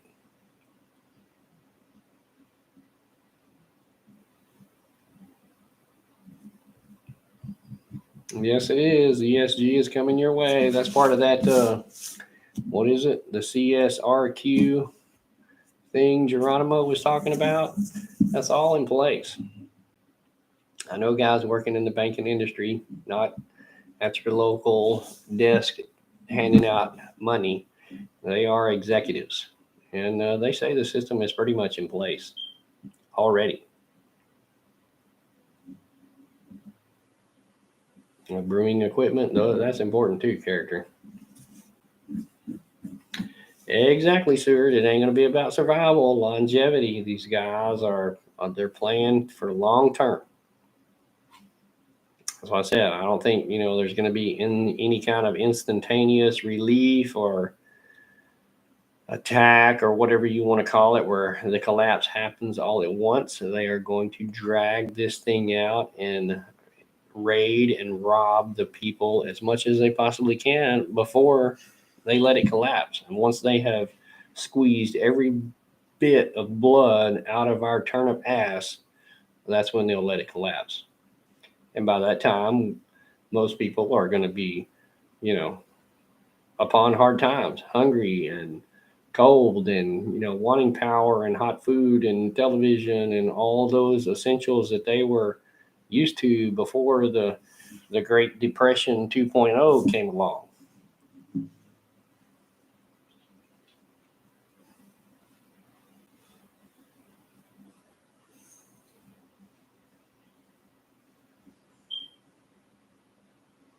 Now, I don't think it's going to bounce back, character, but when is it going to be a repeat? Just like World War II. I mean, the Germans were carrying their money down there in the wheelbarrow, to buy a loaf of bread. Uh, South Africa over there, they have a $1 billion bill. I mean, their currency is, they got a physical $1 billion bill. When the cash becomes worthless, I think the gold and the silver will be worth something. It may not be much, and it may not be for long, maybe only a couple of months before the system is so far gone that people have no need for the gold and silver except the elites because they have what they need to withhold for the long longevity. And most people are not going to be able to keep enough gold or silver to really make a difference. I mean, even now, the price of gold, a couple of $1,000s an ounce, most people, I mean, if 60% of the country is living paycheck to paycheck, most people are not going to have two, four, 10, 20, or $100,000 to go buy 50 ounces of gold. And let's just play here for shits and giggles. Even if you got 50 ounces of gold that are worth $2,000 an ounce, you paid 100 grand for today. Shit hits the fan tomorrow. You're a month into it, and now a loaf of bread is an ounce of gold. So even in theory, you're only going to be able to get 50 loaves of bread with your $100,000 worth of gold. Was it worth it? I got 50 loaves of bread. Am I going to be able to live for 10 years off of those 50 loaves of bread? No. It's only good if somebody is willing to trade you for it or take it from you or barter or you know they have something to trade. Yeah, the ESG deal, freedom, that's totally what got Tractor Supply in trouble. And I don't think what many people realize is that probably every major corporation is on board with that already. They've already signed on to it, just like Tractor Supply. They had already signed on to it. They'd been donating. They'd been doing the thing. They'd been playing along with it for a long time now. It's just now came out into the public and found out. Well, I can guarantee you Walmart is doing it. I can guarantee you Nike is doing it. I can guarantee you the 30 corporations that make 99% of the processed food here in the U.S., they are going along with it. Any big automaker is probably going along with it. You know, everything that you use every day, those corporations, and there are only a few corporations that make all of the products that we get, guys. It is either a very limited corporation here in the U.S. or it is made from China. And I don't really think China gives two shits about the ESG.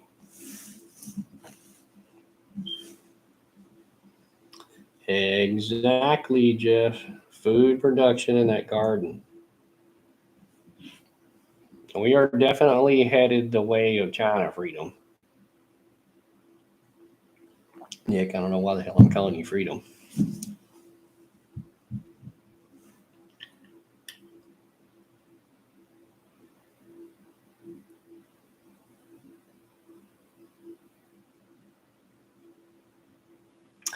Yeah, the whole diesel hoopla BS. Although I have been to a few stations in the last week that were out of diesel. And I don't know why. Because that is the first time I've seen it down here in Texas where we've been out of diesel. It could have been a fluke, non delivery type situation, but for the most part, fuel here is available. Nah, Betty Jean, it ain't only going to be the rich. There's a lot of very determined, well organized, highly trained people, everyday people that are not rich. I guess maybe rich in knowledge, rich in morals. Rich comes in many forms. It's not always money.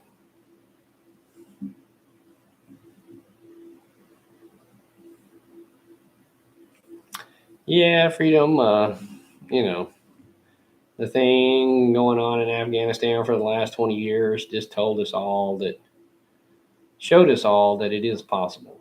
With all of your technology and all of the big bad war machine, even some guys out there with AK-47s running around in the mountains, they can't hold out.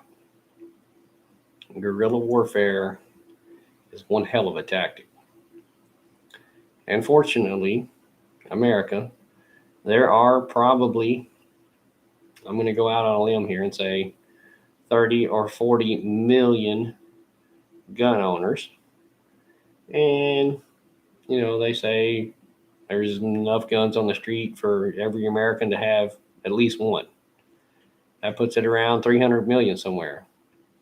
And, if 40 or 50 million people own 300 million weapons, let's say, hopefully, 5 or 6 million, maybe 10 of those stand up. 5 million heavily armed, pissed off people. You ain't got to be patriotic. You ain't got to be no hero. I just want y'all to leave me the fuck alone. That's what it boils down to. And I think there probably are 5 or 6, 8 million people that want that exact same very thing.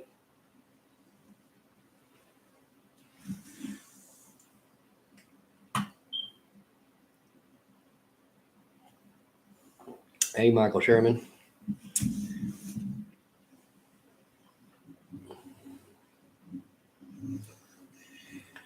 Yeah, they have been reporting the cold and flu medicine shortage now for a while. That's what I was talking about earlier with the antibiotics.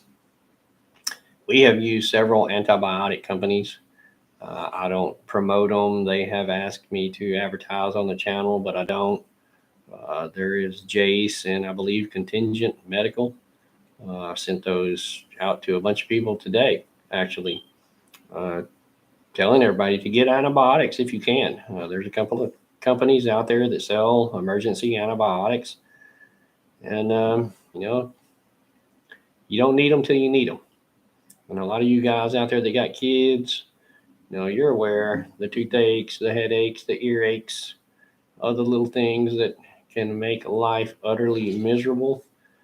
For you to have some amoxicillin or something in your refrigerator to help your kids, it's just a heads up. All our medicine is coming from China and India, guys. So get some antibiotics if you can. It's going to be worth it. Yeah, the irate, the pissed off.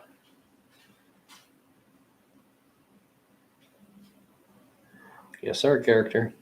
It's not going to take that many, but getting them all to come together is going to be the problem. They got everybody so down separated and picking at each other, and it's crazy. And I think they're winning in that regard. They've got us separated. But again, 50 or 60% are just going to go along with them. They're fine with losing their freedom and their privileges and enjoying the world that they grew up in and knew. They're the green-haired, purple-haired LBGTQPRZNOL, not give a shit moral portion of society, and they're going to go along with it. They're starting to make our meds. I can only say that would be a good thing. I hate to say it, but yeah, bring manufacturing home. Where are they getting all the raw materials to make those meds?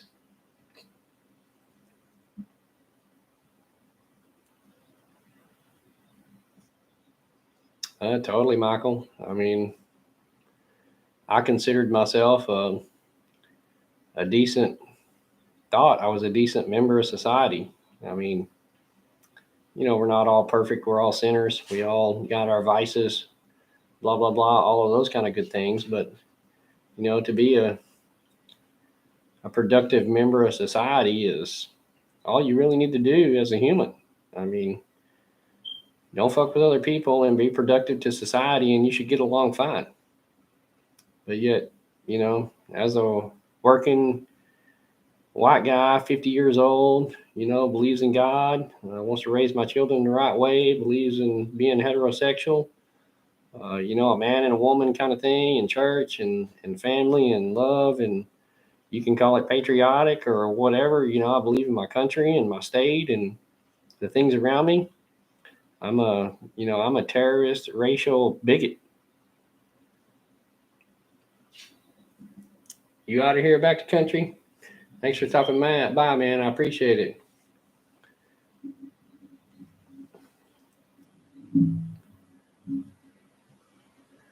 Do I use Wavian jerry cans for gasoline?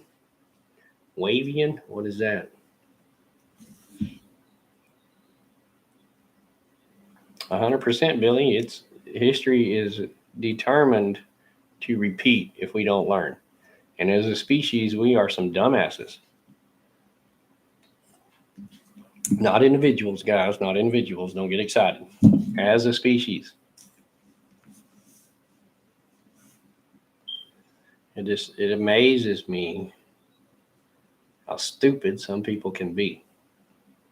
A mass majority of people, to be honest with you.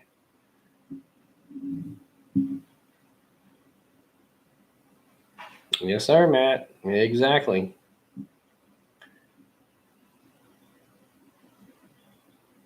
Do I think we'll see it coming? I think it's already here. Whatever you want to call it, shit hit the fan, World War III, depression, recession. I don't know what you want to call it. It's here. Other than how we're already seeing it? Oh, definitely. It is only going to get worse 100%. Inflation is going to go up. Supplies are going to go down. The medical industry is freaking crashing. You're not going to be able to get good medical help. Your own personal security. You're going to have to be your own first responder. Be ready to answer for, the deeds that you do, or be ready to cover those up. Either way.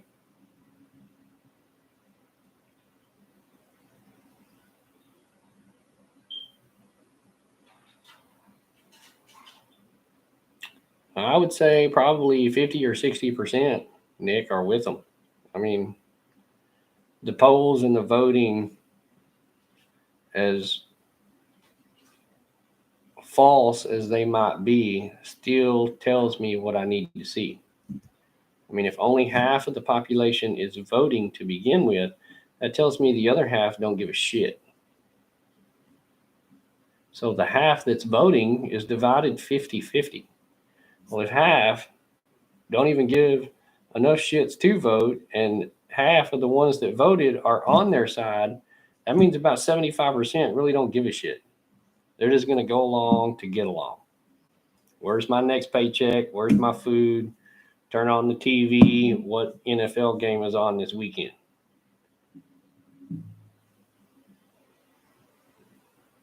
I think what we're fixing to go through, Betty Jean, is going to make the Great Depression look like a cakewalk. Back then, there were not as many people. Population wasn't as big. Supplies were, people were maybe not healthier back then, but they were more inept to survive back then. You know, people were still growing their own food. People still lived a lot simpler. The population today is just, if you turn out the lights, I mean, you know, why do they give the statistic that 90% of the people will die off if you turn off the lights? I mean, something as simple as removing electricity and people ain't going to make it. Without a big lighter or some charcoal starter, I don't know what the majority of people, you know, a percentage is that can actually start a fire.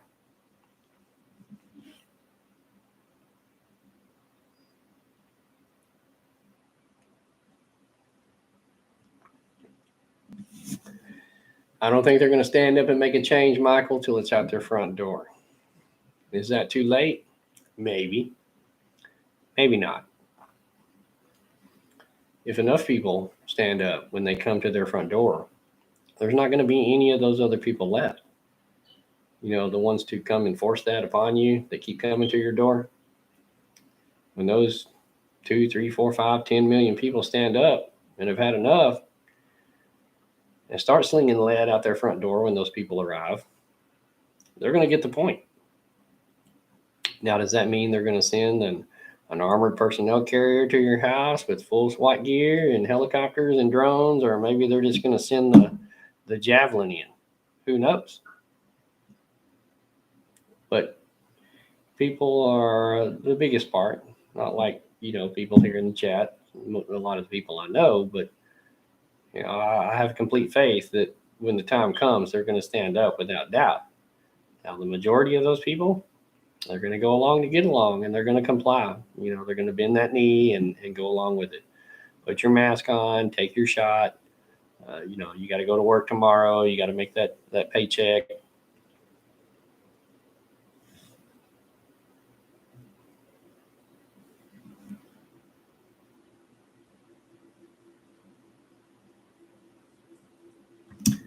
I don't think I've ever heard of a Wavian can, but I've stored 55-gallon drums of fuel, gasoline, for up to 4 years with Stay-Built in it. I don't know that I would run it in a new vehicle, but it runs generators, tillers, lawnmowers, small engines, most of the stuff that I would need in a grid down situation.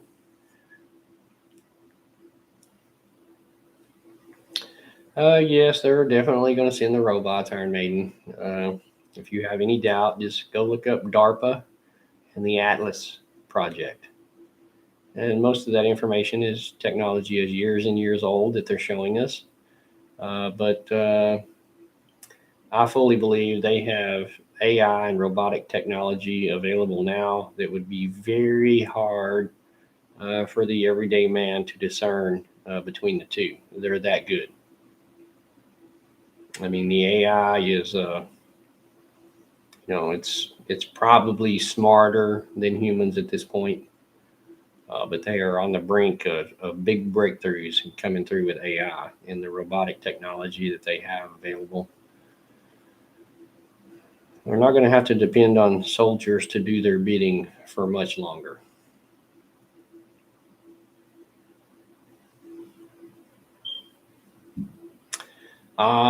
Betty Jean, it ain't really anything to do with rich or poor. It's a person's morals. You don't have to be rich or poor to have good morals. And that's what, you know, that's what's missing today in a lot of societies. The brainwashing that they've done through the culture and the school and the society and the social media and the video games and the whole, you know, orientation, gender study, all of that. It's degraded the moral compass of humans. It's okay for people to go out and identify as a cat, or whatever it is. I mean, y'all know my girls. I got two 8-year-old kids. My 8-year-old girl comes to me and sits on the couch and wants to play like she's a cat. I don't think too much about it. But when a grown man or woman, wants to go out into public and identify as a cat and make cat noises and shit in a litter box, and the school wants to put a litter box in the kids' bathroom so that all the cat kitties can come in there and use the bathroom, I got a problem with it. I don't have to believe in it. I don't have to accept it. I don't have to be a part of it. And I don't have to raise my family to accept it or be a part of it either.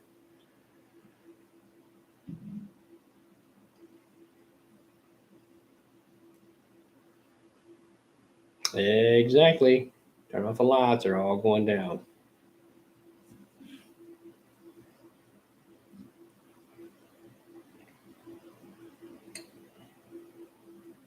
Yeah, it's not just the cat people. I mean, I don't even know all of the adjectives, character. I can't keep up with all the LGBTQPR. I don't even know what the hell they are. I was raised a man and a woman, and I don't know that any of these dumbasses realize without a man and a woman and the natural cause and effect of heterosexual people, none of those son of a bitches would be here. None of them. You can get two gay guys to bang all day, and they ain't gonna have no kids. I think we're beyond strange, character. We're freaking Twilight Zone.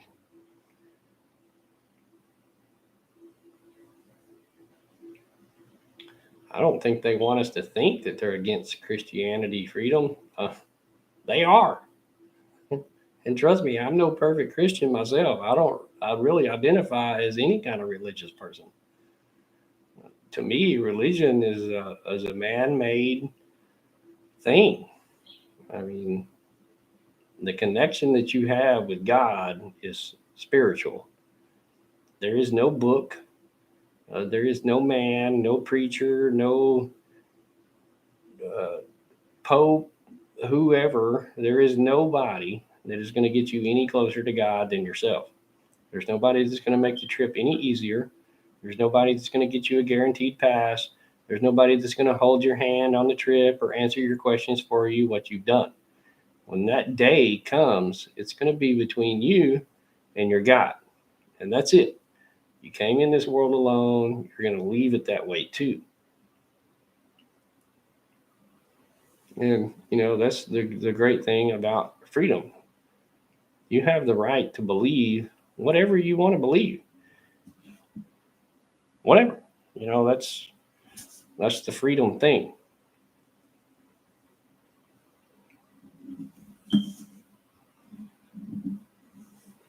That's what you're going to have to do, adapt and overcome.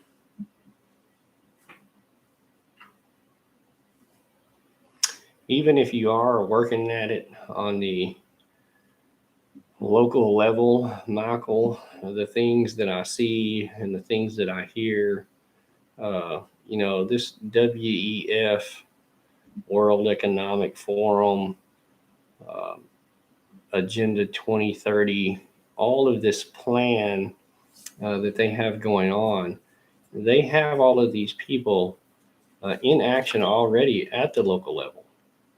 Uh, yeah, you might have won the battle, but you ain't winning that war. Uh, exactly one of the reasons why we pulled our kids out of public school. I mean, for us, it was just the lucky moment that all of the coof and COVID started at the time because we were considering it anyway. And when the idea of what they were thinking about doing to these kids with the isolation and the separation and the mask, and I mean, this was before, all of the drag queen shit was even part of the problem. I mean, there wasn't no way that I was going to subject my kids to that kind of insanity. Wasn't going to happen.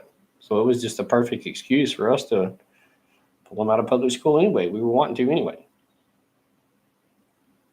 And we have no regrets at all, 100%, on homeschooling our kids.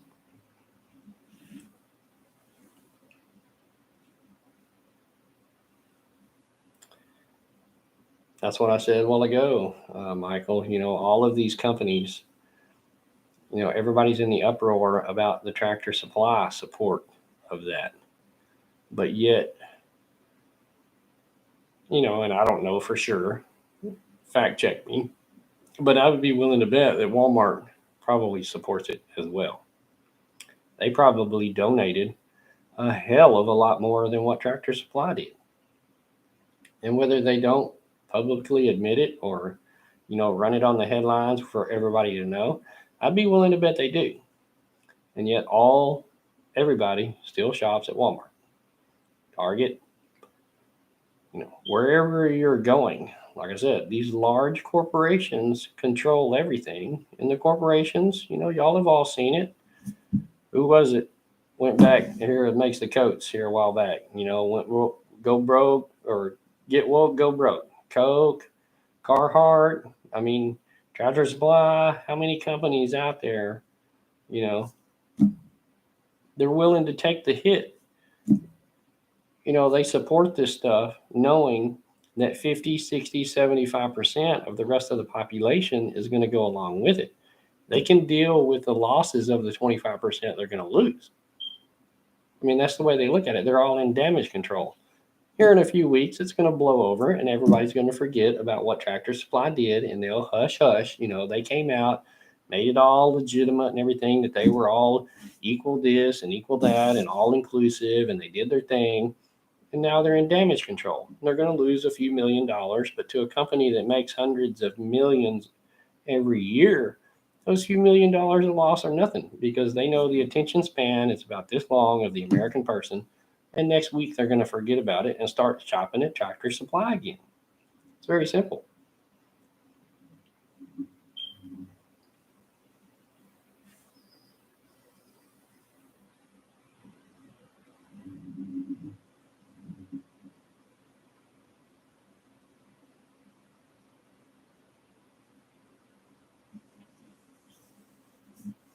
Yeah, I would just definitely watch those schools, Michael. You know, they call them the indoctrination station for a reason, and it's true.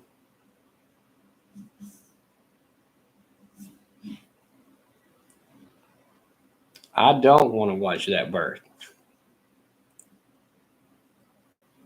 5-minute intermission bathroom break, guys. Be right back.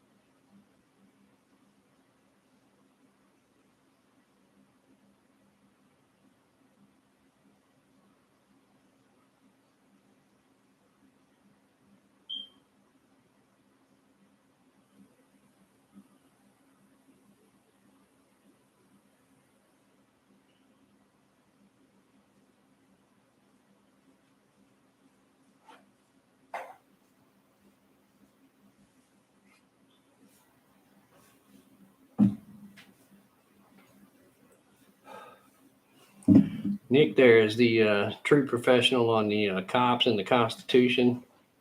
When I grow up, I want to be just like Nick.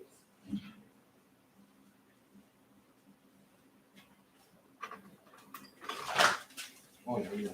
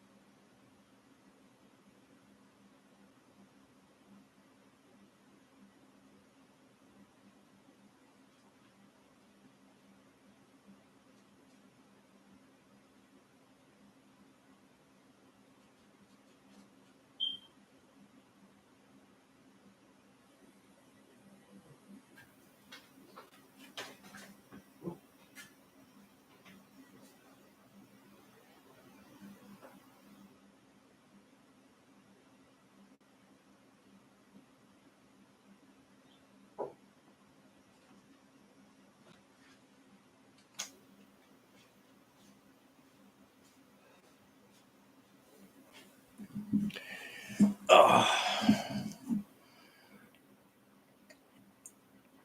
I ain't no expert on anything, guys. I just try and pay attention to what's going on and make the best decisions I can based on that.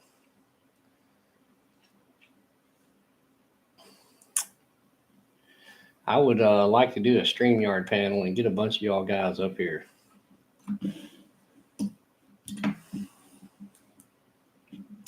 Oh, Billy. Man, y'all want to go down the religious rabbit hole? You are right there. When they say the greatest deception yet, I think that is probably it. If any of y'all have watched me for very long, and probably most of you haven't, you know how I feel about religion. I just told y'all a while ago, I'm not a religious person. I'm kind of spiritual. Millions, only millions, Freedom? I would probably say billions. As much money as Walmart makes.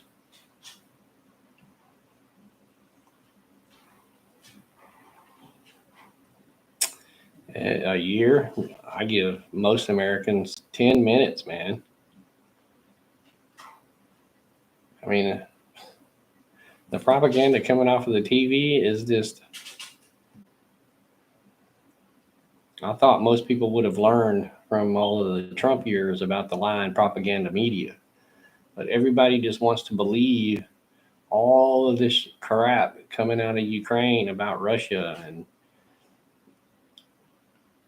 again, the human species amazes me that when I click on YouTube anytime throughout the day, there on that trending section is, some Russian tank or, APC or something getting blown up or drones dropping grenades on guys.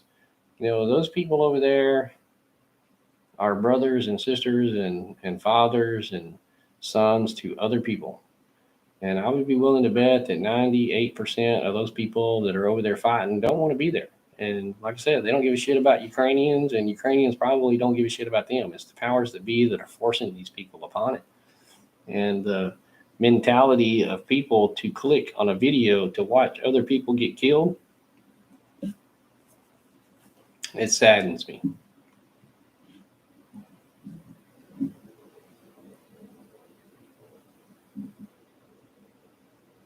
Yes, they are, Freedom. It's easier to fool the people than to convince them that they've been fooled. That's the charade that they keep pulling. I mean, the people have been fooled from the beginning. And to change their mind is almost impossible. I still put up videos. I'm going to put up videos on YouTube on what I think. I put up videos on what I think is the best for me. Whether those options are good for you or not, I don't know. Whether they'll work for you or not, I don't know. There again, that's another lifestyle change that you're going to have when you become a prepper. Because what works for me down here in Texas is not going to work for somebody in Wisconsin. So the way that I prep or prepare, or the things I grow, the way I grow them, all of those things they're merely opinions, because just because I can do it here doesn't mean you can do it there. I'm not a gun specialist, self-defense professional. I can't name off 40 different types of rifles and pistols and ammunition this and ammunition that, but I've been shooting since I was probably about 5 or 6 years old. That gives me about 45 years of experience. And I have taken some tactical training courses here and there, but my tactical defense strategies are not going to be what's going to get me through this thing. I'm going to use them probably without a doubt, but not only do I have other people in my mag that are experts in that field that have kicked doors in Afghanistan and have taken many, many lives and don't have a second thought on doing that. Uh, you know, Having other skills and using those skills and being able to combine those skills is what's going to get you through it. Overcoming, improvising, adapting, changing to the ever changing environment that we are in.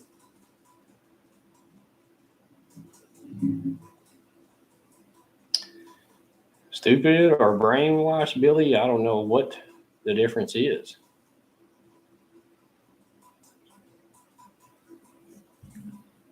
Yeah, it is character. It's damn hard to quit, and it will be a good barter tool. Tobacco and alcohol, drugs as well. There has always been a demand for it, and if you can supply it, there's a barter item right there.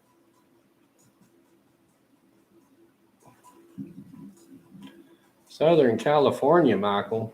Oh, I'm sorry.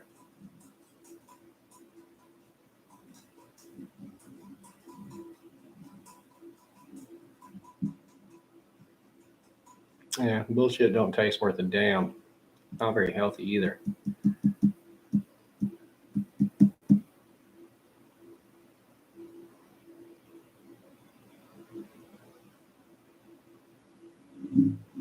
All good points, character. Exactly. We all shot as kids. Like I said, I was on somebody else's live today. I think it was Joe Morgan's. I bought my first AK-47 when I was like, I don't know, 12 years old. Paid $75 for it. I took the thing to school the next day, complete with a mag, disassembled it in my woodworking class, and refinished the stock on it. All in my woodshop class. Kept the AK up there for almost 2 weeks. And then when it was all done, the whole damn class went out and shot it. I'd say times are changing.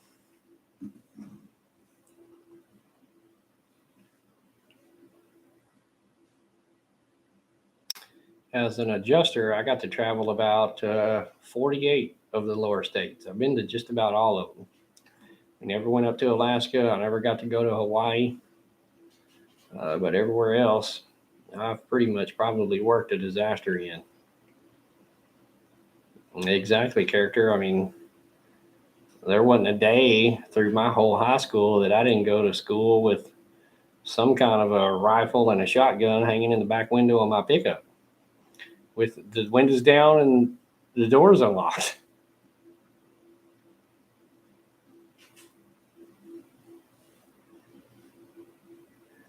An alien abduction. I think there's going to be a lot of people surprised when that doesn't happen. And it may. Again, I think that's a lot of religion. For me, most of my religion and spirituality goes back to the Ten Commandments, the original word from God. It's so important it was written on stone. And once you get past that, it becomes a lot of interpretation of man's interpretation of things that were passed along. How much proof is there? I don't know. But if you can follow those first 10 rules, you probably be okay. And following those first 10 are pretty damn hard.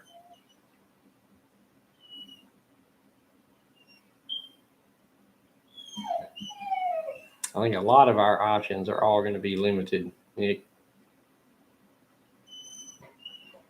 But it ain't going to fall apart tomorrow. That's the problem. They're going to draw this thing out for years and years.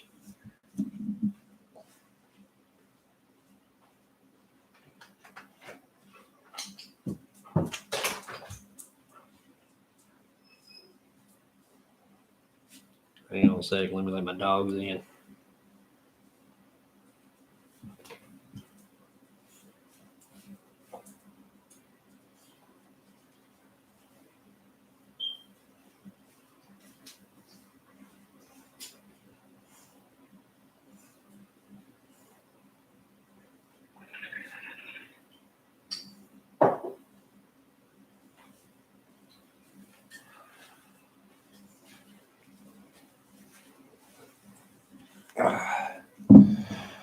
This whole thing is just a mess, guys.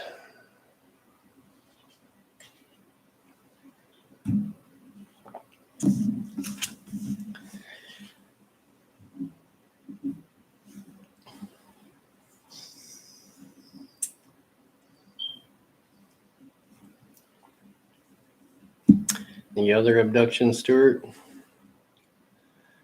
that's his whole thing. Human trafficking and slavery, it hasn't gone anywhere. It's just gotten more expensive. You out of here, Nick? Stay safe, man. I appreciate you stopping by.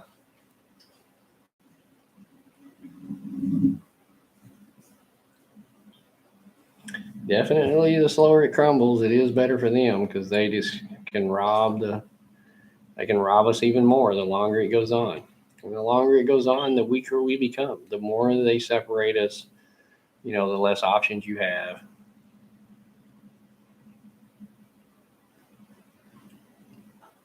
Linda, I've got a shit ton of guns. One sitting right there, two sitting right there on the counter.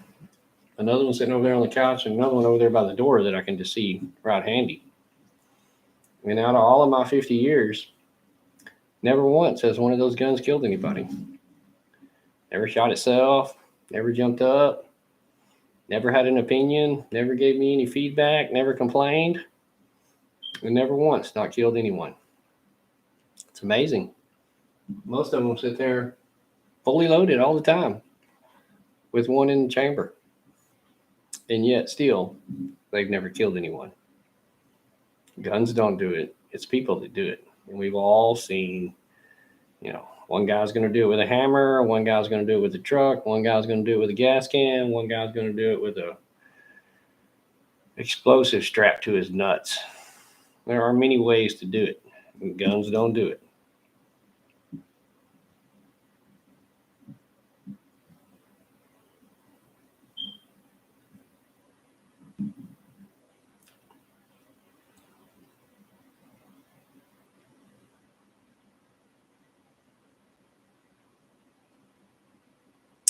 I rarely go anywhere without my pistol, Matt. And if I do, I'm not very far from my pickup, which has, I see these guys, they'll run a news story every now and then. Some guy was stopped with, two guns in his truck and 200 rounds of ammo. If they ever were able to get me out of my vehicle for whatever reason and pull all of the stuff out of my vehicle, there are probably 8 or 10 firearms just in my truck. And I would guess probably a couple of thousand rounds of ammunition. Just in my truck.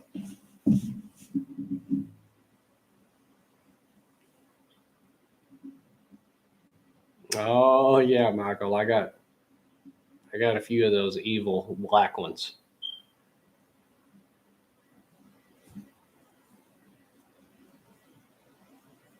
Those are some of my favorites. They're just fun to shoot. That's where they would really probably have a problem if they ever came to my house. I mean, just walking up to my front door, you're stepping all over brass. I mean, there's probably 5 or 10,000 casings just in my front yard. I don't even consider that my get home bag, Matt. That's just riding around out in the country on the farm. Hey, Yogi, how you doing? I mean, it's not unusual. I'll be honest with you. I carry an AR-15 in my truck that carries a 60 round mag on it. And it's not uncommon for me to, if I see a whole ass ton of pigs, running out through the brush, for me to dump a couple of 100 rounds down. I mean, with this in a few minutes.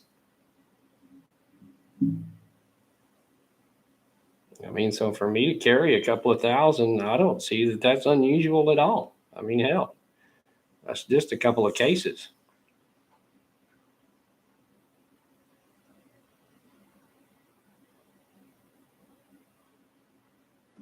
Nine Iron Maiden Stopper, thanks for stopping by, man. I appreciate it.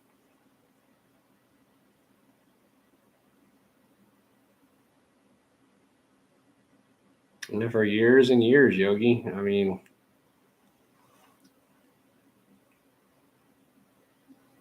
oh, Freedom, you're still hanging out in here? Come on, man.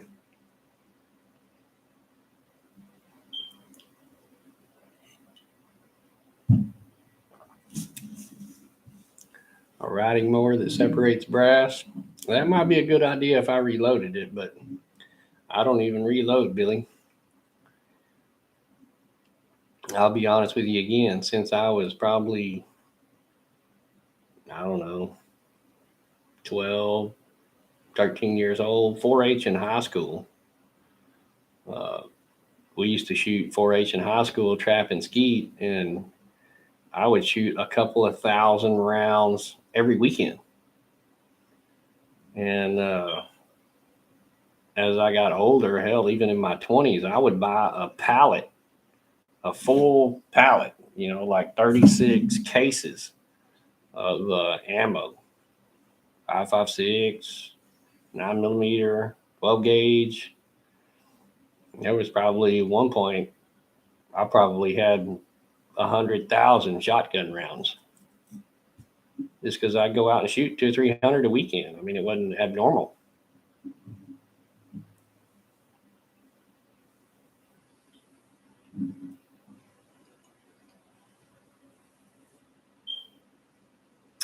Exactly, Yogi. They just, that's the name of the game, is blame.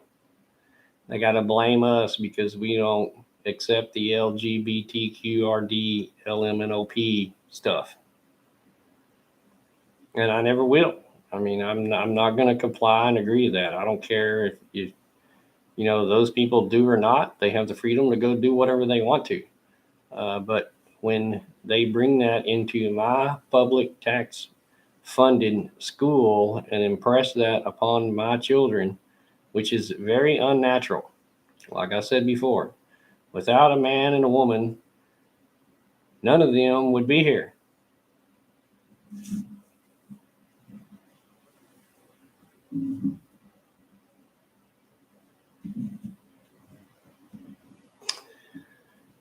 Yogi, I generally post, and not that I need or want any of y'all to sign up to become a member on my channel, but I do post a lot of ammo deals for the members on my channel. I can get away with it posting it to the members, but most of the time YouTube will not let me post links for ammo deals if it's not a private member post. And I do post ammo deals when I come across them because I buy a lot of ammo. And to give you some kind of idea, just last week I bought a couple of cases of 9mm for 32 cents a round, and I actually found some 5.56 for, I think it was 44 cents a round. I bought a couple of cases then too. So when I see deals on ammo, I'll generally post that on my link on my page for members. So I don't even know what it is now to join, $1 or $2, but if any of y'all want to become a member, I'll post stuff on there to save you money, stuff like that, and I can guarantee you one post will save you the $2 that you're going to spend on being a member. But there's generally some good deals on ammo going around online, and they'll send it right to you. Look at Ammo to Go is a good one. Ammo2go.com is a good one. They generally run in a sale, and Ammunition Depot is a good one too. They generally run a sale, and they carry all kinds, calibers, mostly stuff in stock. Like I said, it's pretty reasonable priced on a lot of it.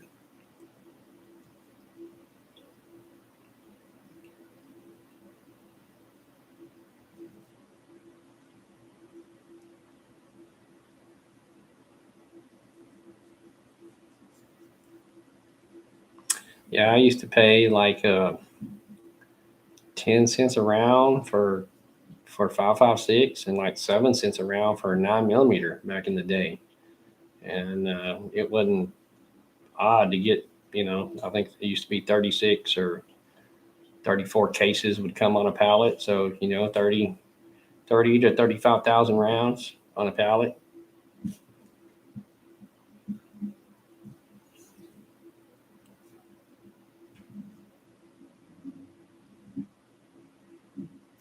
I just like to shoot, Linda, actually. I mean, not as much as I used to because I've gotten older and the old eyesight ain't what it used to be. And I've had to upgrade many of my optics to be able to shoot what I used to shoot. But I just like to shoot.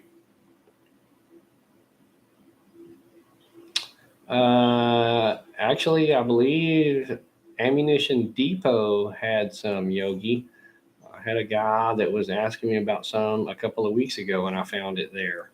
And it really wasn't too bad priced. I think it was like $12 for a box of 25. It wasn't too bad of a price for 410. But I would highly recommend you get a 12 gauge because those common rounds, the 9mm, the 5.56, the 12 gauge, those are going to be the most common round if you're scavenging for ammo after this situation. And it will probably be the most common round that is bartered. Even though I would advise against bartering for ammo, those calibers, the 12 gauge, the 9mm, and the 5.56 are going to be the most common round that you pick up off of the battlefield or that you find scavenging. Yeah, I would check Ammunition Depot and Ammo to Go for the 410. I reloaded so much, Matt, when I was younger, doing all that 4-H, and we had auto loaders. Where it would every time you push the foot feet down and it compressed, it would shoot out a shell every time. So it was a heck of an operation. But we used to buy clay pigeons by the 18-wheeler load. I mean, we really shot a lot.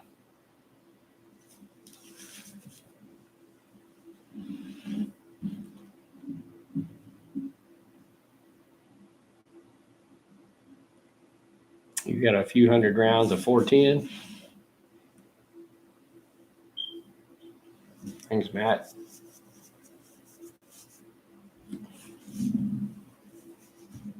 It's Ammo to Go, Yogi, and Ammunition Depot. You got to spell it out. AmmunitionDepot.com. Yes, thank you guys for the troll. I don't get on much, so I don't get them a lot, I don't think.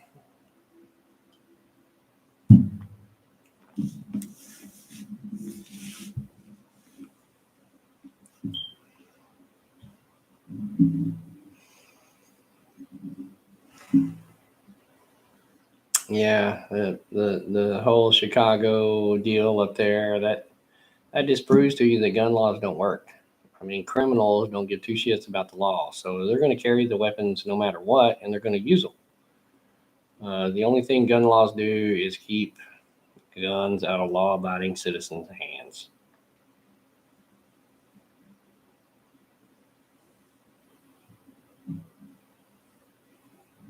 It's crazy. I have always heard an armed society is a polite society. Uh, I have always open carry my pistol, and to be honest, I'm a small guy. It's not easy to conceal a full size pistol on me, and I ain't into all that compact plastic crap either. I carry a full size CZ that's all steel, all metal, with a 21 round mag. So it's not easy to conceal that on my small body. I open carry. And I can tell you, ever since all the coof and all that stuff kind of started, and I never wore a mask anywhere, anytime for anybody, and I open carried, and I never got any questions, problems, concerns, arguments, Karens, none of that about my mask.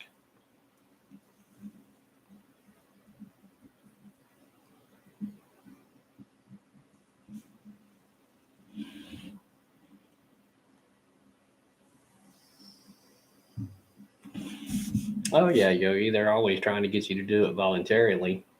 I was telling people earlier, uh, actually today was the day that they voted on the NDAA, the National Defense Authorization Act. I'm sure it's passed. I haven't heard, I haven't looked, but there was some gun regulation laws that they have added to the NDAA. I think it was directed more toward the veterans, but either way, they're hiding these laws in these bills, and the NDAA gets passed every year. So I'm sure the gun laws which were in there are passed now, and I just heard about it today, so I'm not sure exactly what it was, but it's more regulation.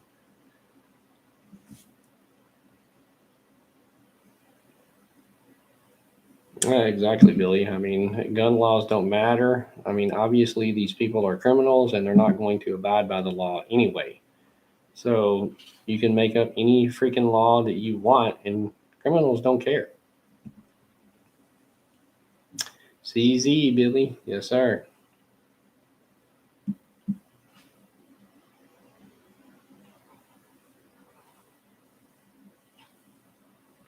Your floors would fall through with that much weight. Weight on what?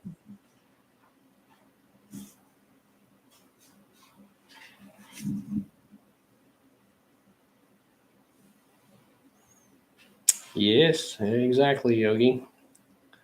That's what I keep telling everybody. Don't. Everybody keeps screaming Second Amendment, rights, rights, rights, the Constitution, the Constitution. If they can make the law of the Constitution, they can change the law of the Constitution. There is no piece of paper that has given me the right to protect myself and my family. No piece of paper. Not the Constitution, not the Bill of Rights, not the Holy Bible. There is no piece of paper that gives me those rights. They are a God given right. Uh, the Lord gave me the right as a man for me to protect my family. Now, whether I choose to do that with a gun, a hammer, a car, a jet airplane, or the space shuttle makes no difference. I have that right to do it, and I'm going to do it. Uh, just because I choose a gun, so be it. They will not, cannot, will never, ever take that right from me, no matter what kind of law they pass. Just as it was mentioned earlier, they can pry it from my cold dead hand.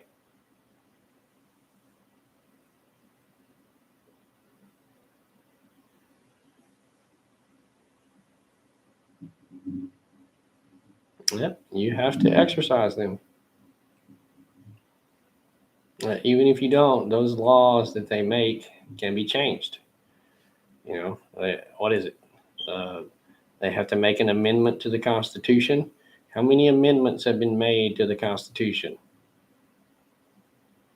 You don't think if they can't get enough people on board, you're already back to that percentage.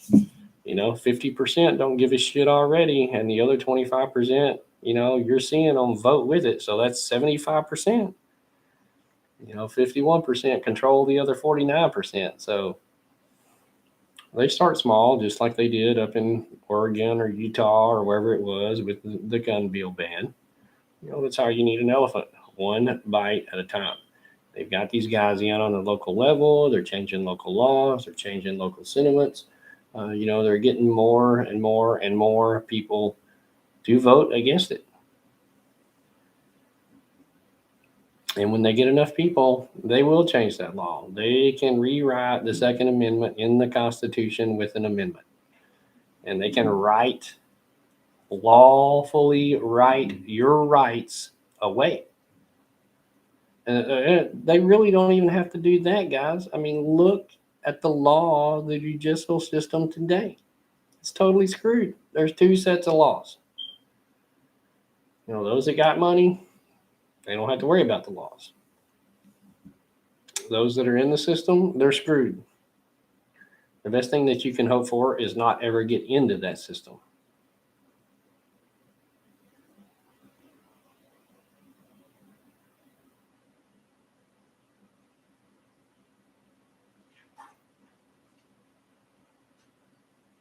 Yeah, exactly.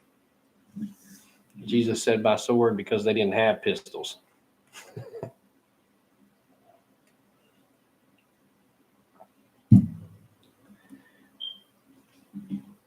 Well, like I said, hey Yogi, thanks for stopping by. I appreciate it. I'm a pretty free-minded, free-spirited guy. I believe in freedom. Hey, if you want to believe in that, in that morality, and you want to go do those things, you're the one that's going to pay for that later. Again, I may step on a few toes here, but it's just like the abortion deal. There's only one person that has the answer for that. I know everybody wants to step in and interject their opinion and, lean on their side of the fence, whatever they think is right or wrong. For me, for one, I've got no say-so in the matter because I'm a man and I can never have a kid. So an abortion to me is off of the table.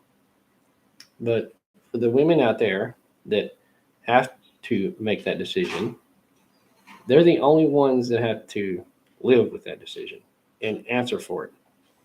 They can be looked down upon society or looked up upon society by, whoever out there that believes in that kind of crap.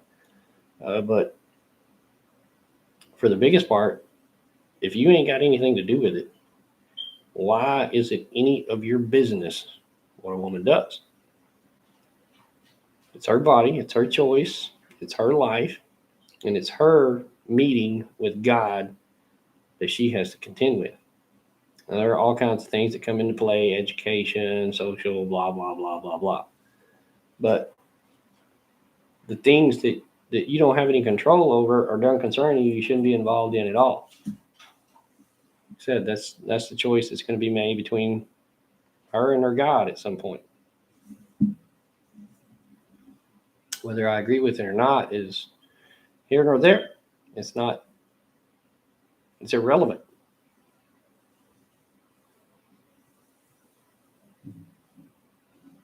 Yes, they love to control us, Matt. It's all about control.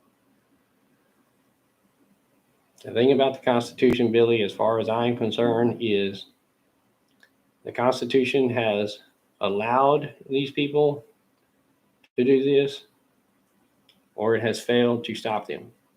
Either way. Good night, Michael. Thanks for stopping by. I appreciate it.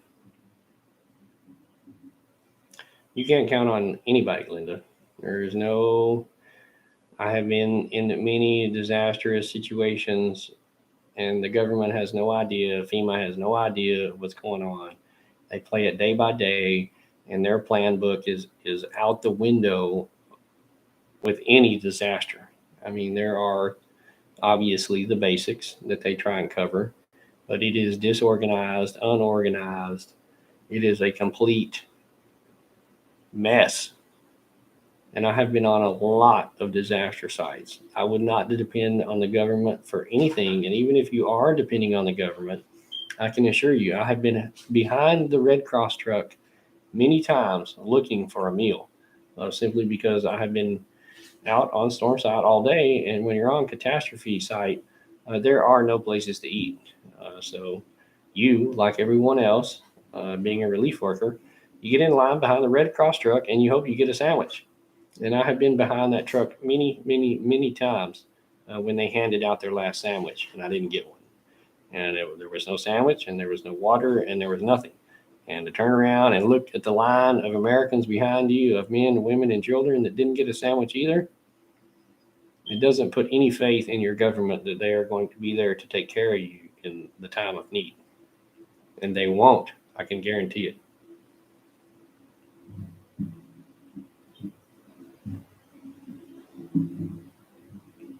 Pallets of ammo. Oh, yeah.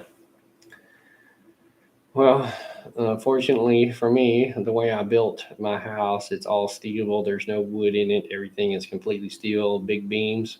I built it to hold weight for that specific reason, both for my prepping, my ammo, and my gun safes.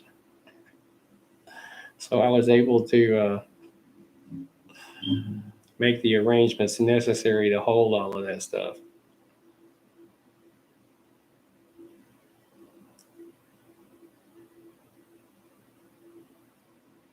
Oh, totally, Billy. You need to look no further than the war in Ukraine right now.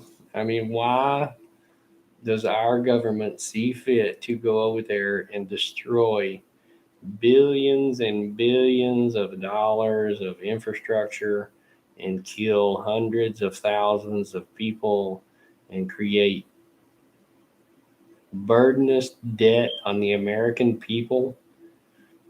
I mean, y'all look up the statistic. The U.S. has been at war 93% of the time of our existence.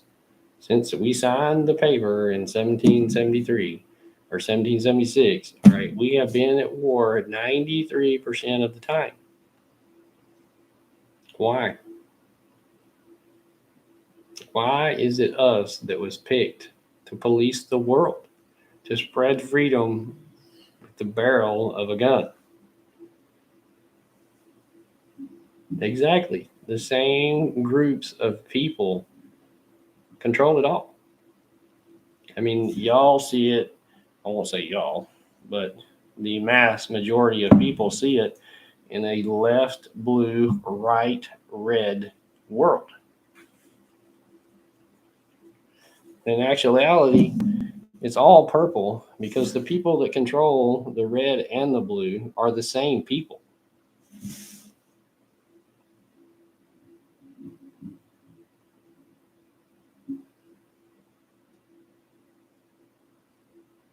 Everything I've seen, character are mass graves. I watched a little deal the other day where apparently the powers that be have worked out a deal to where they are allowing some people to go in there and collect the bodies. Apparently, it's the Ukrainian people that are collecting the bodies. And for every Russian body that they turn back over to the Russians give them a Ukrainian body. So at least, hopefully, some of these people are being returned home.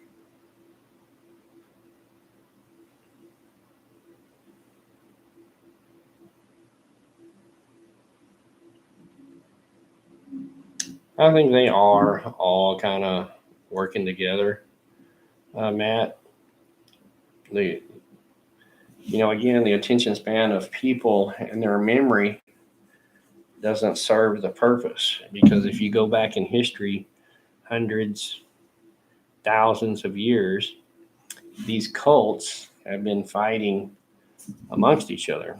And I think probably next to government being the largest mass murderer in the world, governments, I think the church and religion is probably second on the list. So it would be government has killed more innocent people than anybody, and then the church and religion is the second biggest killer of people on the planet. And I think maybe disease comes in a third there, maybe lagging up a third. So you know, with the governments being the largest killer on the planet, therein lies your problem, and they're all working together. I mean, let's just throw out some names here. And for example, I mean, you got Mr. Potato in charge now, who is, let's say satanic, whatever, cultish, however you want to look at it. And you got Mr. Trump over here. Well, he's his own cult. I mean, what was the? I put up a post on it. I don't know, a couple of months ago. What was the school that he went up there? The Jesuits. He's a Jesuit, and these guys over here are Catholic, or these guys over here are Muslim, or these guys over here are Hindu, or whatever. They all got their own cults, and these cults are vying for power. Yeah, Darth Vader. No, war is not what it used to be, really. Tater tot. Yeah.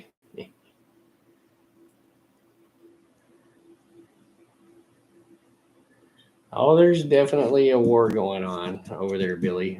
We got some friends that live over there, and the being on YouTube's, we had befriended some people over there, and of course we got family over in Europe. But yeah, there's definitely bombs dropping and tanks in the street, and those kinds of worry things going on over there. And like I said, I'm not a supporter of Russia or Ukraine, but I don't necessarily blame Russia one bit for what they've done. I mean, we, the lay people of America, are all aware, pretty much aware of the theories going around what the Bidens and Hunter and the corrupt officials have pulled off over there in Ukraine and around the world. The Russians are, they're aware of it too. They're not stupid. They have, the secret intelligence and all that kind of good stuff, just like us. So, they're aware of the secrets and those kinds of things. And again, the Russians and their beliefs and their people and their oligarchs, they have their own cults, that are vying for power, along with the rest of the cults that have come along throughout history, whatever they are, the Knights of the Templar, or, there's hundreds of them that have come and gone throughout time.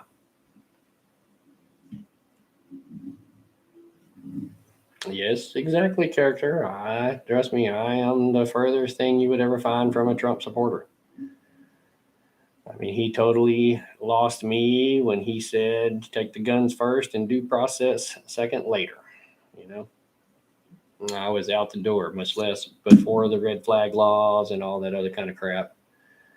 I mean, not that I do my research on these people, but it wasn't hard to figure out with Trump. I mean, the guy's a lifelong Democrat living in New York.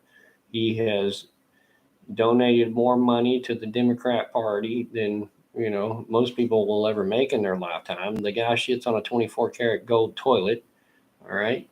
Uh, the lifestyle that Trump lives, he will never be a normal person or understand the normal pain and suffering that people go through. I mean, he's an elitist. And for all of a sudden him to just change sides and become a Republican and going to save all the patriots and save America and make America great again and all drain the swamp and blah, blah, blah. He said all the right things, just like a politician does. And what happens when he got in there? There again, the attention span of the Americans, the people, they forget that Rothschild, what's his name, the Rothschild banker guy, bailed Trump out back when he was in trouble and lost all his money and filed bankruptcy and lost all that money on the Taj Mahal and everything. The Rothschilds were there to bail him out and give him some money. And who did he make secretary of, the state or whatever there when he was in? The same guy that bailed him out. It's, we've all heard it before. It's all one big club and we ain't invited. You are never going to get a normal person in a position of power like that. They are selected to be in that position. If they weren't selected to be in that position, they never would have been in that position. Everybody's all up in arms about DeSantis. Oh, he's going to be the next guy. He's going to be the next guy. Yeah, you want me to believe for a second that this millionaire, the Florida governor, elitist dude has not been groomed to become the next or run off or whatever? If he's not part of the plan, he ain't ever going to get in there. It's that simple. I don't even know if JFK was the last or not. I mean, just because he didn't agree with their agenda, they're just as easily taken out. I mean, whether you're true or, a true American or a true morality or however you want to call it, the only thing you need to do is not agree with them and you become a viable target.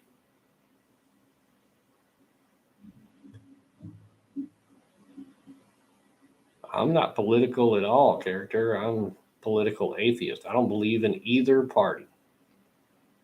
The way they have the system set up, it's set up to keep us enslaved. A two-party system will never work. 49 or 51% are going to control the other 49. And all they got to do to throw it off is get some independent to run in there, and it screws the whole thing up.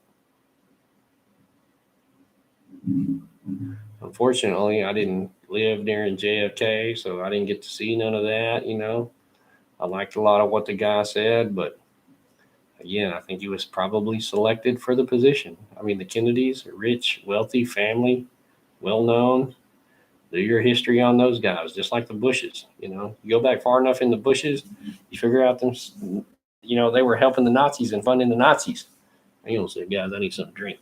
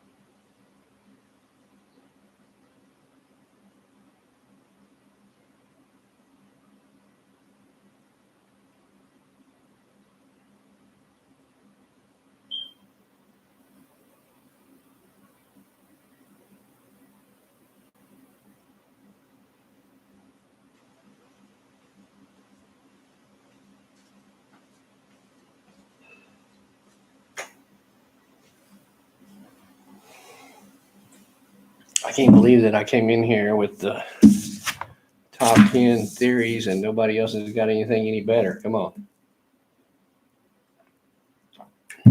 How far do y'all want to go down?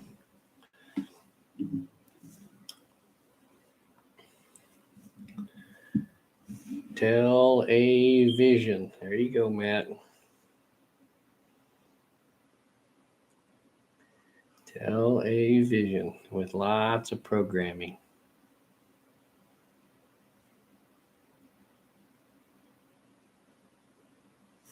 Big time wrestling. Oh, yes, Texas lady, there you are. You are a target for not agreeing, not complying, not agreeing, not being inclusive.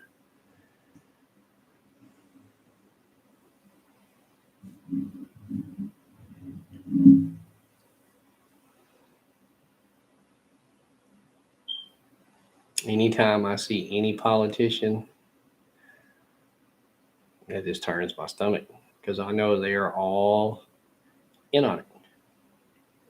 You just don't get there. It's kind of like the police. There are no good police officers. And there again, I'm liable to step on some toes out there. My opinions. That's why I don't, give a lot of shout outs because I got some pretty strong opinions, but there are no good police officers. Freedom probably tell you this better than anybody. And I don't harp on it, so I don't have all the right answers and all that kind of stuff. I don't trust them, and that's the one thing I need to know that I've taught myself and my family is don't trust them. And the reason why I say there are no good ones is because if there were any good ones, there would be no bad ones, and there are plenty of bad ones. You don't believe me? Ask a cop when was the last time he arrested another cop. Same thing for politicians and lawmakers. They're not going to arrest themselves. I don't doubt that a lot of people probably did not start being a police officer and being rogue, being, trampling people's rights, not knowing the law, not knowing the Constitution, not standing behind that oath that they actually took to defend the Constitution. Many of them, most of them, all of them are order followers. They get an order and they follow it. Create revenue, get people in the system, all right, and follow orders. Unfortunately, that's what we see. Now, that's not to say that some of those people don't do good deeds and help people on occasion, blah, blah, blah, whatever. There again, that's where I don't get into it. But I know myself, I've seen enough and know how the judicial system works not to trust it.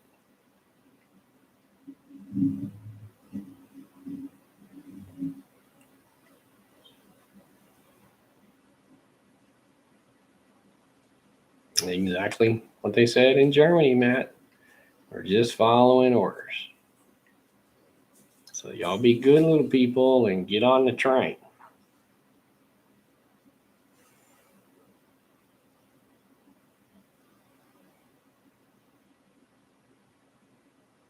It's just, and I don't want to say I blame these people. I mean, look at the job that we expect them to do or want them to do or whatever. I don't know. They deal with a pretty bad menace of society. I mean, again, that's expertise field of Freedom Inc. to tell you about. What I know is I don't trust them, and that's all I need to know.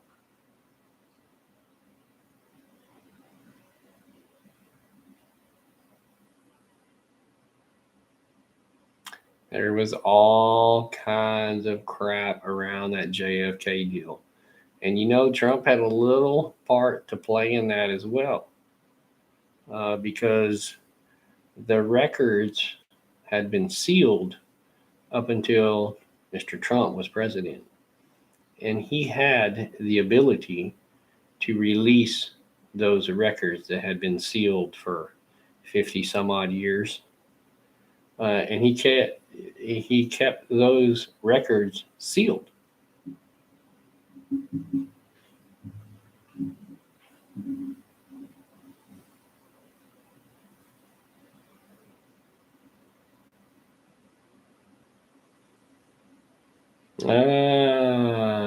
Billy. You could replace them with a larger screw, larger diameter, not necessarily longer, larger diameter. That's what you need to do to steel roofs and steel buildings with corrugated on it. Every one of those screws in a metal building has a little rubber washer under it. After about 10 years, the little washer is going to dry out and crack and allow water to get in. So after that 10-year period, you go back and take the screws out and put another screw right back in the same hole that's just a little larger diameter, the self-tappers.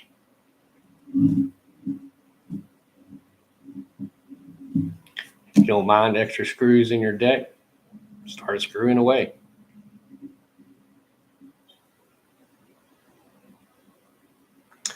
The Rothschilds own all kinds of stuff. There are many names from our past that those individuals and families were at the right place at the right time, and they soaked up the fortunes of the world. And Rothschild was a big one. Vanderbilt, Windsor. Y'all know who the Windsors are. Uh, those people back in the mid 1800s, early 1800s, even into the early 1900s, people like Rothschild, the railroad, the oil industry, they were going around buying. Exactly why it's very difficult to get mineral rights now, anywhere that could possibly have minerals, because these families, these rich people, back 100 years ago, 150 years ago, went around and bought up land and minerals and patents and inventions and people and politicians and governments and countries. Uh, these people had that kind of money back then. It's just like the railroad, when they came through and laid the railroad line, all of that land on both sides of the railroad line for acres and acres was owned by the railroad company. So most of the towns that popped up, most anything that was built near or around the railroad was owned by the railroad. I mean, you either had to buy the land from the railroad or lease the land from the railroad, pay to have your freight hauled in on the railroad, pay to get on the railroad to haul yourself out. It was all a pay situation. And these people got all of this for virtually nothing.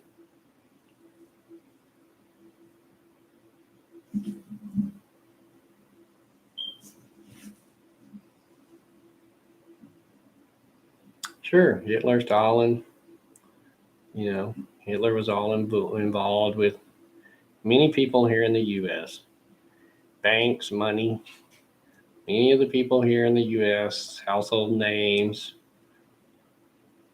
former presidents, uh, their families all colluded in that together. Just like, when it was all said and done, you know, when it was over, where did all of those scientists, most of them, where did they go to? I mean, one day you're, building rockets to destroy, your enemy over there. And then the next day you're working for your enemy trying to build a rocket to go to the moon. Yeah, nothing fishy going on there at all, right?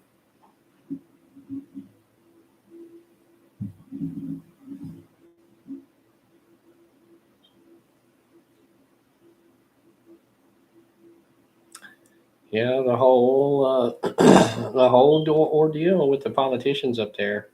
I've said it from the very beginning. They are not going to arrest themselves.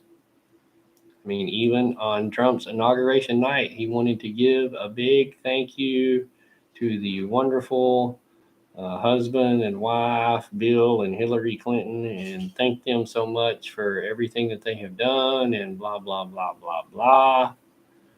They are all in it together, guys. It's just like the judicial system and the court system and the attorneys and all of that that happens on your local level. You want to go to court, and firsthand experience through my divorce and my child custody. All of they want to go in there and play the enemy in the courtroom. Your attorney is the big bad attorney, and he's going to fight the other attorney, and he's going to argue with the judge, and he's going to try and win for you, and they're going to try and do this, and they're going to try and do that, and you're going to, you know, negotiate this and do that, all against each other and fighting each other and blah blah blah. And at 5 o'clock, when they all clock out, they all go to the same bar, and they all go to the same country club. They each buy each other drinks and rounds of golf, and laugh it up and eat lobster and have dinner together. And they're all friends behind the scenes. That's exactly how it is in the politics. Red, blue, it don't matter. I guarantee you, Mitch McConnell and Nancy Pelosi, they probably send each other Christmas gifts every year.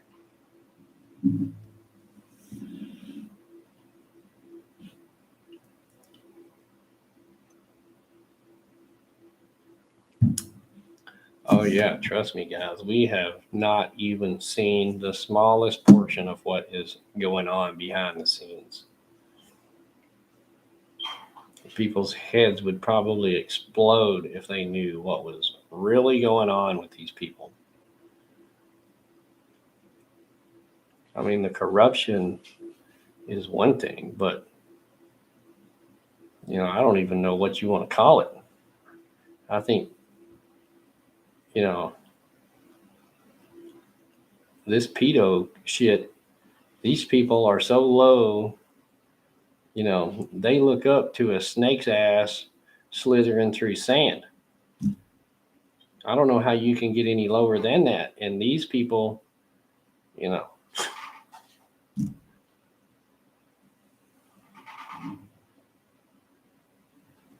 they're doing things and destroying people's lives and human trafficking and drugs and satanic shit and cult stuff and the kind of stuff that normal, moral people can't think of. They don't want to think of.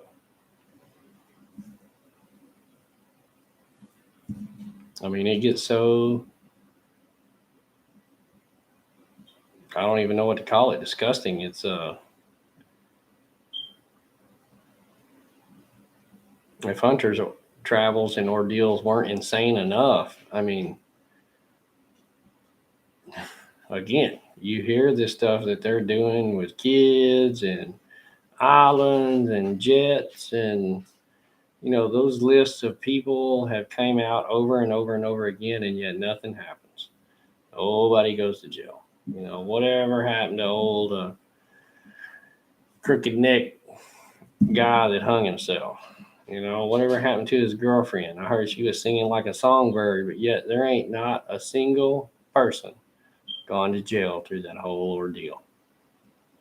Yeah, the Epstein gate. That's right. Epstein.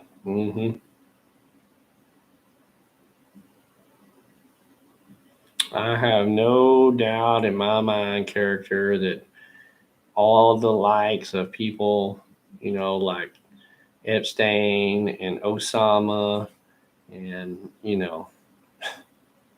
all of these people are probably gathered together somewhere on some island, drinking Mai Tais, laughing it up, having a good old time.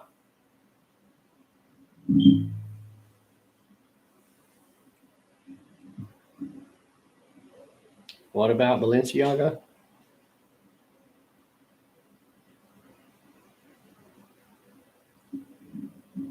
Oh, it's insane the amount of monsters out there, Texas lady. It's not just in the schools; it's everywhere. It, it's daily on the news. I think, unfortunately, that's probably part of their plan too, is the degradation and insanity of the public mind. I mean, they feed us bad news every day, end over end over end. There is never anything good that comes out of it. It makes me wonder how a lot of these people get by on YouTube. I mean, who's the guy? Russell Brand? What, 5, 6, 7 million subscribers? And he's regurgitating the same crap that the mainstream media is telling everybody else. I mean, he wants to act like he's some savior telling the truth, or I don't even know what bullshit it is that he's spreading. I can't listen to him for more than a couple of minutes. But I mean, where's this dude getting his information? From the same places the mainstream media are getting their information. All he's doing is regurgitating stories from them, giving his opinion on it, tweaking the words a little bit, and all of a sudden he can magically have 5 or 6 million subscribers. They let him do that. Have y'all really? I mean, I don't know if any of y'all have ever watched him or not, but I've seen plenty of pictures of him with the elitist and, that new Hindu guy over in the UK. They're all buddy. He's all buddy with the WEF. I mean, it's a great act that the powers that be allow him to be on YouTube and have 5 or 6 million subscribers. But there are many people out here, they can't get over a few hundred or a few thousand if they're not shadow banned. Not that my channel is any great or anything special, but I can tell when I'm shadow banned. I see it in my creator statistics. It's very easy to see. You want to get on here and say the magic words they don't like Ukraine and COVID and war and, all whatever it is. I don't give a shit. I just get on here and try and show a few people a few things and learn something.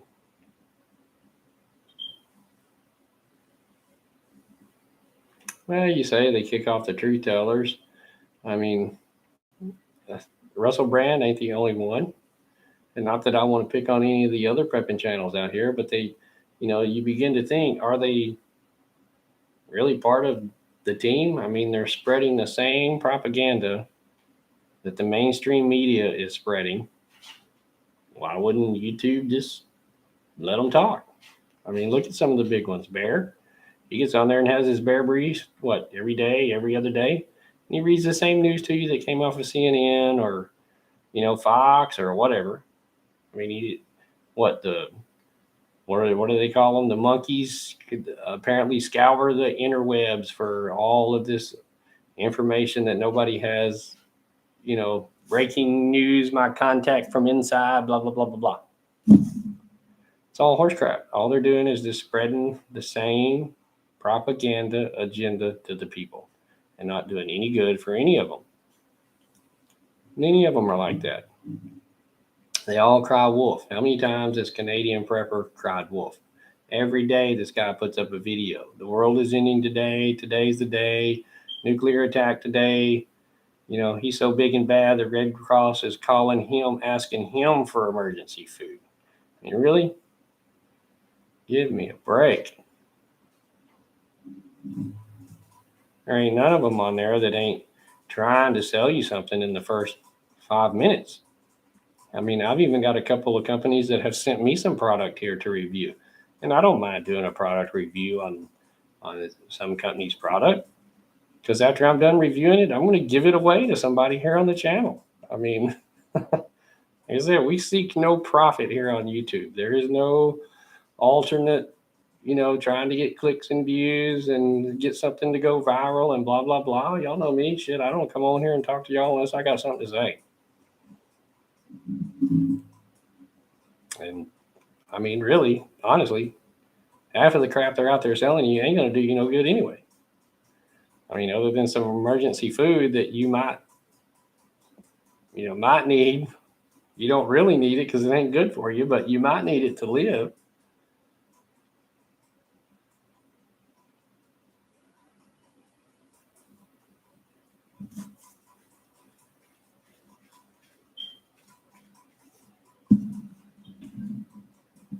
Exactly. You'll know them by their works.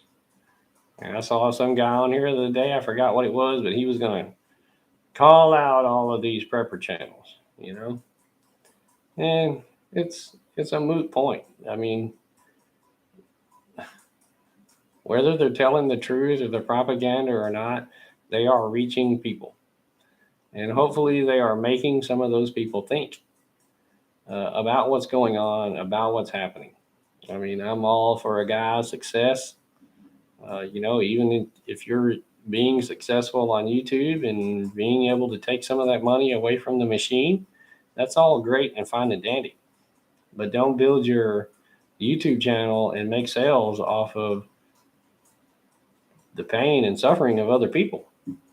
I mean, there again, the morality is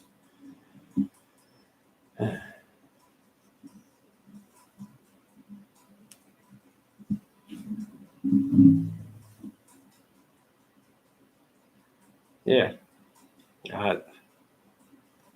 Bear. It was probably a month ago. I clicked on his video, and the opening statement was, "I've got so much crap to sell you at our store. I don't even know what it all is, but go over there and check it out because I've got crap to sell you." And those were actually his words. I've got so much crap over there to sell you. I don't even know what it all is. Click. I was off. And it wasn't probably a month ago. I was back through there just because, like everybody, it runs through your YouTube stream. And I clicked on and, there's a couple of them that their beard is so massive and long, and I have to say dirty, that they can't even turn their head without getting it all caught up into this massive amount of gear and crap. And you can tell every bit of the shit is new that they're wearing, because there's not one mark on it, one scrape, one little tear, or nothing. The radio is all brand new, and their beard is so big and bushy and nasty and dirty with rats and squirrels and shit crawling out of it, that it's all tangled up into their gear. They can't even turn their head back. So I guess a big beard, nasty beard, makes you a good prepper. I don't know. That appears to be the theme.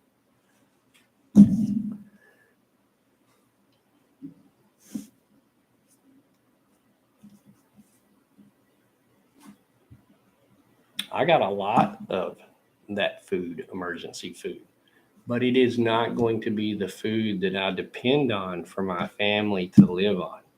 That, nor the processed, canned, boxed chemical that you buy down there at the store. Me and Ann truly believe a lot of those problems that people have, both health wise, mental wise, uh, everything, comes from the food and the chemicals that they're feeding you. If you're living out of those boxes, all right, and I see plenty of preppers on YouTube, they want to go show you their pepper pantry and all of their macaroni and cheese that they stuffed up, and all of their pinto beans in their cans, and all of their soups. And they don't even realize that the food and diet that they're eating is part of the problem. I mean, they sit there in their chair and their man tits are bigger than half of the women on YouTube, and they're going to tell me how to prepare and what food to keep. I mean, you're so out of shape, you can't get up out of your chair and walk down to the end of your road to gather your mail without puffing on your vape machine to get you back to the house. It just becomes about money and clicks.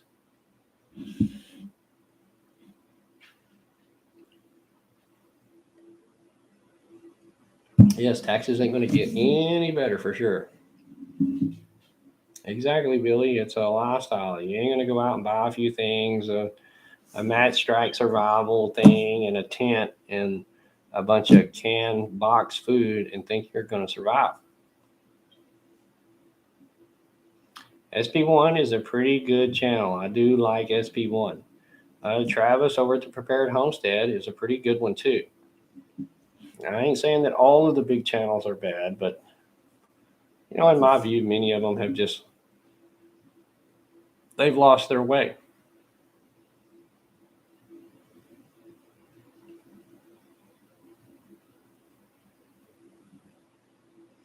Yeah, the garden vids are always good. I like homesteading and the garden vids. And that, a lot of the homesteaders and preppers are thrown into the same category, guys, because really, if you're a prepper, you're a homesteader. And if you're a homesteader, you're a prepper to some degree. Now, generally, when people call themselves a prepper, they're going out onto the extreme uh, of a lot of things, above and beyond the traditional homesteader. But homesteading, you are generally, preparing for some degree. I mean, you're putting back food from your garden, and you're raising animals. You're self-reliant. You're tending your land. You're hunting. You're fishing. You're doing all those things that make you a prepper. As a homesteader, you may not store 100,000 rounds of ammunition with 50 different guns and bulletproof vests and all of this kind of stuff, but you have weapons and ammunition and use them accordingly on your farm.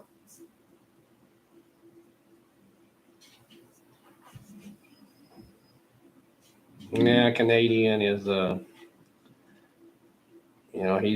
he's in that category too. I mean, you see him outside and he's got on his brand new vest that has never seen the light of day before, and you know, last time I checked in, he was in some room surrounded by computer screens, and the world had 6 hours left, and it was nuclear annihilation. Click. And it is a shame because these people have such large audiences that they really could help people. But the greed and the money and the clicks uh, steers them down that other moral road.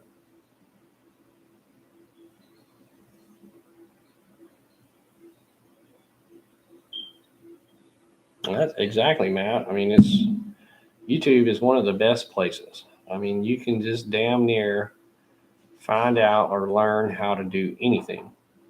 And again, it varies depending on your location, but I may be able to grow taters great down here in Texas, but somebody up in New York, it's going to be a totally different way that they grow taters. Not just saying that the way they grow them up there won't work down here, but you know, ideas, opinions. That's the knowledge that we need to spread amongst ourselves and our community. To me, that I said it earlier, that's the biggest tool that these people don't want. They don't want your self reliance. They want you dependent on them. So the more independent you are, the more independent you can be. The less you have to deal with them, the better off it is for you. I mean, that is what they don't want. They don't want you educated. They don't want you to know the truth. They don't want you to be self reliant. They don't want you to do any of these things. So the knowledge that we spread amongst ourselves, amongst the community, that's the real power. The power is in the knowledge that we have to pass on to our kids, a knowledge of what is right and wrong in those morals. And, you know, no, two sausages ain't going to get you nowhere, in the future.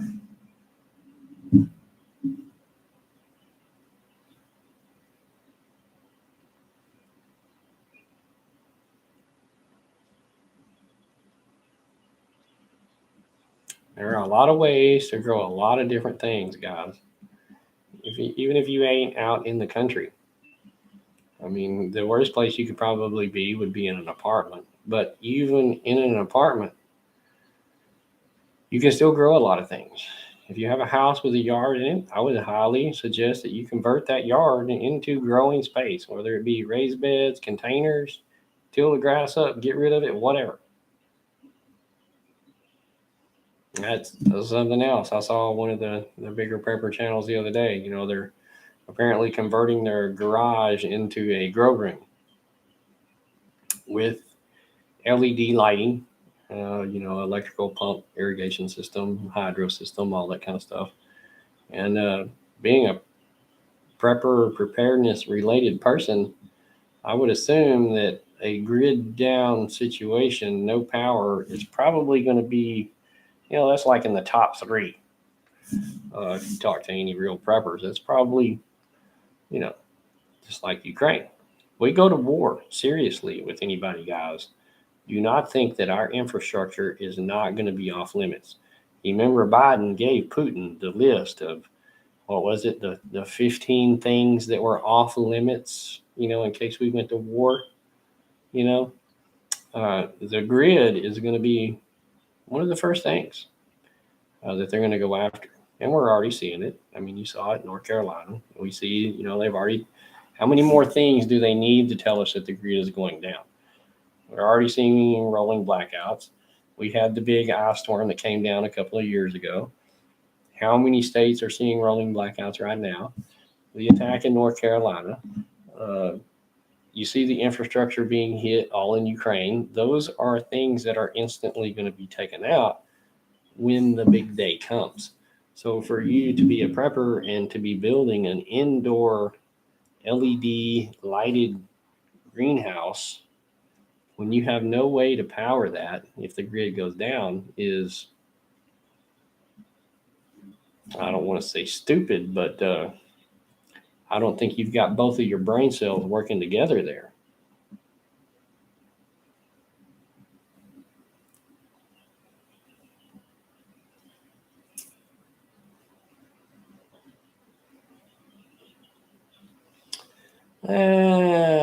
The thing with growing inside character is you can control it. as long as you've got power, you can control the light, the humidity, the chemicals. You control everything about it. You control the insects and the bugs. And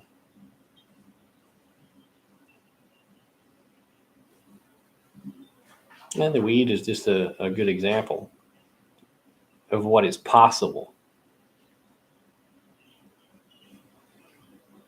I mean, they have taken, regular old marijuana, given it to the big pharmacy industry, and told them it's legal now. We can tax it. So, these guys have GMO modified, strained out, crossbred, done everything possible that they could to marijuana to make it whatever it is today, controlled by big pharma.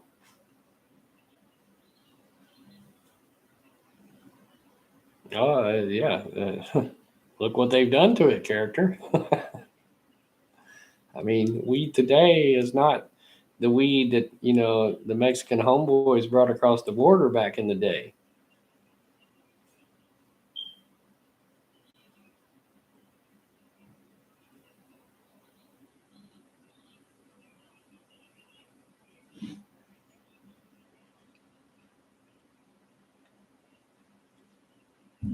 And the earthquakes and the weather and the volcanism and all of that stuff is off the charts. We don't have earthquakes here in Texas. I mean, we're not known for it. It's not an earthquake area. We have had some recently, and most of them have been out in the Permian Basin area where they're fracking for oil. So a lot of stuff going on in a lot of areas are probably man-made quakes. But there are big quakes going on. And depending on who you listen to on YouTube and what you believe, there again, it can just be the realistic part of you or the religious part of you. The Bible says no stone will go unturned. Every island will be moved. In order for that to happen, there's going to be some hellacious earthquakes.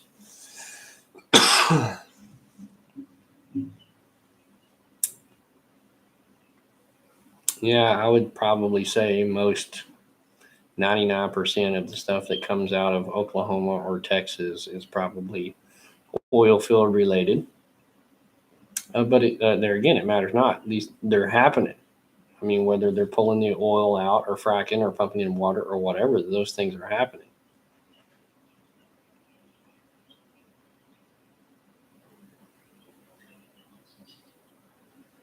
I know you can't find that regular stuff anymore, Matt. You got to go buy that $100 stuff from Colorado with the 50% taxes on it. So I said it's not profitable for the Mexican cartels to deal in marijuana anymore. I mean, we're down here in Texas, and drug busts coming across the border are pretty much a daily thing, and there's very little marijuana that's reported anymore. I mean, the big deals now are the 250,000 pills of fentanyl, the 4 tons of cocaine, the 800 pounds of heroin. Those are the ones that make the news down here. It ain't the weed that's coming through. But I think the cartels figured it out. I mean, it's just not profitable for them. They're competing against the biggest drug dealer in the world here in the U.S. government.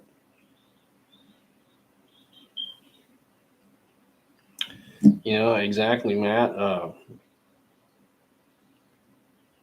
mean, not that I was ever a big drug addict or a drug user or anything, but back in my high school days when, we were all free and loving and fancy free, the drug dealers kind of wanted you to come back and get some more product. I mean, they weren't into selling you a product that you were going to do and was going to kill you, like the fentanyl today.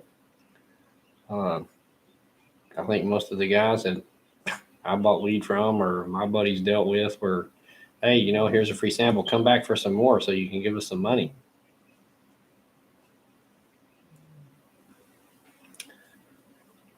You got to trust all of the plan, Matt, not just part of it. You got to go full bore, 100% trust that plan. If you doubt any of it, you're just get off the train, man.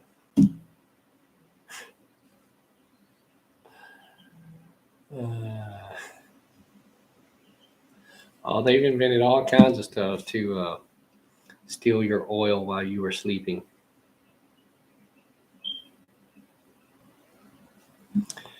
What always intrigued me about that oil deal was, they poked all these holes in the ground and got all this oil out. And as long as we've been pumping it, most of those holes still got oil coming out of them. So is it back to that second most abundant liquid on Earth kind of thing? Or do you think we're really going to run out?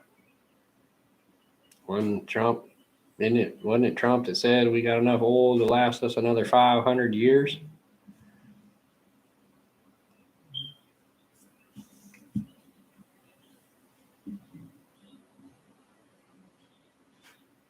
Breaking.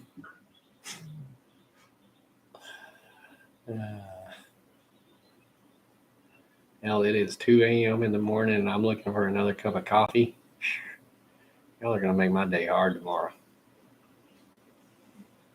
And 13 of you still hanging out in here. I appreciate y'all guys hanging out, man. It's been a while since I've been on here. Yeah, just in the war.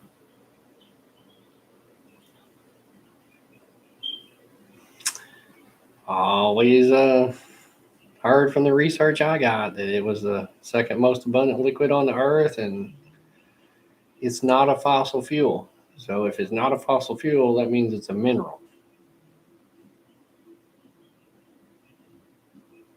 If it's a mineral and we've been pumping it for 100 years, like we've been pumping it 120, 30 years, long time, and we still have a 500-year supply after we've been pumping it 100 years, I think we should be able to get it a hell of a lot cheaper than $4 or $5 a gallon.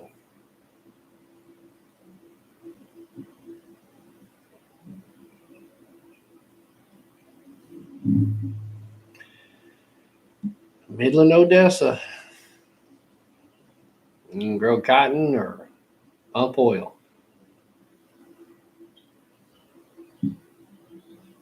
It really is around in most places.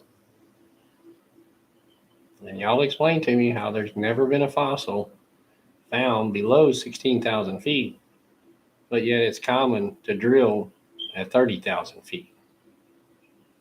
So how is that a fossil fuel? How did those fossils get down an extra 15,000 feet and turn into these massive puddles of oil?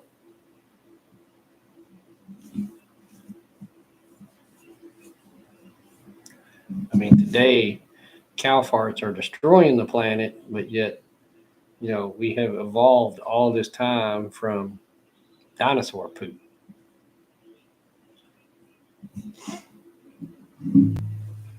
All right, guys, I'm going to get one more cup of coffee. I'm going to call it a night here with y'all. So let me get another cup and I'll be right back. Somebody has got to come up with a crazier, deeper rabbit hole tunnel than what I've come up with tonight. Come on. I'm going to give you a few minutes here. Y'all come up with something good. No JFK Jr., no Chinese off the ports out there on the container ships. We want something good.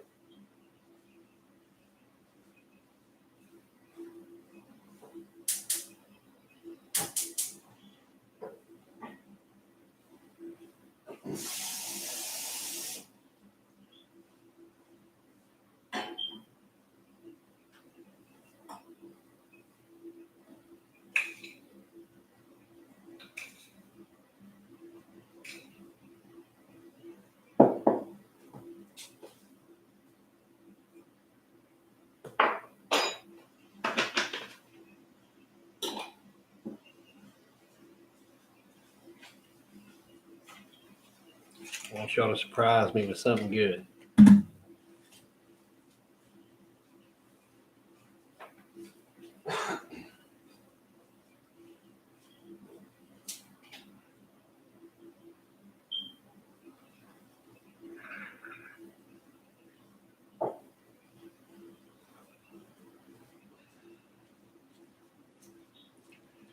Deeper than the aliens, deeper than all that. Come on, let's get really down to the bottom of the rabbit hole.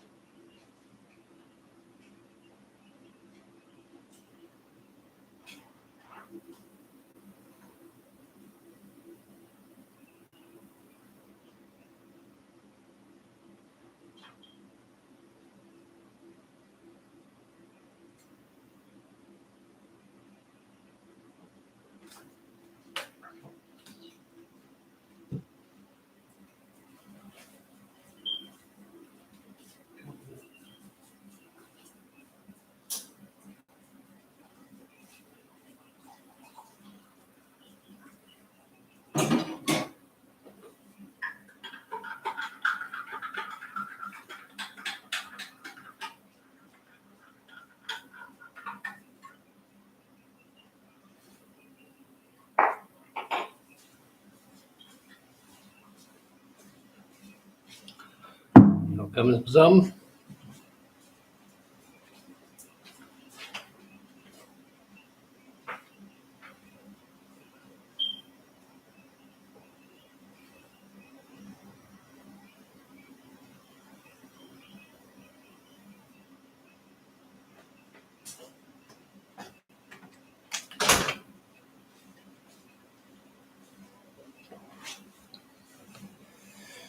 I think I probably covered every frowned upon subject and word tonight for the YouTube algorithm to pick up. So what y'all suggest here? Let's see.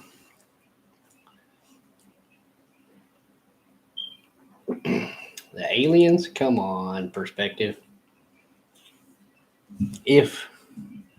And I don't doubt that there are. I mean, out of all of God's creation, surely I'm not conceited enough to think that we are the only thing out there. But if the aliens are out there and when they find us, chances are they are not going to want anything to do with our dumbasses on this planet.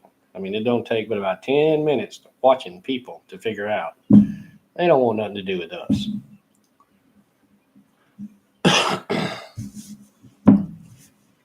You're right there, Stuart. The party hasn't even started yet. People are just starting to arrive, the early party goers.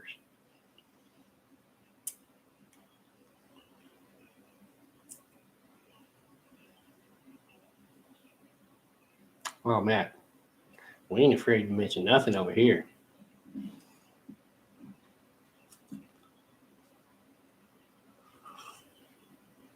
That's a good perspective. Could be.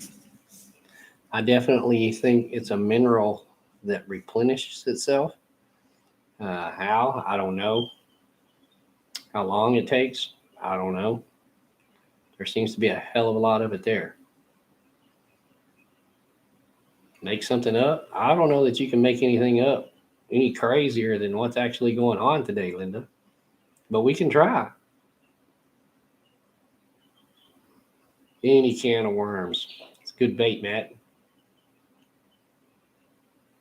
Exactly. Lock their doors when they fly by. They don't want nothing to do with our dumbasses.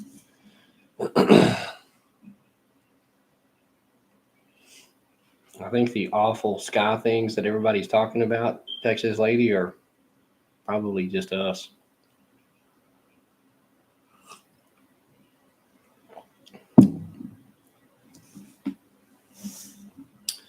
I wouldn't even say they're a Nazi aircraft character. I mean, we brought all of those guys over here. I'll say we, the U.S. powers that be, brought all of those guys over here to build all that shit after World War II. And there have been all kinds of people go down to Antarctica For what? What is down there that is so special? I've heard everything from, the fallen ones are imprisoned down there. So I can't make up my mind. Are they under the Euphrates or are they in Antarctica or both? A hole to hollow earth. Well, see, character, if we go to that whole hollow earth thing, then we got to get perspective involved in this because, what we were all taught in school was that reactor down there is eternally keeping it hot, and that would make it a hard trip to the center of the earth. But there's a few people screaming on YouTube that before long, maybe is it the Nephilim are going to come back out from the center earth or the center earth, whoever it is that lives down there, the reptilians maybe. I'm not sure who it is. Apparently the military special operations went down there and battled with them some time ago. You don't acknowledge the Nephilim or the aliens, or are those the same? Pole shift? That's not even conspiracy theory perspective. That's known. Last time I checked on it, the actual north had moved, what was it, a couple hundred miles almost? So yeah, the pole is actually shifting. And they've known that for a long time.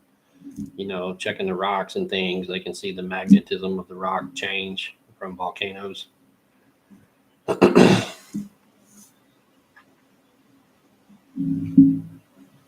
Drop off the flat earth. I kind of like to think that we're a cube. Maybe a pear shape. My thing with the whole flat earth deal and the globe and all of that stuff is, what difference does it make?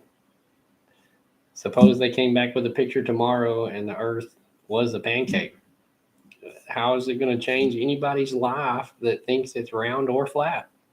I mean, it's still going to continue the same way that it has now for eons. So what difference does that make other than the fact that we've proven another lie that they told us?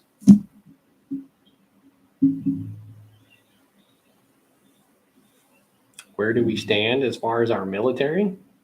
Which part of it?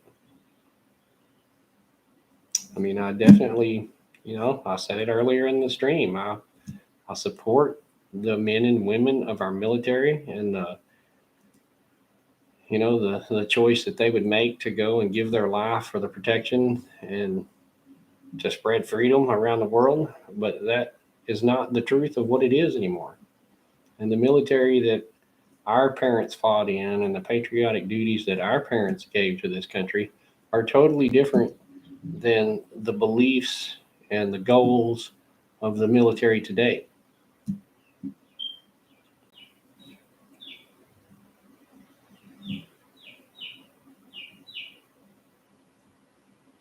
Only 3 bad ones under the Euphrates. I guess 3's enough.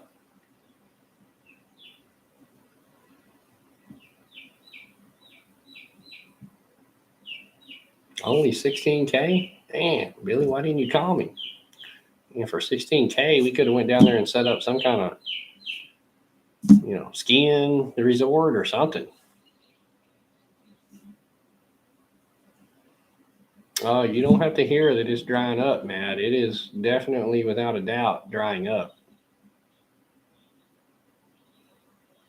It really doesn't, Matt. I mean, they've lied to us about so many other things. I mean, that would not surprise me at all, and it really wouldn't make no difference to me. I can tell you on the research that I've done, there isn't but one photograph that NASA has of the Earth as a whole. Most of the images that you've seen are many pictures put together to show the Earth. Do the research. There's not many photographs of the Earth as a whole. And the most infamous one from the Apollo mission from inside the spacecraft they took a picture of the Earth through a round portal. So obviously the Earth is going to appear round through a round window.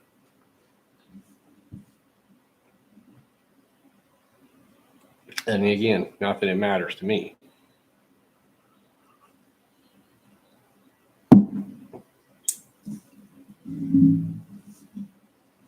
Exactly what I say about the whole Ukraine-Russia deal, character. I mean, if our government is all balls out supporting Ukraine, as an individual, I can't do anything but just turn around and support Russia. I have to do a 180-degree turn and question what Russia's doing over there.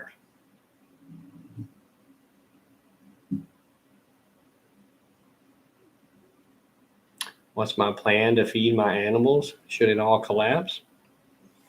Well, the animals that I intend on keeping on my farm will all free range. My pigs will have to go. Obviously, I can't provide enough feed for them, and they won't free range and stay around, so they will go and become freezer camp.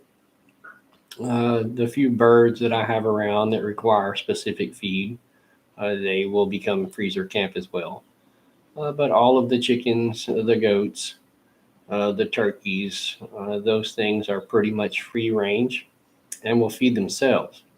We can supplement a little bit of food from our garden and whatever leftovers that we may have as well. But the big thing with chickens, I think probably most people that have chickens realize it, but people that don't realize most chickens in free range and live and survive on their own. You may not get an egg production every day. Uh, Most people feed their chickens, feed only if they stay locked up or if they want a higher egg production. Because just allowing your chickens out to free roam, free range every day, they'll find enough to live, even in the wintertime.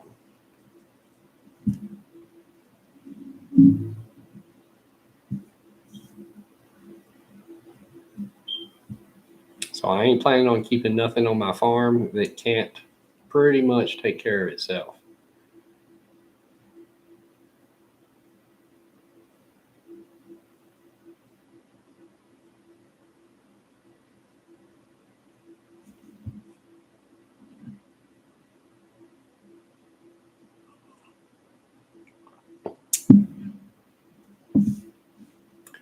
Yeah, Linda, I have many veteran buddies, friends, close friends, friends that I will trust my life with when all this goes down. Some pretty badass dudes. I mean, guys that kicked doors in Afghanistan. I mean, I had a stepfather that served in Vietnam. My dad was in the Navy. Uh, my dad pretty much forbid me from joining the military whenever I got out of school. And many of the buddies that I have, I mean, they all say it was a great experience for them, a life changing experience. Many of them learned a skill, took them forward further in life. But some of the closest ones that served lately in Iraq and Afghanistan, uh, they were young, being patriotic, after the big event. They pulled many young people into that and got them again to go serve in their war for them. And many of our brothers and sisters and sons and daughters and mothers, fathers died over there in that land for these rich people. And again, I have the utmost respect for the military personnel. But the people that give them their orders, I think they're the biggest piece of shit scums on earth. And I wish, our brothers and sisters and fathers and sons and all of those people would not sign up and go fight these wars for the politicians. Because if those politicians had to go fight their own battles, there would be a hell of a lot less battles.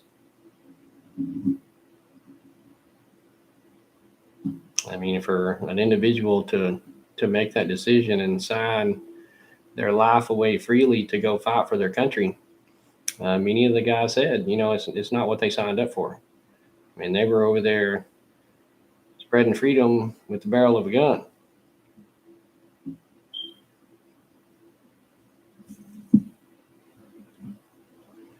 And that's not what they signed up for. And they wouldn't go back and do it again.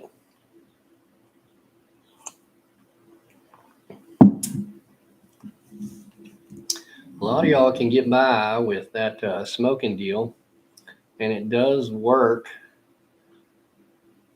I think down here in Texas, our climate's a little too warm for just smoke. If you kept it constantly in the smokehouse, I think you'll be okay. But just to get that hard adder shell on there for the meat, I don't think it'll work.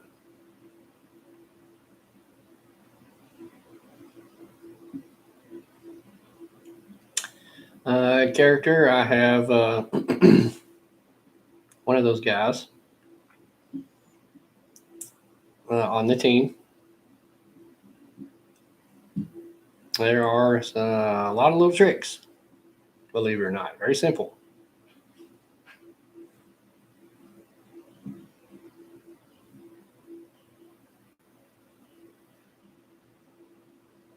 Texas lady, you're up at the vet. I had to take my puppy into the vet earlier today.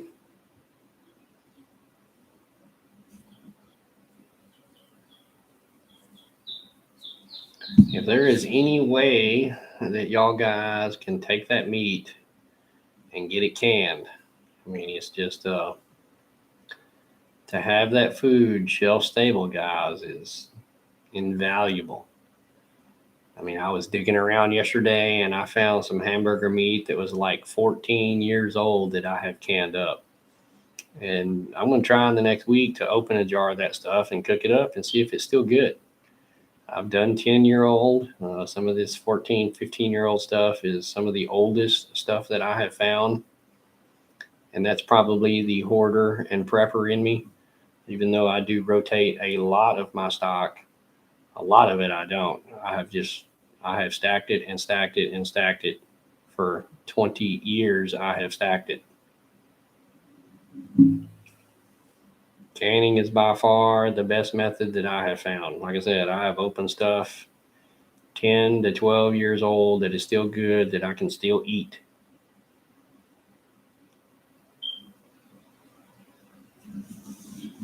And we can everything. I mean, we got freeze dryers, vacuum sealers, dry canning, pressure canning, water bathing. We do it all. Oh, up with a veteran.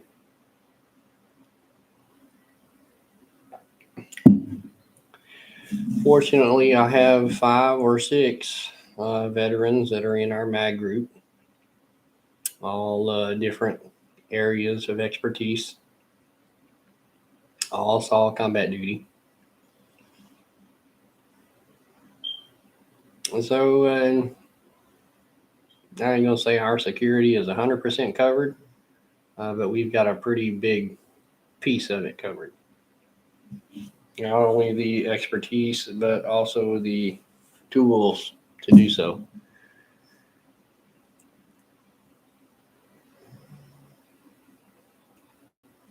You just can't go wrong with having that shelf stable meat.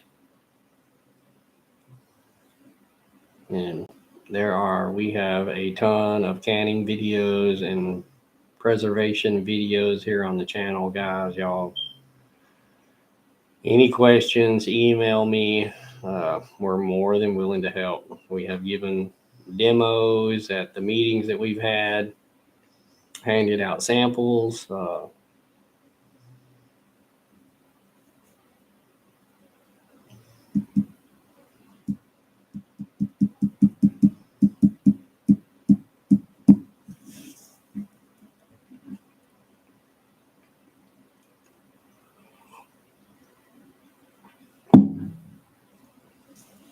Three ton. What is that? You cannot can 3 ton? What is that? You need smoke and kibbering. I have smoked brisket, all kinds of meat, steaks. I have smoked them and then canned them. throw them on the grill for 10 minutes, let them smoke, and then cut them up, throw them in that jar, cube them, and can them. And years later, it comes out of that jar just like it just came off of the grill. I don't can with a lot of flavors or additives or spices. I keep those separate to add back to the food when I recook it. Canning is the best way to go, Matt. It's just, it's unfortunately it's not cheap. It's not easy. It is time consuming and labor intensive, but shelf life is unbeatable. We can everything from Cheerios to saltine crackers, pasta, anything that you can buy at the store in a tin can, you can can yourself in a jar at home. And that is the problem with most foods, and the expiration dates are the actual cans or the way the product is held, whether it be a bag or a can or a jar or whatever. And most typically, it's not the food that goes bad by the best time date. The can will actually go bad.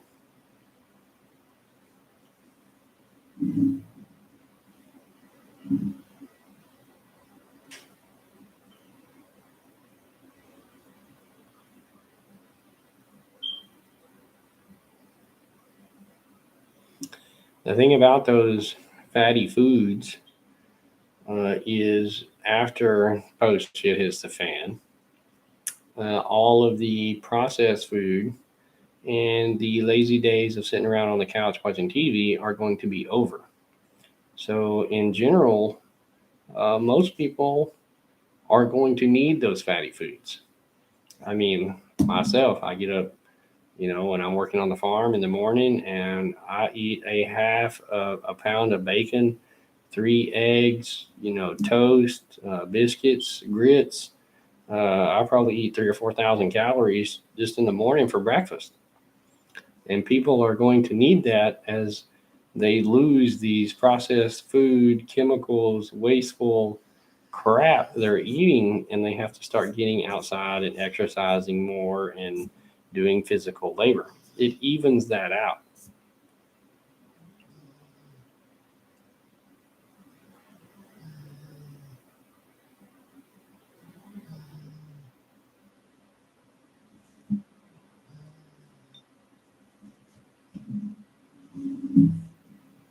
Exactly. You're going to have to. I mean, normally you sit around and eat that kind of food, and you're going to weigh, 300 or 400 pounds and subject to stroke and heart attack, and your doctor's going to be all over your butt.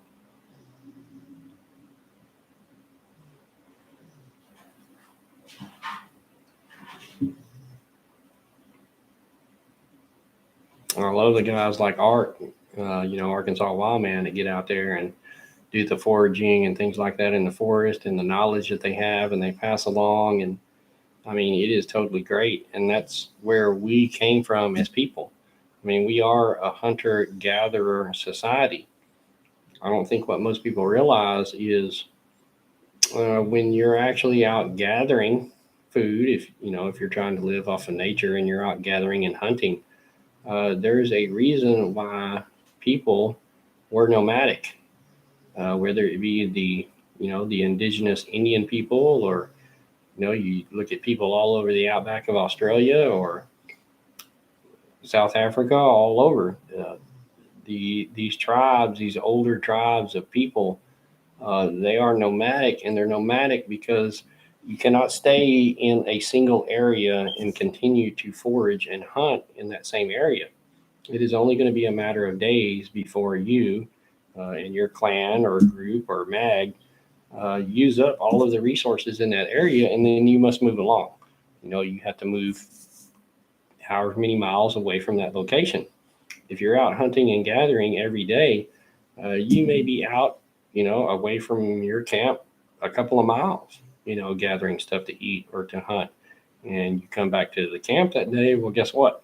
Tomorrow, when you go out and hunt and gather, you're going to go the 2 miles that you just gathered yesterday plus another 2 miles. So now you got a 4 mile walk back to camp. It's a lot easier to pick up camp and move it 2 miles, and then the next day you explore the new 2 miles. That's why we're nomadic. You can't. I mean, one person today, sure, you can go out and piddle around in the woods and gather a few mushrooms, and you see art good all the time. Great example. But when you are surviving off of that, it takes a lot more food than what you may see a guy gather and cook on his campfire stove on Wednesday. It takes a lot more than that. Trust me.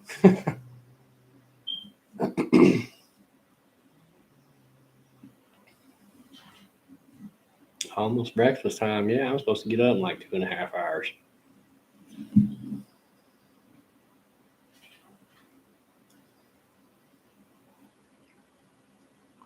Pork ribs. Are you going to leave those bone in ribs and can them?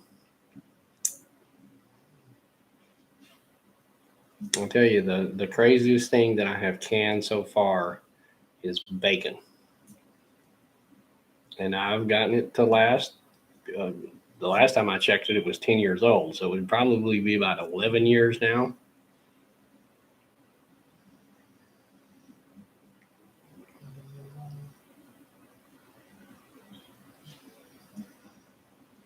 You're right there, Matt. Uh, the lone eagle, the one guy running off into the woods and living and making it. I was young once too. And when I first started prepping, that was my idea. When shit hit the fan, I'm a young guy, man, I'm just going to run out into the woods and I can make it. I got all my skills. I can hunt and I can forage and I can roam around. And, it doesn't take too long to learn that is just not feasible. We as people are made to be social. You are going to seek out uh, other people.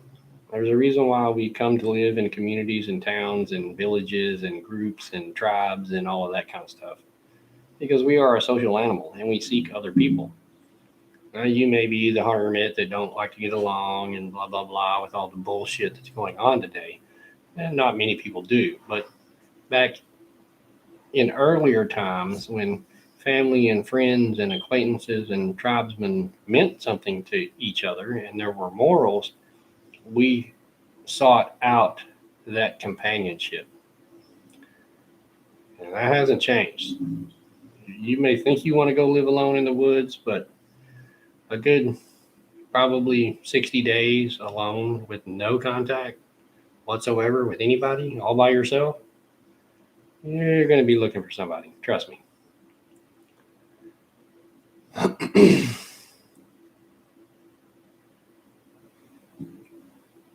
Well, that's going to be the thing, Linda, is your foraging is going to be a supplement.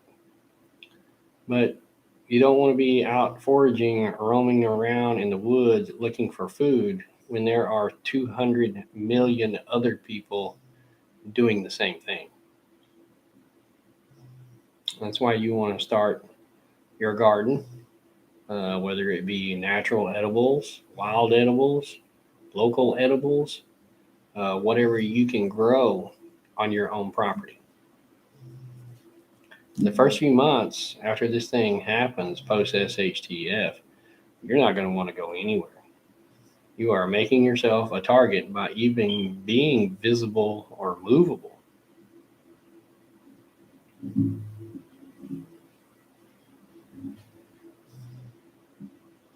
Yes, I've ate tripe before, Billy. It's not my favorite, but starving.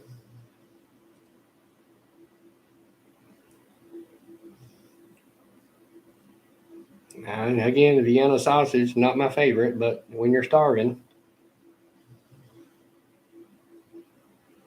When I was down working Katrina, it was probably 6 months into it. Everybody on freight ends, tired of everybody else's bullshit.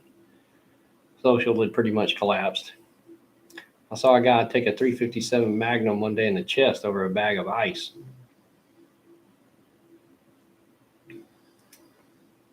You think a bag of ice? Yeah.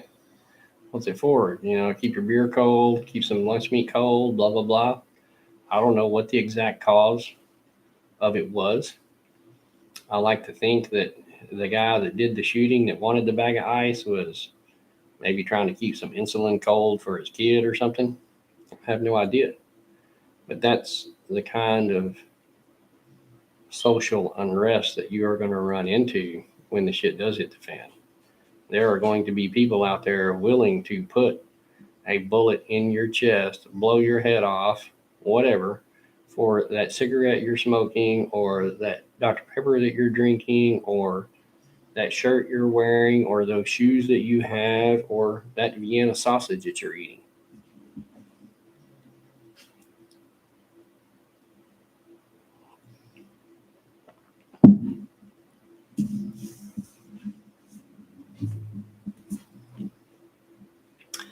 I can pretty much eat anything, Matt, but I'm a texture kind of guy. If it ain't the right texture, it ain't going down.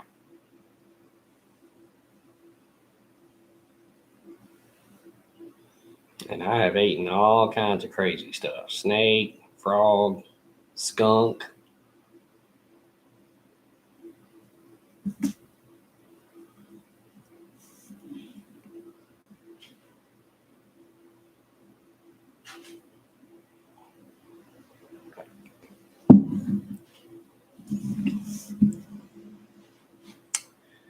There ain't many things that I can't deep fry crispy. So there aren't too many things that aren't on the menu that I won't eat, even octopus and squid. I mean, they're squishy and textury and all that kind of good stuff, but there ain't nothing some good old vegetable oil and Cajun seasoning won't fix.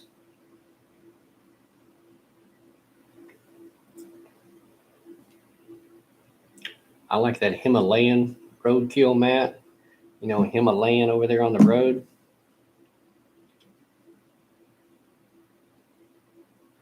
Most of that kind of stuff, I tend to want to feed to the chickens, and then I eat the chickens.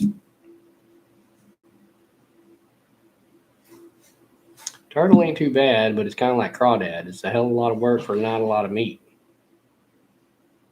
Frog legs are good.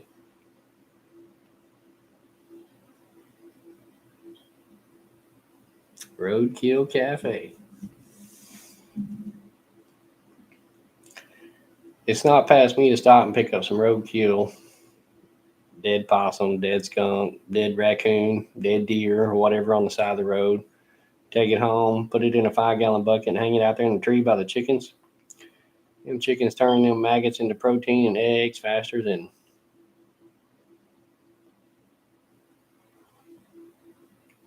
nothing goes to waste. Look at there, guys. Who's going to get him? Do I even have any in here?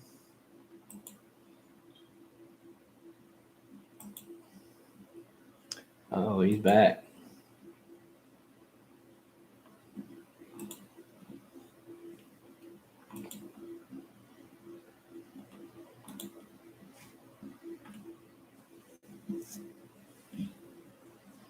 Bonito, again, not my favorite, but I would eat it. I can add enough seasoning pretty much to anything to eat it. Hey, Sherry, how's it going? Character, I have my whole life thrown away carp as a trash fish. And there was a guy here on YouTube a couple of months ago, Papa Pepper, I think, that had taken some carp and canned it. And he got some other YouTubers to try it. Southern Blessed, one of them, Mac and Patty over there, they tried it and said that carp was as good as salmon. Has something to do with when you can it. But I have thrown away carp my whole life. And since I've heard that a few months ago, I haven't been able to catch one to try it. But apparently, carp is pretty good fish when you can it. I like tilapia myself. I don't like the farm raised stuff just because of the way they raise it and what they feed it. But wild tilapia is delicious. We stocked our pond with Florida bluegill hybrids. They get up to about a pound.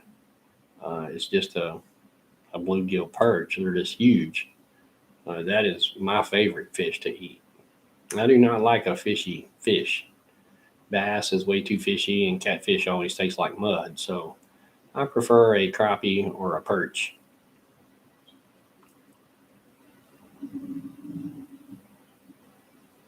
The only carp I've ever seen cooked or tried was very greasy to me. Maybe it was just the way they cooked it. But Mac and Patty over at Southern Bless, they swore by that canned carp. He said it was as good as any salmon he had eaten. And Mac's a pretty straightforward guy, so I would take his word that it was pretty decent.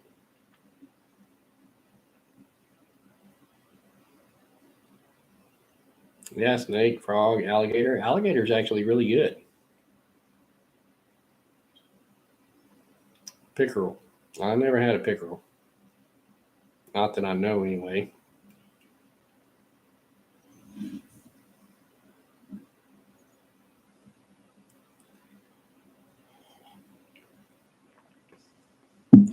I can't say that I've ever had any groundhog. They're not real common down here.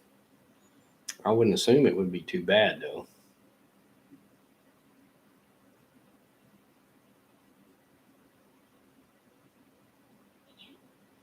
Yellow perch, is that a northern kind of fish? I've seen some of the guys over at Minnesota Outdoors catch some of them perch. They look more like kind of like a crappie down here to me. Oh yeah, I love salmon. Again, it's hard to get the real thing anymore unless you pretty much go up there and get it yourself. All of this crap they're selling you in the store is farm raised, and they feed it leftover fish and dirty water and poo eating crap. Exactly, crappie and bluegill. That's the thing with those Florida hybrids characters. They're supposed to get up to like a pound.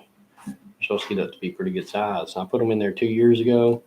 We put them in there about the size of my thumb, and this year they are about the size of my hand. So I'm hoping next year there's going to be some pretty good ones in it.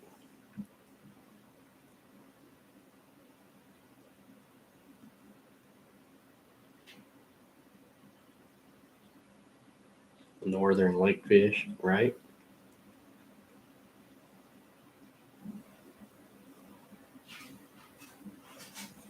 Yeah, we put I think it was 500 black crappies and 1,000 of those bluegills and 5,000 fathead minnows in our pond, and we fed them all year, you know, and just in looking at what comes up to the bank that boils the water when you throw food out there, they're well over 1,000 now, and lots of little babies in there that we're seeing too. So I know they're multiplying and doing good in there,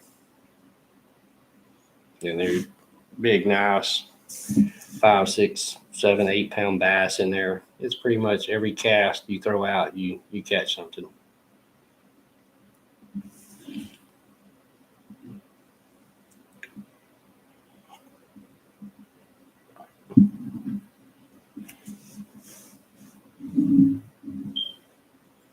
Yeah, the the normal bluegills are about hand size. Those Florida hybrids are supposed to get a lot bigger, but they're perfect size for just filleting. I mean, you ain't even got to scale them or nothing. Just, I mean, cut and flip and fillet right down the skin. It all comes off, and it's perfect pan fry size. Oh well, there ain't nothing wrong with groundhog then, because I love rabbit and I'd eat squirrel every day.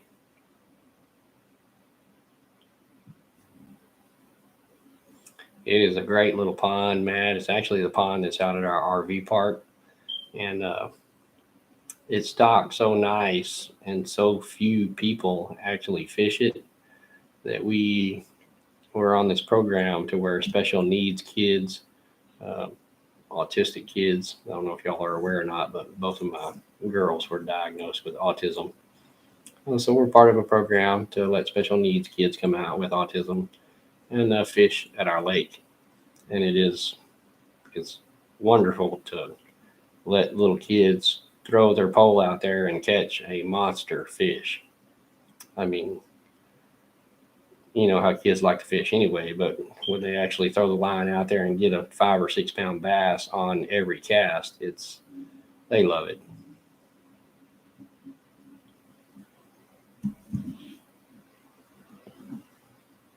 I'd have to try some of that groundhog.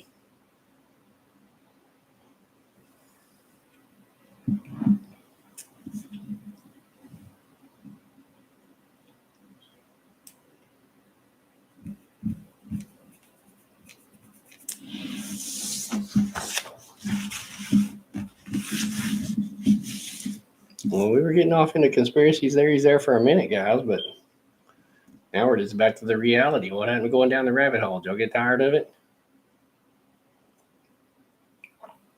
It's crazy now. All the conspiracy theories are coming true.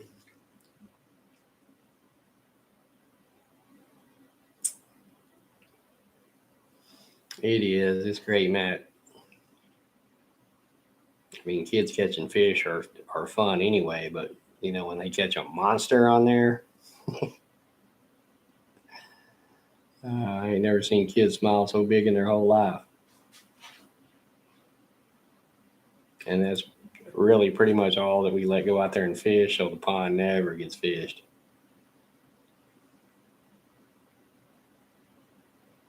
I'll have to try and show y'all some pictures sometimes, but they're easily 4 or 5 pounds every one, and then all the thousands of bluegills now you can't throw something out there that even if it got bitten and got off, by the time you got it reeled back in, there'd be another one on it.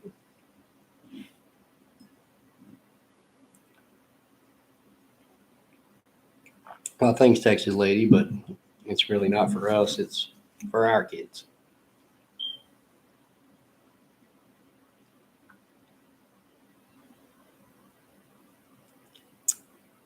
We have a lot of fun with it. And the other parents and kids have fun too, so well worth it.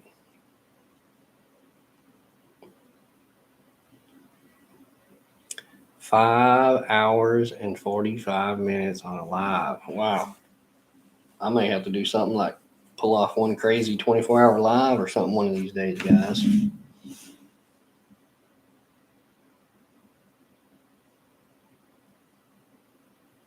Big carp. Boy, I bet that was a fight.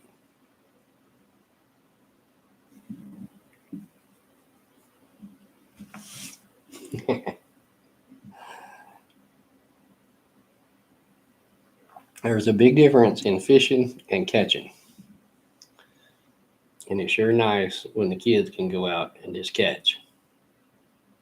Because being that young, making a couple of good catches, that does make an impression on them for life.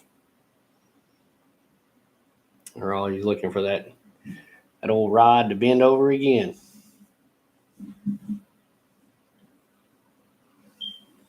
Hey, character, thanks for stopping by, man. I appreciate it. Stay safe out there.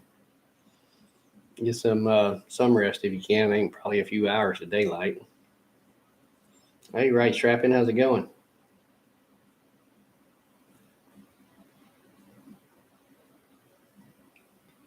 We've been on here almost 6 hours. You came in late.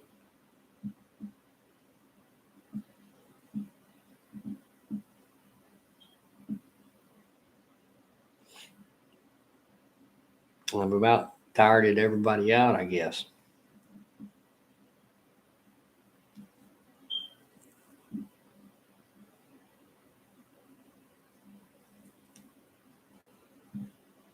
Are you going to bed, Texas lady?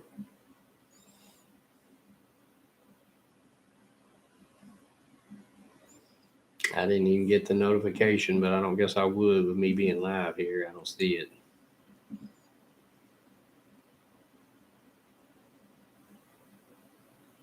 Well, Matt, thanks for stopping by. 3 a.m. I probably need to go to bed myself, because I got to be up in 2 hours.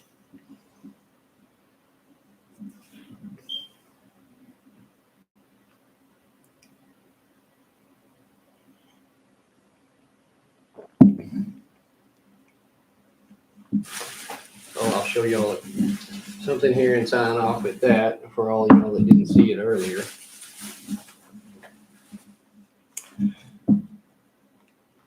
Y'all know Darren down under Forge made me a couple of these knives. Anybody's followed for any length of time, you know I had Darren make a few of these handmade knives and I gave them away to some guys. Watch the channel. And that's what we're going to do with a couple of these. Beautiful knives, handmade by Darren. I'm going to do a complete video on them. But I've already got one chosen to give to somebody. And another one we're probably going to have a video and give away. Just a little bushcrafter knife. And trust me, the camera does not do justice, but there's Darren's anvil and kangaroo, handmade. This wood is just spectacular on these things. We're going to give one of these away. And my favorite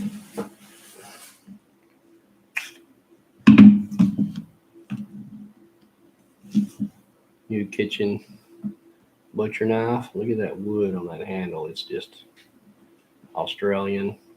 Amazing. Copper inserts. These things are razor sharp, guys. He made me this one for free. And these others here, this one's actually going to be my personal knife. But one of them we're going to give away. And one of them I've already selected to go to a lucky person. A video to come on that. He gave me a few more things there in the box. When I do my unveiling, unboxing on the knives, I'll show everything that he put in there. But y'all stay tuned for the knives. I didn't know you made knives, Billy. I'm always looking to get a few made. How many acres of where? Perspective.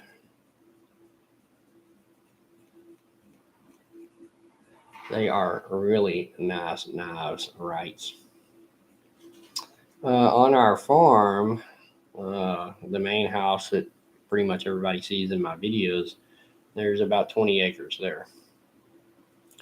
We have another 20 acres over at our RV park. We've got 30 acres for sale over a different place. We've got another place that's got 5 acres on it. Another place that has a few acres on it. We got lots of places around in that area. Yes, the knives are, Linda. They are exquisite. The camera just does not do them justice at all. You make a nice chef knife. That's what Darren had made me here. I ordered some other knives from him last year, so it's not like I've only ordered one, but he made me this kitchen knife here. It's got a little bit of oil on it because it's a carbon steel blade to keep it from rusting. But the copper, if many of y'all have seen my kitchen at the farm in East Texas, we got a big copper vinyl hood. I'm doing all my accents and everything around the house in copper. So Darren probably played it pretty smooth in making me a custom knife, knowing that I'm probably going to want a whole set made out of this copper, because this wood and copper is just, it's beautiful. It doesn't look, that camera doesn't do it justice at all.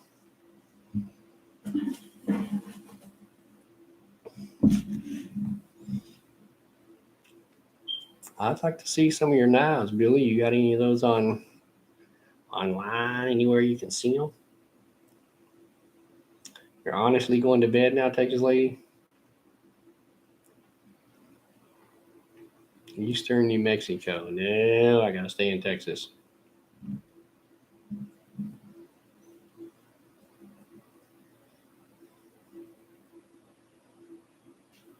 You need to make me one of those knives and send it with copper.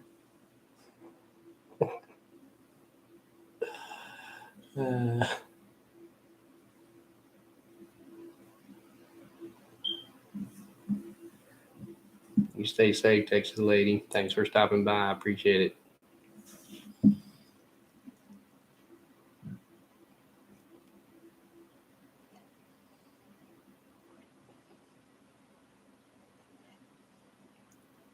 Well, guys, I've just about finished my cup of coffee at 3 a.m. I think after a pot, it's probably time for me to call it a night and go lay down and fidget in bed, at least for a couple of hours. But I have enjoyed talking to all of y'all tonight. I'll give y'all a few minutes to say your goodbyes over there on the chat, but almost a 6 hour live. I wasn't expecting that for sure. But I appreciate all y'all guys for coming in and chitting and chatting, hanging out. I need to do this more often. I wish I had some shirts or hats or something to give away with me tonight, and I would give everybody in the chat something, but maybe when I'm back at the farm. Hey, thanks for Perspective for stopping by. I appreciate it. There ain't going to be much left of my night, Sherry, but I will try and get some rest if I possibly can.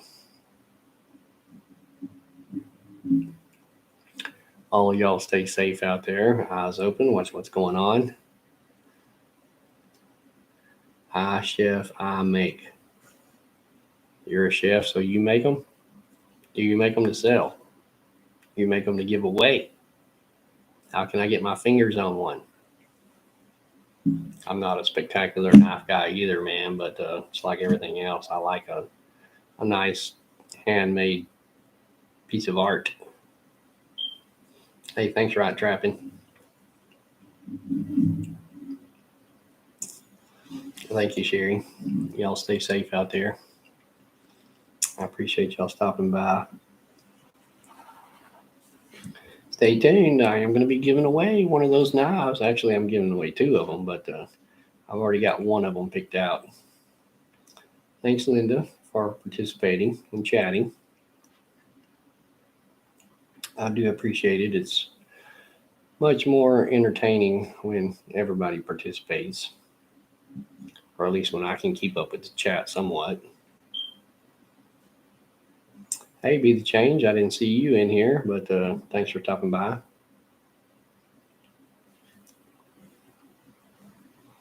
You make a chef knife. Well, what do you just make them for? You, or you make them to sell? What's the deal, Billy?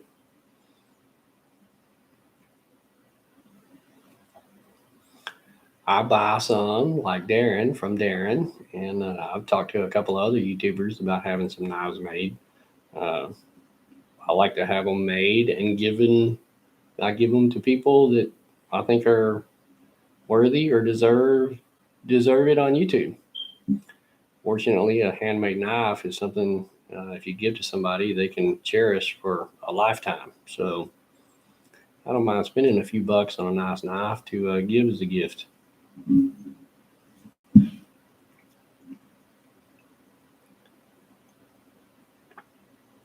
And Darren makes some pretty nice knives, I gotta admit. Coming all the way from Australia. The wood on these things is just, I know the camera's not doing it justice, but the wood on these handles it's freaking amazing, man. It looks three-dimensional. I've never seen wood like that. Of course, I've never been to Australia, so that would probably be a good reason why. I wish that camera would show that wood. It's just unbelievable. The edge, the quality. This is probably the sharpest knife I have ever owned. Good job, Darren. I am going to do a mail call on that. So, hey, thanks again, Linda. I appreciate all y'all for stopping by. We are all we got. So we got to come together, spread the knowledge, spread the info. That's what it's all about.